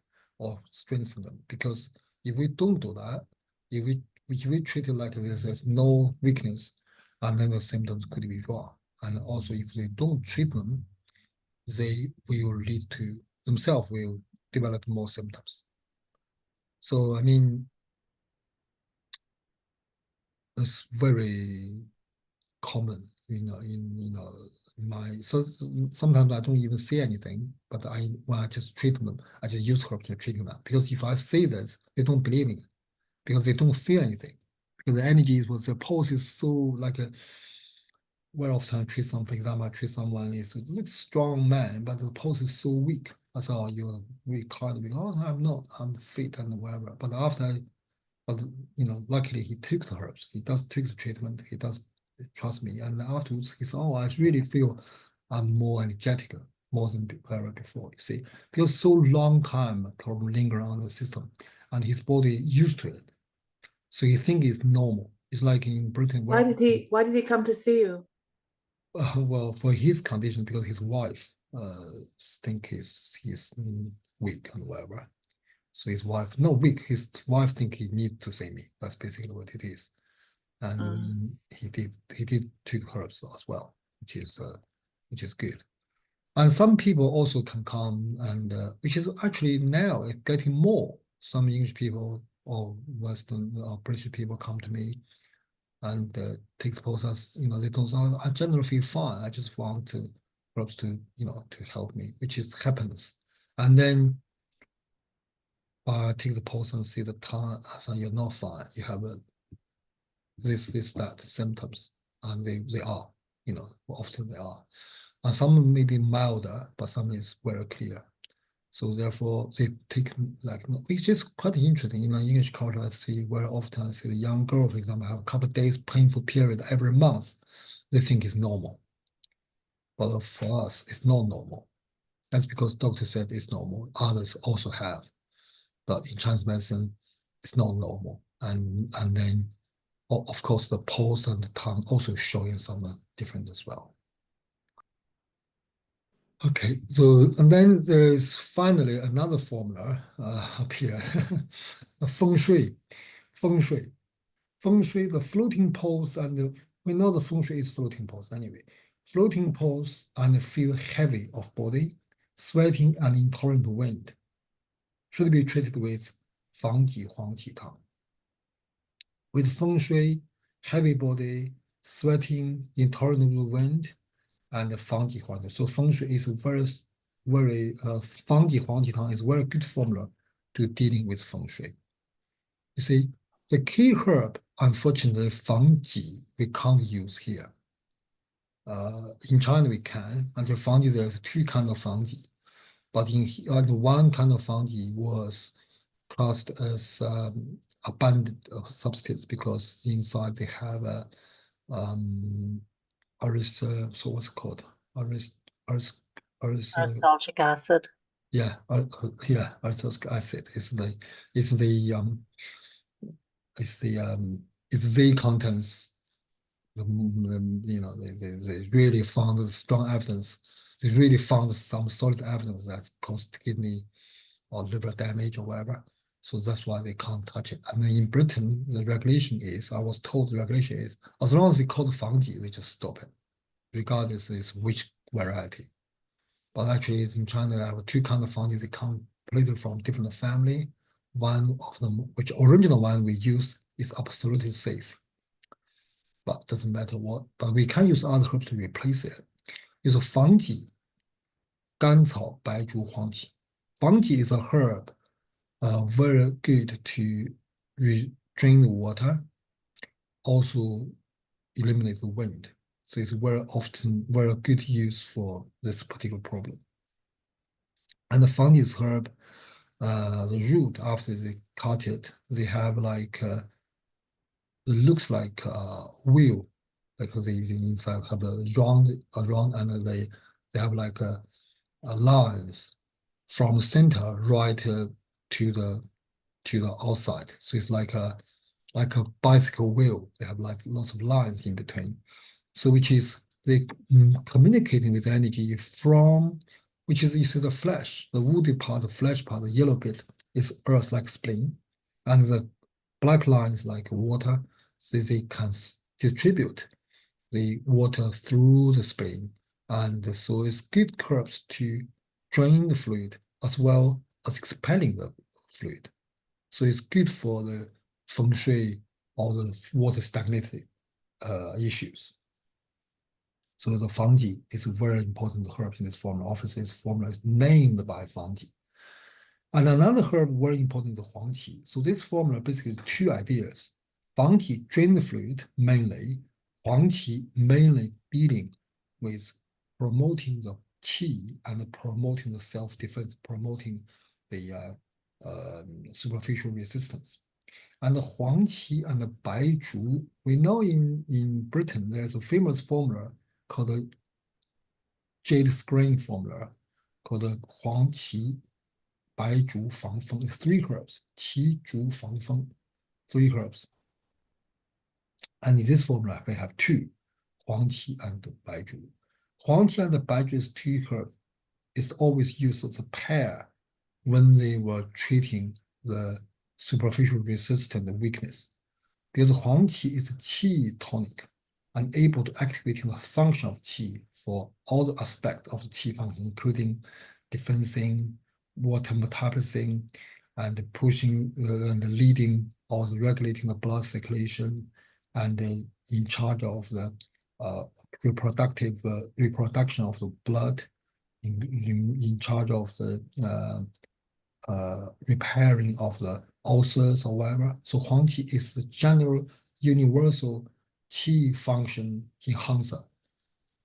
Nowadays, lots of people using it for general immunity enhance, which is really good. But the only downside of Huangqi is belong to warm character. So if long time overdose use can generate heat, could causing other issues. That's only exhausting the yin and make too much heat. Otherwise, Huangqi is really good for the nourish the qi and nourish the particular spleen and the lung qi. And Huangqi, I know you had examples of herb. You know they are white, relatively white, yellowish color. So they go into the lungs and the heart. And also the Huangqi, the root is very straight, doesn't have much smaller root, and also very long and strict. So therefore, it's a very, I call them like motorways of qi transforming. So it's good stuff for that. Baizhu is a qi tonic as well as remove or resolve the fluid. So Huangqi and Baizhu work together as from spleen and the lungs to enhance the spleen and the lung functions, to enhancing the qi function and rebuild superficial resistance. Gancao, I mean, we said before that gancao with water is great thing about gancao. Is promoting the earth, and earth which is regulator of the water. So Fangji Huangqi Tang is simple as that. So as long as there is feng shui, the feng shui, just a moment we talk about why the feng shui can attack our body, is because our body is not strong defense. So if our body is very strong defense, they may be causing skin issues. They cannot reach to or cannot become like water problems. So if we're even stronger, the wind and water should be protected or kept away from our body. So that's why we need some herbs to build up our defense and also helps our body to protect ourselves. Huangqi, Baizhu, Gancao, the three herbs just achieve that part. But of course, already there is feng shui in our system. Our body feel heavy, we intolerant of the wind, so therefore we have to drain the fluid and expel the wind. So Fangji itself will do such thing. That's why this herb Fangji, Huangqi Tang, basically is two ideas. One is get rid of the fluid. Secondly, is to enhancing our defense. So without Fangji, Huangqi Tang can't be called Fangji Huangqi Tang. So we need something to help our body to get rid of the wind and get, which is so to replace Fangji is not quite easy, but we have to. So for example, if there's a if the floating and the heaviness is quite heavy, we can use like a 藿香茯苓 to replace 防己, or even sometimes use 独活茯苓 to replace 防己. But again, they're not quite as good as 防己 itself. But if we found there is right direction, it works. And 紫苏叶、荆芥 are also used to do it. And sometimes 防风 with 茯苓, for example, also can use as well. But if it's 防风白术黄体, that is jade spray formula, which is 玉屏风散. But it's not when it comes to the 风水, what with 风水sometimes is not really suitable for 玉屏风, for jade spray. Although the 4 herbs is the same, but they are not quite the same aim. And also, if there's stomach pain, maybe plus 芍药. I mentioned before, in the Yi Sheng's formula, if there's stomach pain, very often 芍药 being used. So 芍药is like a specific herbs to treating stomach pain, which is including the one earlier we talked about, the 奔豚汤 is 芍药 used just in this purpose. And interestingly, the Yi Sheng saying, after the notaries of the formula says, if it's asthma plus ma huang, if the stomach is not settled plus 芍药, if there is a rushing of the qi, rushing up of the qi plus 桂枝, you remember the 桂枝加桂汤, similar idea. And if there is a cold, prolonged cold in the lower burner, plus 细辛, so which is 细辛 we can't use anyway, but we can use 附子, we can use 干姜, and use 肉桂 instead. 附子 we can't use as well. And then if afterwards, after taking these herbs, then patient should feel like ants crawling in the skin, inside the skin, like something is moving inside the skin, like twitches, like moving. And then from the underneath of the lumbar, underneath of the waist, feel like ice, like frozen. Then we should put a thick duvet over the waist and make them sweat. The problem will go. So it's again. So we haven't got this one. Where do you read this from? I mean, I didn't translate, but this right. is in here. I didn't translate. Yeah, so it's like use the duvets, wrap up the waist, and then when it's making sweat, and then we'll go. This is also useful information. For example, if which is, in the physios, they do that as well. For example, if there is some back issues, including like sciatic pain, whatever, they have some treatment. They use the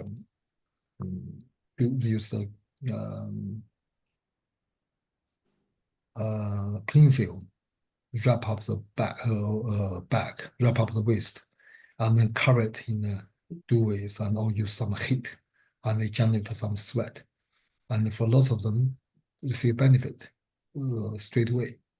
It's a similar idea. So when the water stagnated in the body, they're causing various problems, and doing that helps. But with the herbs takes inside with the 防己, 黄芪、白术、甘草, obviously it's far more effective than just use physical ways externally. Another formula which is 月碧汤, which we mentioned before. 月碧汤 and 月碧加竹汤 is a very good formula to treating 风水 symptoms. So with the 风水, 雾风, intolerant with wind, and have a swollen all over the body, and a floating pulse, and do not feel thirst, spontaneously sweating, and no high body fever. And then 月碧汤 is the one to use. And 月碧汤 we just we already talked about, because 月碧加竹, which is just +1 白术 as extra, but then other things are the same. We use 麻黄6 tears in the high dose, and then use the Shigo to balance it to limit it to practice excessive heat, and then 生姜、甘草、大枣 harmonizing the yin wei. The difference with the 月碧家竹汤 is with the damp, with the stomach issues, with their stomach issues, 白术、生姜、甘草、大枣 able to dealing with how to help the water metabolism, how to help the water absorptions or processing. And in here, it doesn't show the symptoms like that. That's why we don't need to use the 月碧家族, we use the 月碧. So it's 白术 is not used, because in the 月碧家族汤, there is in the 月碧家族汤 in the 梨水 is the body fluid impaired badly. That's why the craving for the water feels thirsty. So therefore, we have to promote or enhancing the water metabolism or water process to produce or process more body fluid to irrigating the organ. That's why we need to use 白术 is put inside. But with 风水雾风, the symptoms not as deep as the 梨水. So that's what I mean. 梨水 is term 医生 only mentioned once in that 月碧家族汤. So therefore, compared to 梨水 mentioned to 风水雾风, you can see the 梨水 is rather shallow as well. But compared to 风水, it's slightly deeper because stomach or the body fluid impairment is involved. And how do we do that? It's because the thirst is included. It's starting our dominating issue. But with that kind of thirst, 医生, because with the 风水 symptoms, 医生 not directly topping up body fluid and just put 白术 to improve the water absorption, water process, and then help to produce more body fluid to solve the issues. So that's a very mild different, but the key is that. So with that comparison, these two lines, we can really help us to understand how to consider, for example, the thirst and sweat, this kind of symptoms. How do we dealing with these symptoms to organizing organizing formulas to dealing with various changes of the condition. Dr. Chen, for this spleen feng shui going on, it says that the whole body is swollen. Is that more of a feeling of being swollen rather than what the practitioner can see? I think it's more like the people's feeling. For Okay. feng shui, because it's rather shallow, actually, from my experience, it's difficult to see they have a swollen. For example, very often people say, "Oh, I'm swollen. My finger, my rings can't really move easily." But for me, it looks okay. But so I knew, I feel difficult. I mean that's the thing. That's what that's very often the people come to me. They feel very happy. Well, one thing that we feel much happier to see than see their GPs, because when they say, I trust, I believe that. So you really think, you really understand me as well, because if you don't feel, you feel, swollen, it is swollen. We don't need well, it's no means, obviously sometimes we have to find other proof, but in modern medicine, if it's doctors, normally only patients going to see the GPs or see that to the hospitals, normally doctor will, they don't care what you think. They care about what they found, which is a interesting thing. Yeah. So yeah. So the yeah. floating pulse and the aversion to wind are the keys to that one. That's Is that right? Yes. Yeah. or at least they shouldn't be sinking. Although the Okay. sinking pose appeared in feng shui as well, that's what Yisheng said, but it also, there should be only the swollen in the face. So, this is normally what my understanding is. Let me put that way. So maybe not all the feng shui have a typical floating pose, but at least it shouldn't be have the sinking pose. You know what I mean? So there shouldn't be other side. That is because the floating pose, the level of floating pose is comparison with themselves, because we don't really know them that well, or when you see them first time, we don't never feel the pose ever before, so we can't really see that it's changing. And also different layers, different levels of the superficial resistance, they showing differently. But of course, if we can see the floating pose, that is a clear sign of that. Yeah, that's interesting because in the textbooks, if you see floating pulse, it's the difference is the sinking pulse, but I've felt a pulse that's sunken yet floating. So that's what you're talking about, where it's pecking up, but it's quite deep. Yeah, which is, you see, that's what like earlier we was talking about when there is deep pulse, but if there is a swelling in the face and eyes, we still is feng shui. So when there's not match, then that's complicated cases. We have to choosing because they could be in the middle of the transforming period of disease. They're not all tend to that. But generally, if there is clearly, that's what I mean in golden chamber synopsis, just showing us what we're expecting or what we're supposed to be expecting, and then give us a double or triple check, confirm what the problem is. Professor Chen, can I ask if we are adjusting the dosage of Ma Huang to be a lower dose, or if we're using a high dose of Zasuya in its place? How do we adjust the Shigo Just to this, leave it? yeah. I myself, I hardly, it's like Ma Huang in such dose in Britain particularly. I've never used in such a high dose, and it still works. And the Suya will work. We definitely can adjusting it.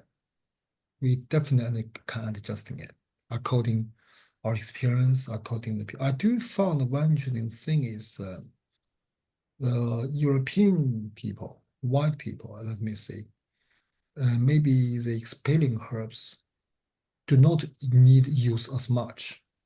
Actually, yesterday I talked with someone as acupuncturist. We talk about the how easily bruised with English people, white people, particularly for the female, older females. Sometimes their skin's so fair, you almost feel you can see the veins underneath of the blood vessels and easily causing bleeding. So with that, I do, in my impression, which is like I feel always like gut feeling, not necessarily scientifically analyzed, or I normally use the expanding herbs much generally lighter and always seems works well. Which again, I don't know if the scientific backup or not, but in my personal experience, I don't use as much expelling herbs as the Yisheng say. Should we replace Shigo with Lugen or something else, or just leave it out? Yeah, normally when I using the Suya, I don't use Shigo at all. Yeah, okay. I just use Suya. And then if there is a heat, for example, like Yue Bi Jia Zhu, if there is heat, you can use the Lugen, can replace by Lugen. Shigo have to go with Ma Huang. If only without Ma Huang, Shigo is not necessary. Okay. Ma Huang to open the pores is really, to be honest, is best of all, and hardly I didn't find any possible replacement. I tried so many herbs. I tried Xiangru. I tried Fang Feng Jingji and so on, but I found maybe the most closer one is Zisuye. Zisuye normally does work. But I have to say, during the COVID pandemic, there's a couple of cases I really need to use Mahuang. But luckily, the Chinese, they can't get Mahuang themselves.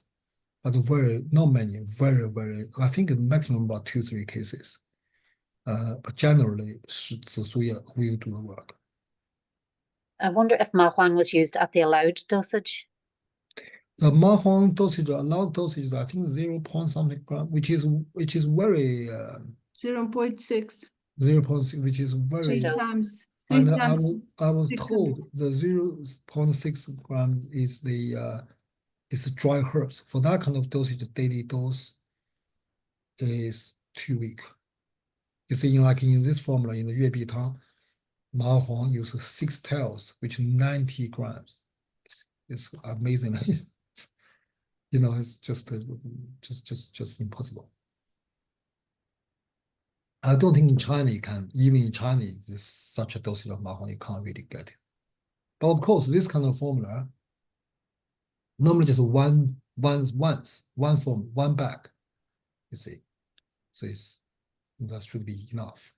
So it's Okay. all kind of just one use, not repetitive. But now we use more, normally like what I mean, most people come to me, they normally take at least 2 weeks worth of, at least 2 weeks, very often a month worth.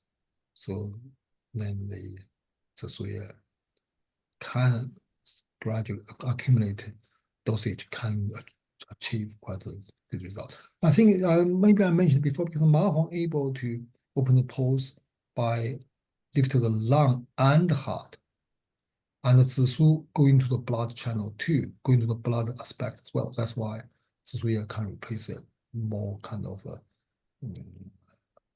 more close to it. And others, for example, Jingji is great to expelling, and Jingji promoting the liver more, which the Zisu for the lung more. So that is more closely. I found Zisu is better, and Xiangru is good as well. But Xiangru without the damp is better, but with the expelling the cold. Sorry, which Xiangru one? is Do you not. mind to write down which is the Xiangru? Xiangru also have another name called summer Ma Huang. They call it summer Ma Huang. 夏月麻黄.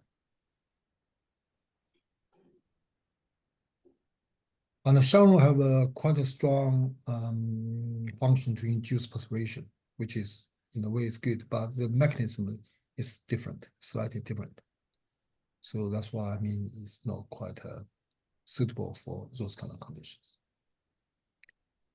We maybe have about just 5 minutes break. I'll just make a cup of tea. My throat is dry. Just 5 minutes. Okay.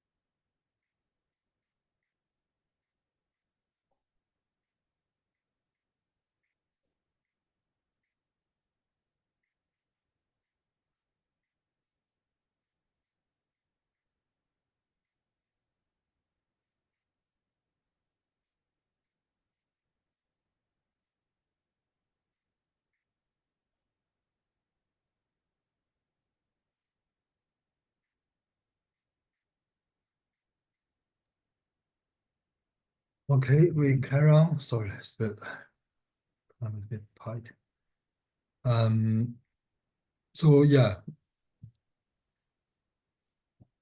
and try to compare with 粤碧汤 with 粤碧家竹汤 can help us understand how we use the Baizhu is quite useful.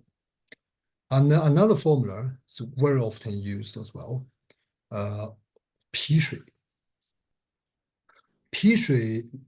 The disease of 脾水 is 4 limbs swollen, and the water is stagnated in the skin, in the underneath of skin or whatever. The limbs twist and tremoring. So 四肢捏动着, which is like all the limbs like moving gradually. It's not like a spasm, not very fast, but it's like moving, like something underneath going. And that is when the water in the body stagnating, it happens like that. So with this situation, 防己茯苓汤 is the formula. 防己茯苓汤 compared with the 防己黄芪汤. We know the 防己黄芪just a moment we mentioned, that is used to use 防己 with 黄芪, 白术, and 甘草 to dealing with problems. But 防己茯苓汤 also use 黄芪, but do not use 白术, use 茯苓. So basically, I think I said before, 白术 and 茯苓is a very good pair if we want to remove the damp and water, and 白术茯苓very often used together to treating all sorts of issues. But those two herbs also is different. What's different in between is 茯苓is particularly good to drain the fluid down. So if we need to drain the fluid from lower part of the body, particularly was just a moment the Yi Sheng saying, if it's underneath of the waist, we should drain it, we should induce the urination, and the茯苓is a good one to use. Actually, there's a few formulas we've been using茯苓, including with Bentun chapters. And in the water chapter, and even in Tanyin chapter we talked last time, it's exactly the same rules applied. So it's not difficult to understand at all.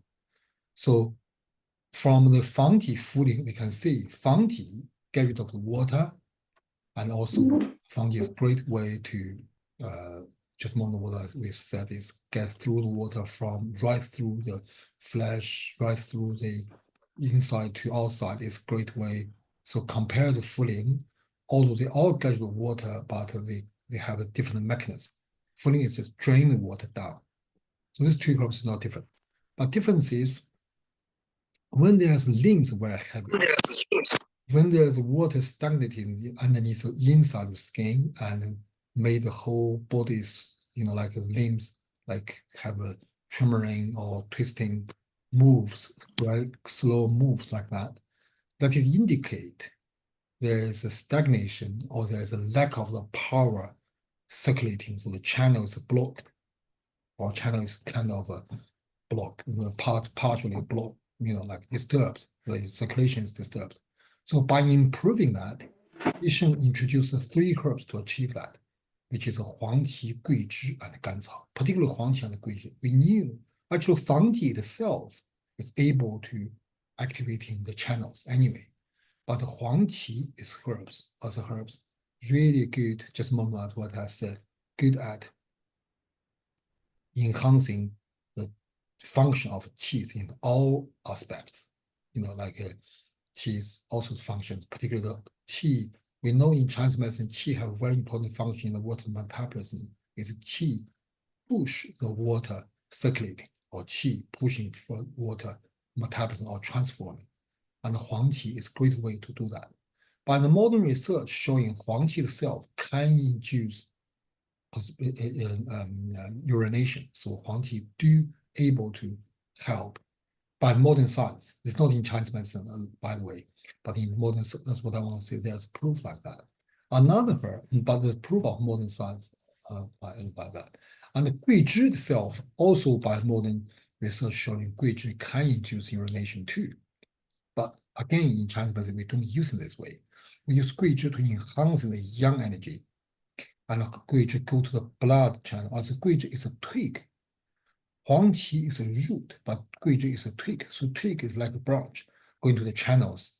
So those two herbs, both of them able to remove the blockage or stagnations of channels or the limbs to make the channels open, chasing the water energy, tracing the water pathogens there.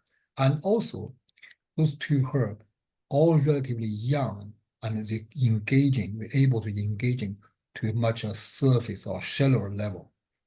For example, there's other herbs able to open the blockages or stagnation, whatever, but normally they are deeper. They go deeper, they go to ligament, and they go to bones, this level, and then they're probably not suitable to treat the 皮水, skin fluid. So with the skin stagnation fluid, you may need something more shallower, more going to the shallower part. That's what 防己茯苓汤 is about. So it's rather simple.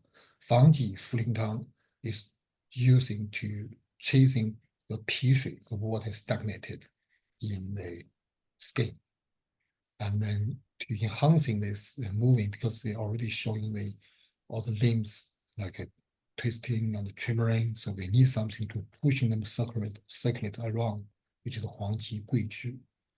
And the 甘草 in helping the 桂枝, and the 甘草 helps the 黄芪 as well. So 甘草, although the sounds not important, because a lot of symptoms not really need 甘草, but 甘草 in here can balance the formula and also stabilize the middle and help the 桂枝 maintain or strengthen the heart yang, and help the 黄芪 to strengthen the spleen qi. So it's very good. And also in Chinese, in the modern medicine, in the Chinese medicine, showing 甘草 itself can, particularly 甘草 show the root of the tip of the 甘草 show, also able to help the water metabolism too. So actually, all these 5 herbs, all kind of involve with certain sections of water metabolism. And they all kind of, particularly the 黄芪, 桂枝, they all kind of, and 防己, they all kind of go into the channels, clearing the relatively shallower blockage of the water. So it's 防己黄芪茯苓汤, and try to compare with 防己茯苓汤 with 防己黄芪汤. You can find out why they're using it so differently. With 风水, with the Professor Chen, yeah. how long can you give Quan Chi for before you might get yin exhaustion, or you have to just keep watching out for it? Yeah. But surely you don't want to wait till they have yin exhaustion. If you found the tongues became too red or slimmer, you need to consider to reduce or stop. 黄芪, Is that about a month or a week or 3 months? Yeah, months is not a problem. Depends on the person, I suppose. Depends on the person. But if someone's pose, for example, someone's tongue picture, if there's really, if the pose already rapid, for example, if the tongue is very pointed and slim, I normally not consider use 黄芪. But if the tongue is very swollen, plumped, and pale, and whatever, 黄芪 definitely can use.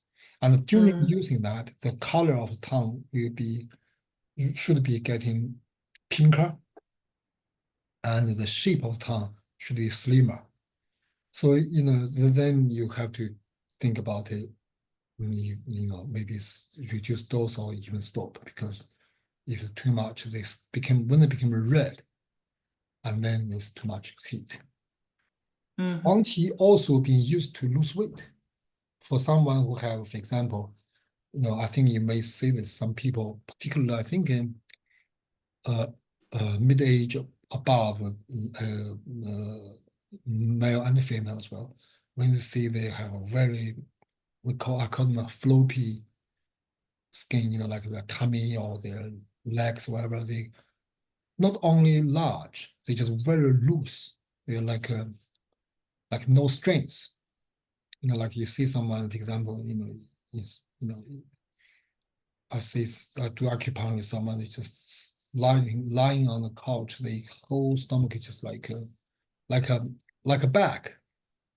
For that, Huang Qi is suitable. Flabby. Flabby? Sorry, what's it called? Flooded? Flabby. Flab. Flapping, yeah, flapping, yeah. As I call them, I found a word. I used to search a word called flap or floating. I can't, just like very loose. No, Floppy. the flopping, yeah, flopping. Exactly, that's what the words I searched. Flopping sensations, and then normally occasionally we have organs, prolapse, whatever. Huang Qi is good for that.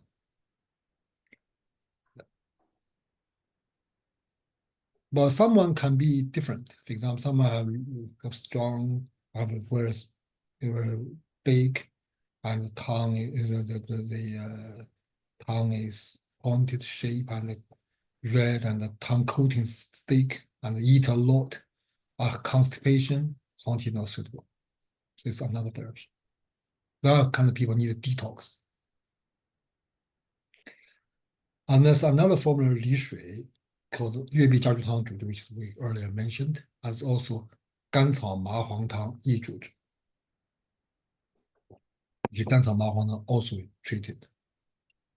So Li Shui, 月碧加猪汤 exactly that we mentioned before, so it's nothing to more to talk about. And then the 甘草麻黄汤益煮汁, 甘草麻黄汤 able to do exactly the same thing. 甘草麻黄 only 2 herbs, it's 甘草 and 麻黄. So we see the whole idea of the get rid of the water is by open the pores and stabilizing the earth elements.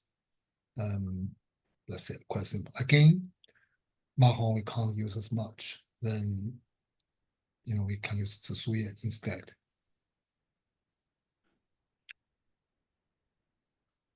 And the 26th is I don't think we can finish today. I think it's a bit struggle. But this chapter is really big one.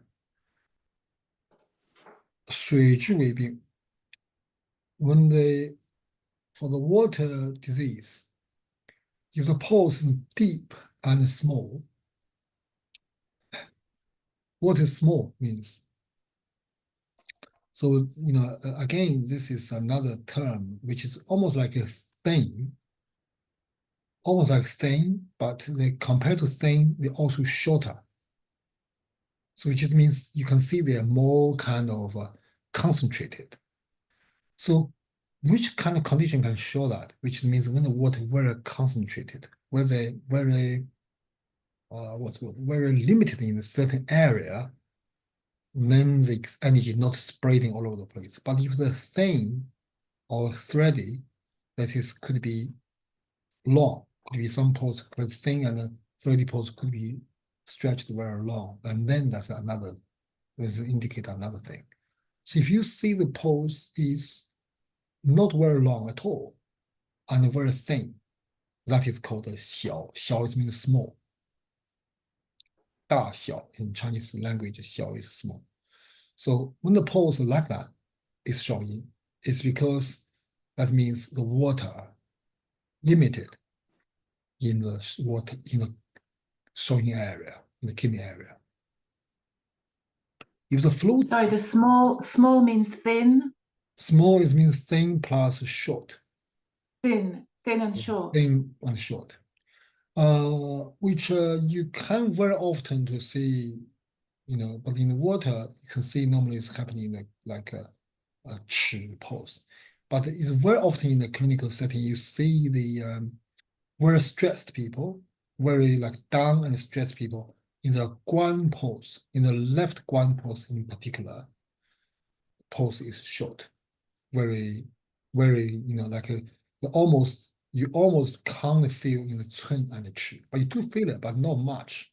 So someone's pose after beyond your 3 fingers, so the particular lower part, they can reach much further. You push down, you feel palpating down and down, you still feel it. But someone's pose only in the middle finger, you feel all of them, and then the fourth figure, you can't even feel it much. You don't feel it full. That is called short. The pose is impact. which in stressed and depressed people, particularly stressed people, very often can see that. And that means the energy being compacted, either being strangled or not able to reach far, which is the questions or pathogenic factors is concentrated in a limited area. Those kind of conditions, Chinese medicine believe that is the water is belong to Shaoyin. And the floating is wind. And if there's no water, but just feel swollen, that is caused by qi. So we also have a qi zhang. So we see some people, for example, just a moment we say the swollen feelings, all of the body swelling, is the patient feeling or is the water we can really find out. Sometimes, there's nothing there, for example. They also feel swollen. So they also could be qi, could be energy. But with water, we should be able to find the pulse or wherever have something showing this water. For example, if they're sinking, if the pulse is small. But if they are massive, they are floating, and then they could be just by qi. If it's water stagnating there, and with floating pulse, for example, and by induced perspiration, it should be fine. So if it's sinking pulse, this need Ma Huang Fu Zi Tang. If it's floating pulse, then needs Xing Zi Tang. And the Ma Huang Fu Zi Tang is Ma Huang Gan Cao Fu Zi. Just a moment we talk about Ma Huang Tang, Gan Cao Ma Huang Tang is Gan Cao and Ma Huang. And the Ma Huang Fu Zi Tang is Ma Huang Gan Cao plus Fu Zi. So you can see particularly the three herbs, you can clearly tell what they are aiming to. So with the floating and the small, with the sinking and the small pulse, that means the yang energy is weak and the water energy is massively strong. So Ma Huang Fu Zi Tang just use Fu Zi to breaking the stagnated water, warming up, put more yang energy in it, and eliminate the cold energy, and use Ma Huang, open the pores, help the induce perspiration. So from help of the foods, then the yang energy gets through all of the body, and the fluid retention or water retention will disappear. That's what the Ma Huang Fu Tang is. It's basically by promoting the yang right from the inside to external, because the deep and the small pores is all the sign of yin, so concentrated yin. So it's almost like we're just against the disease nature directly, that's fine. So it's Ma Huang Fu Tang, it's very simple. Only trouble is we can't use it. Ma Huang can't use food, we can't use. So it's not much to talk about. But we know this can increase yang energy. So we can use acupuncture means we use mox bastions and whatever to do with it. And so that's it. And also, if it's a floating pulse, if the pulse is floating, we know that is we can't just drain it. So we use Xing Zi Tang. But what is Xing Zi Tang? We don't know because the original book, this part is missing.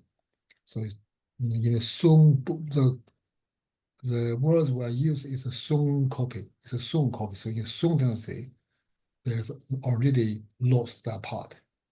So someone believe could be Ma Xing Shi Gan Tang. So could be Xing Tang, could be used Ma Xing Shi Gan Tang, which is used Ma Huang Xing Ren Shi Gou Gan Cao, which means still open the pores and also soothing the adjust the lung energy, so focus on the lungs, not focus on the lung and kidney. So Ma Huang Xing Ren Shi Gou Gan Cao.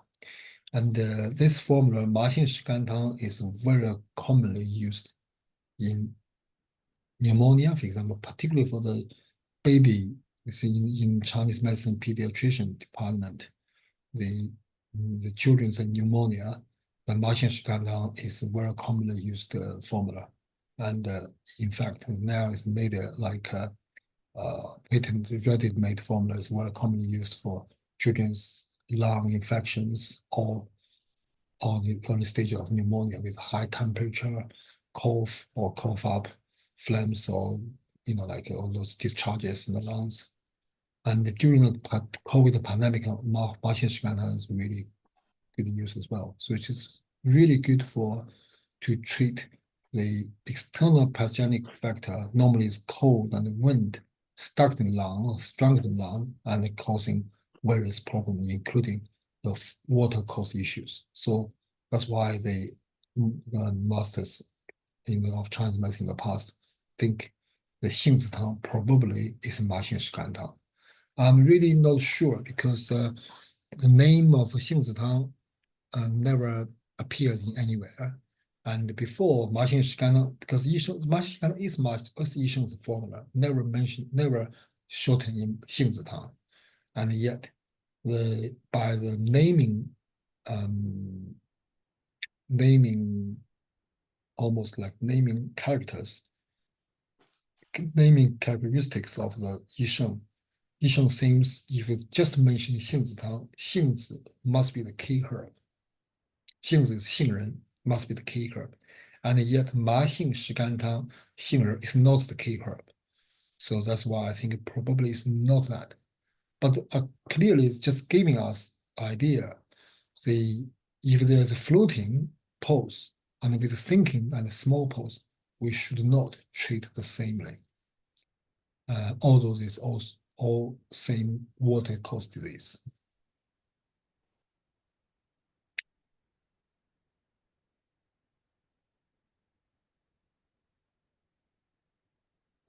Another line. Sorry. This Xingren actually, you said Xingzi, but is it? 杏子 is 杏仁. Yeah, it's the same, yeah. The same thing. Yeah.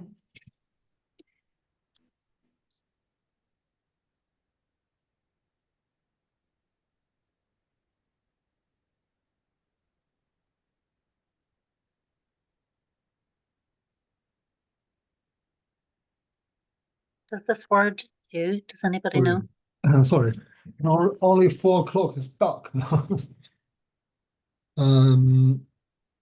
Yeah. So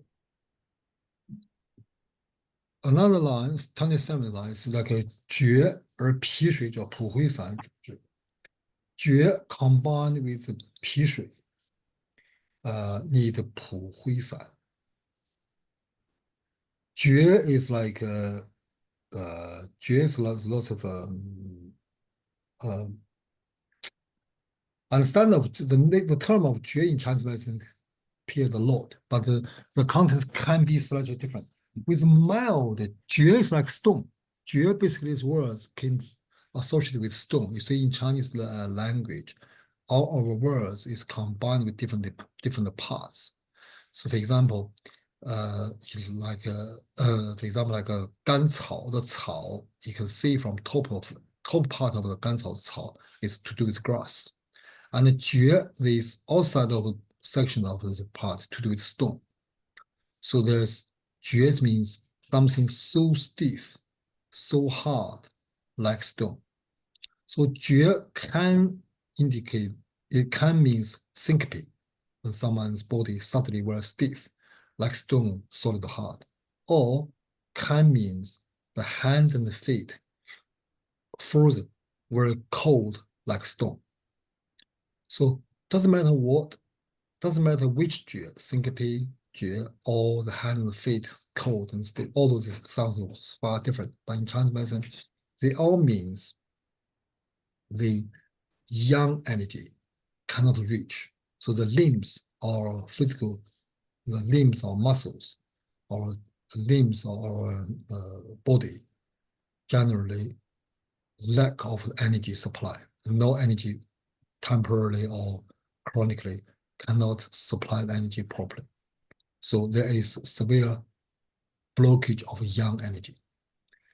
So if they have the frozen ice cold hand and feet, and also there is water in the skin, in the pitch under the skin, and maybe there's small movement or twist or whatever, obviously that means the water block the channel, causing the yang energy lost the issues. So we have the formulas treating these issues. We have already had a few formulas treating the problem. We can induce aspiration or whatever.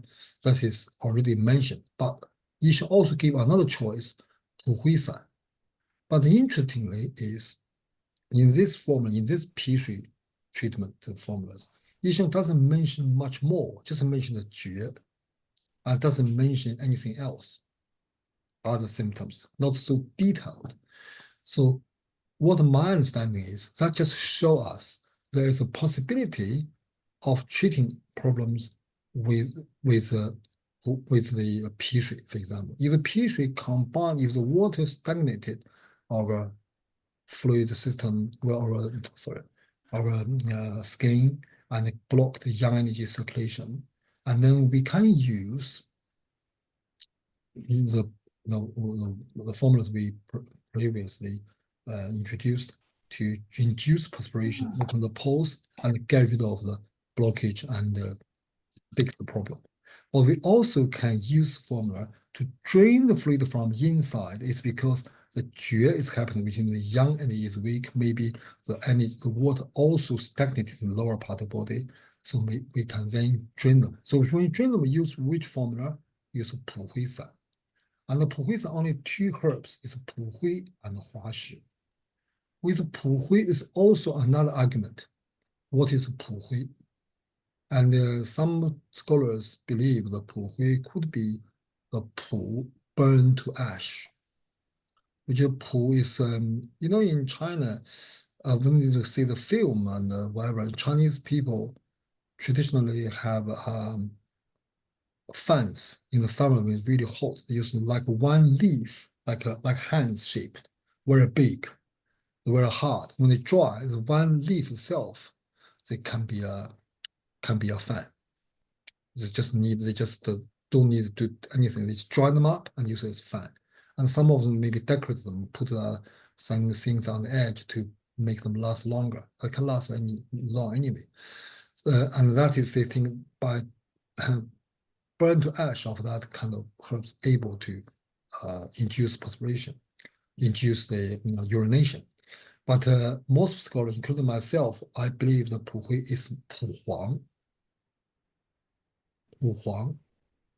普黄, we hasn't talked too much in the herbs. But 普黄 I use a lot.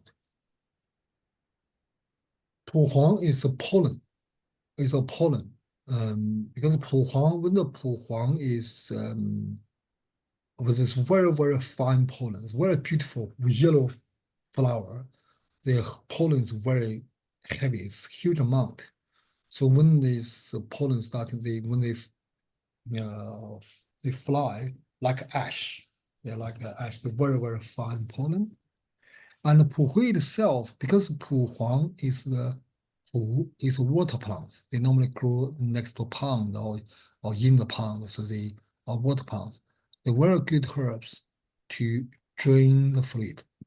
And also because 普黄 is pollen, so it's also able to go into much upper part of the body, and also 普黄 able to go into blood levels, and also going to good at to do with reproductive side. So reproductive system. So we often use 普黄 to treat menstrual issues, infertility issues, urinary issues, prostate issues, and all those kind of things can induce urination, so it can use as diuretic. And also because 普惠, that's what I mean, 普惠 is pollen, and in Chinese medicine, pollen is like a reproductive system, and also there is a flower in the higher part of the body. So the drainage of the water fluid, 普惠 can reach much further afield. So it's not only the lower part. And 华石 also is drainage herbs. 华石 is heavy. 华石 by grinding them, they can become very, very fine powder.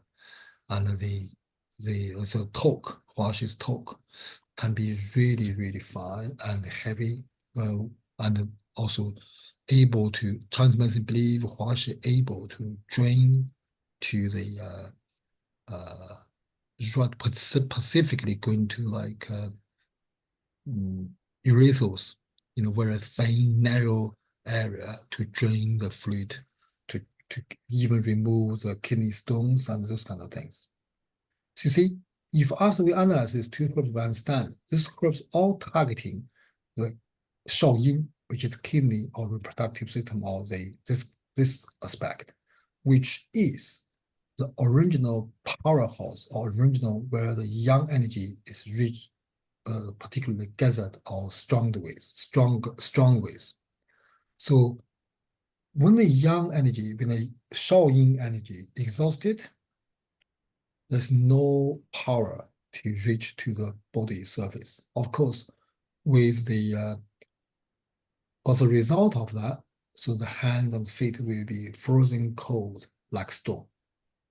And then, of course, the skin, the water could be stay in the yang place in the skin. And we know in the water itself, naturally should be stay in the lower part of the body.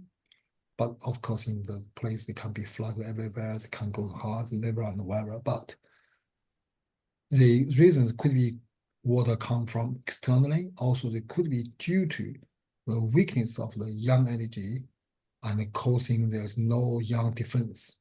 So we can either induce perspiration to get rid of them, or we can drain from inside, make this water from the right internally disappears. And then the yang energy will recover and be able to get rid of that. So that is Pu science about.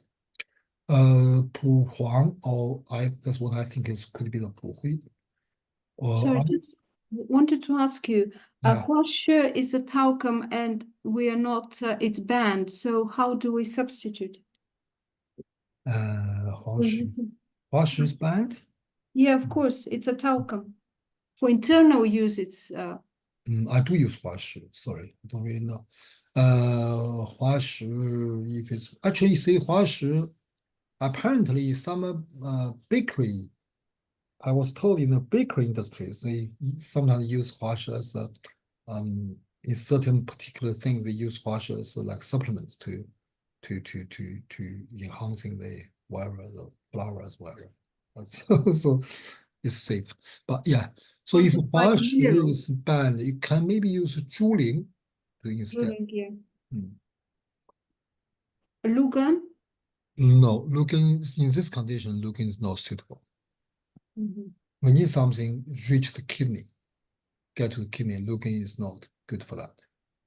And if somebody's lost their yang power, kidney yang power, would perspiration be okay? Because they'll be losing. I thought, it's quite drastic. No, if it's really, yang energy is weak, the perspiration, induced perspiration is wrong. And the Pu Hui San doesn't induce perspiration. I think that's what I want to see.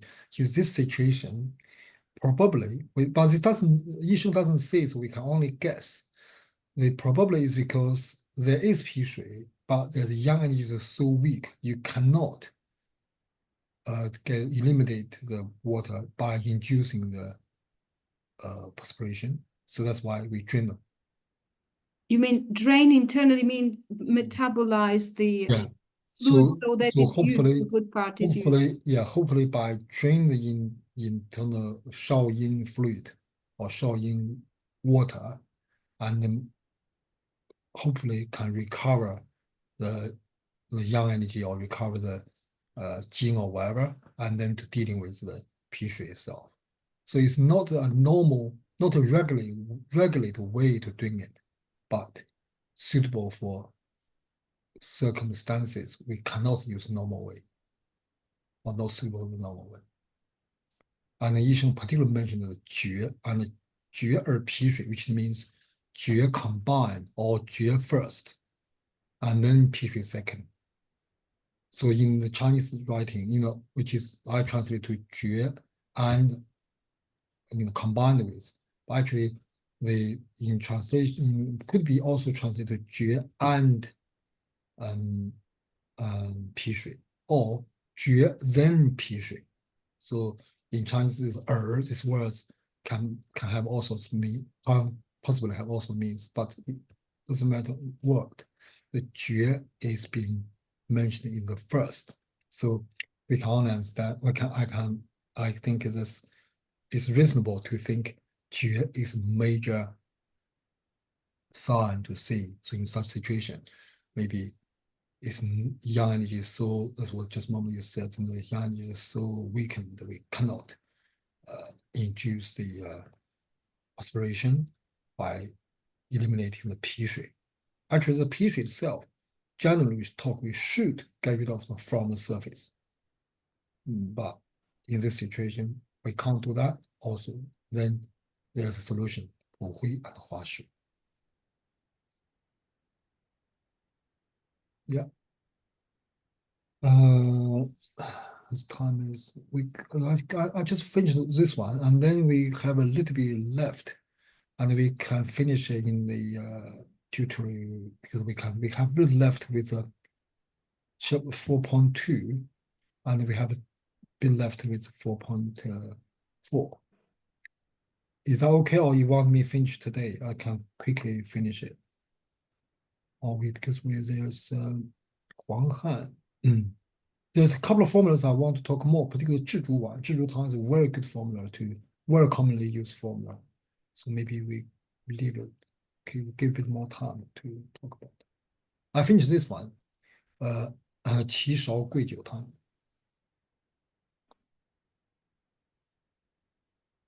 Huang Han is back.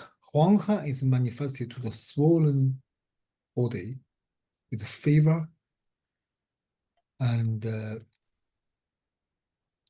with the swollen body, there's also another copy said it's a heavy body, but doesn't matter. It's a swollen body, fever, and then sweat and thirsty, like feng shui.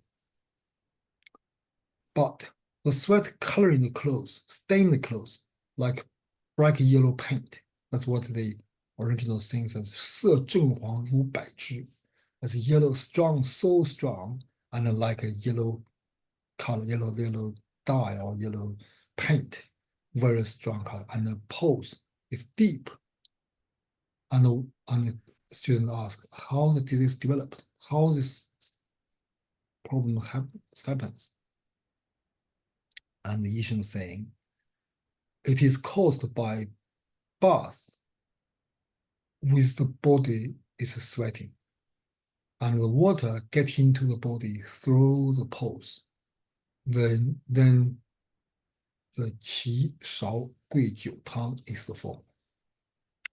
So Yisheng tell us the Huang Han, the yellow sweat.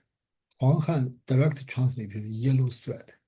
Yellow sweat is caused by the water getting into the pores, stagnate the pores.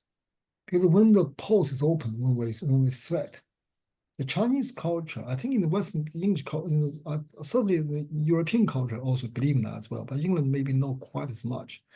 When we're sweating, we should avoid the wind and the cold. So we should, when we're going out to a cold area, wherever, we should wait in the body a bit dry, or we should wrap up properly to go out. Otherwise, very often we catch cold. The people will get sneeze or whatever. If they're strong, a couple of sneeze, no problem. Problem disappear. If they're not so strong, they could get cold, get fever. And if they're sweating, if they're sweating cold and they wash in the cold water, which is very often in the summer, for example, in the countryside, in the wild, it's so hot, so sweating, and people are so desperate to looking for the water. And then they jump into the spring water. In the old time, now maybe it's not allowed, but the spring water is so cold in the summer. And then the water gets through the pores into the deeper channel. Because we know in Chinese medicine, the pose is, the sweat is, pose is to do with the lung, obviously. But the sweat is deliberately connected with heart. In Chinese medicine, we know the heart is body fluid of heart. So the sweat is body fluid of heart. That's why the over sweating or sweating heavily is the sign of heart weakness. So when this coldness deliberately against the heart, and the heart is the yang of all of the body, then the damp or the water will stagnating in the heart and the lung. Do you remember the beginning when we talk about the Huang Han? It means that when the water stuck in the chest, and they cause in the Huang Han. That's why the armpits is where the closest or easiest way to release such a fluid. That's why the Huang Han is about. And also because if you think about it, when the water get into the heart channels, not channel, heart territories and the lungs, territories in the chest. And because there is heat, the heart is our body's king and also the engine. There's a heat there. Then the heat worked with water and they give the color of yellowish. Although this yellowish, normally yellow color in Chinese medicine always indicate the heat or excessiveness, but the nature itself, the root cause of the problem is water. That's why Yi in the very beginning talking about they have to be water natured characters. That's what we mentioned so many times. So in such a condition, when the symptoms like sweating and thirsty, and that's all because the body is fighting. The heat is fighting, almost like you pour the tea or water to the burning coal or burning charcoal, for example, you will see the steams and whatever. And these conditions, the qi shao gui jiu tang is this idea. This formula use 4 medicine, 3 herbs and 1 liquid. And huang qi shao yao gui zhi, gui shao qi. Huang qi we mentioned so many times, and also there is gui zhi shao yao. Just look into it. Gui zhi shao yao in the equal weight, 3 taels each. This sounds familiar, isn't it? It looks familiar. In the gui zhi tang, we learned before, earlier, 33233 is gui zhi tang's formula. And when I teaching about gui zhi tang, I mentioned before, the gui zhi and the shao yao in equal weight is the symbolic sign. This is a sign of gui zhi tang. So gui zhi tang, whenever the gui zhi and the shao yao in equal weight in the formula, that is the meaning of gui zhi tang. The meaning of gui zhi tang is adjust or harmonizing yin wei to make the yin wei harmony, because gui zhi and shao yao help yin and wei, the yin and yang of superficial resistance. By harmonizing them, we form gui zhi tang. So qi shao gui jiu tang, shao gui exactly the gui zhi tang formula. So and what gui zhi tang is for is consolidating or repairing the fence of the house, defense system. And so with that, it's really clear, isn't it? So with the formula of qi shao gui jiu, we use gui shao to rebuild the defense, because when the water and the cold water get through the pores while we are sweating to our system, the defense of these superficial resistance is broken. So we need to make them strong again. So gui shao is prepared to do such job. But of course, this is not only like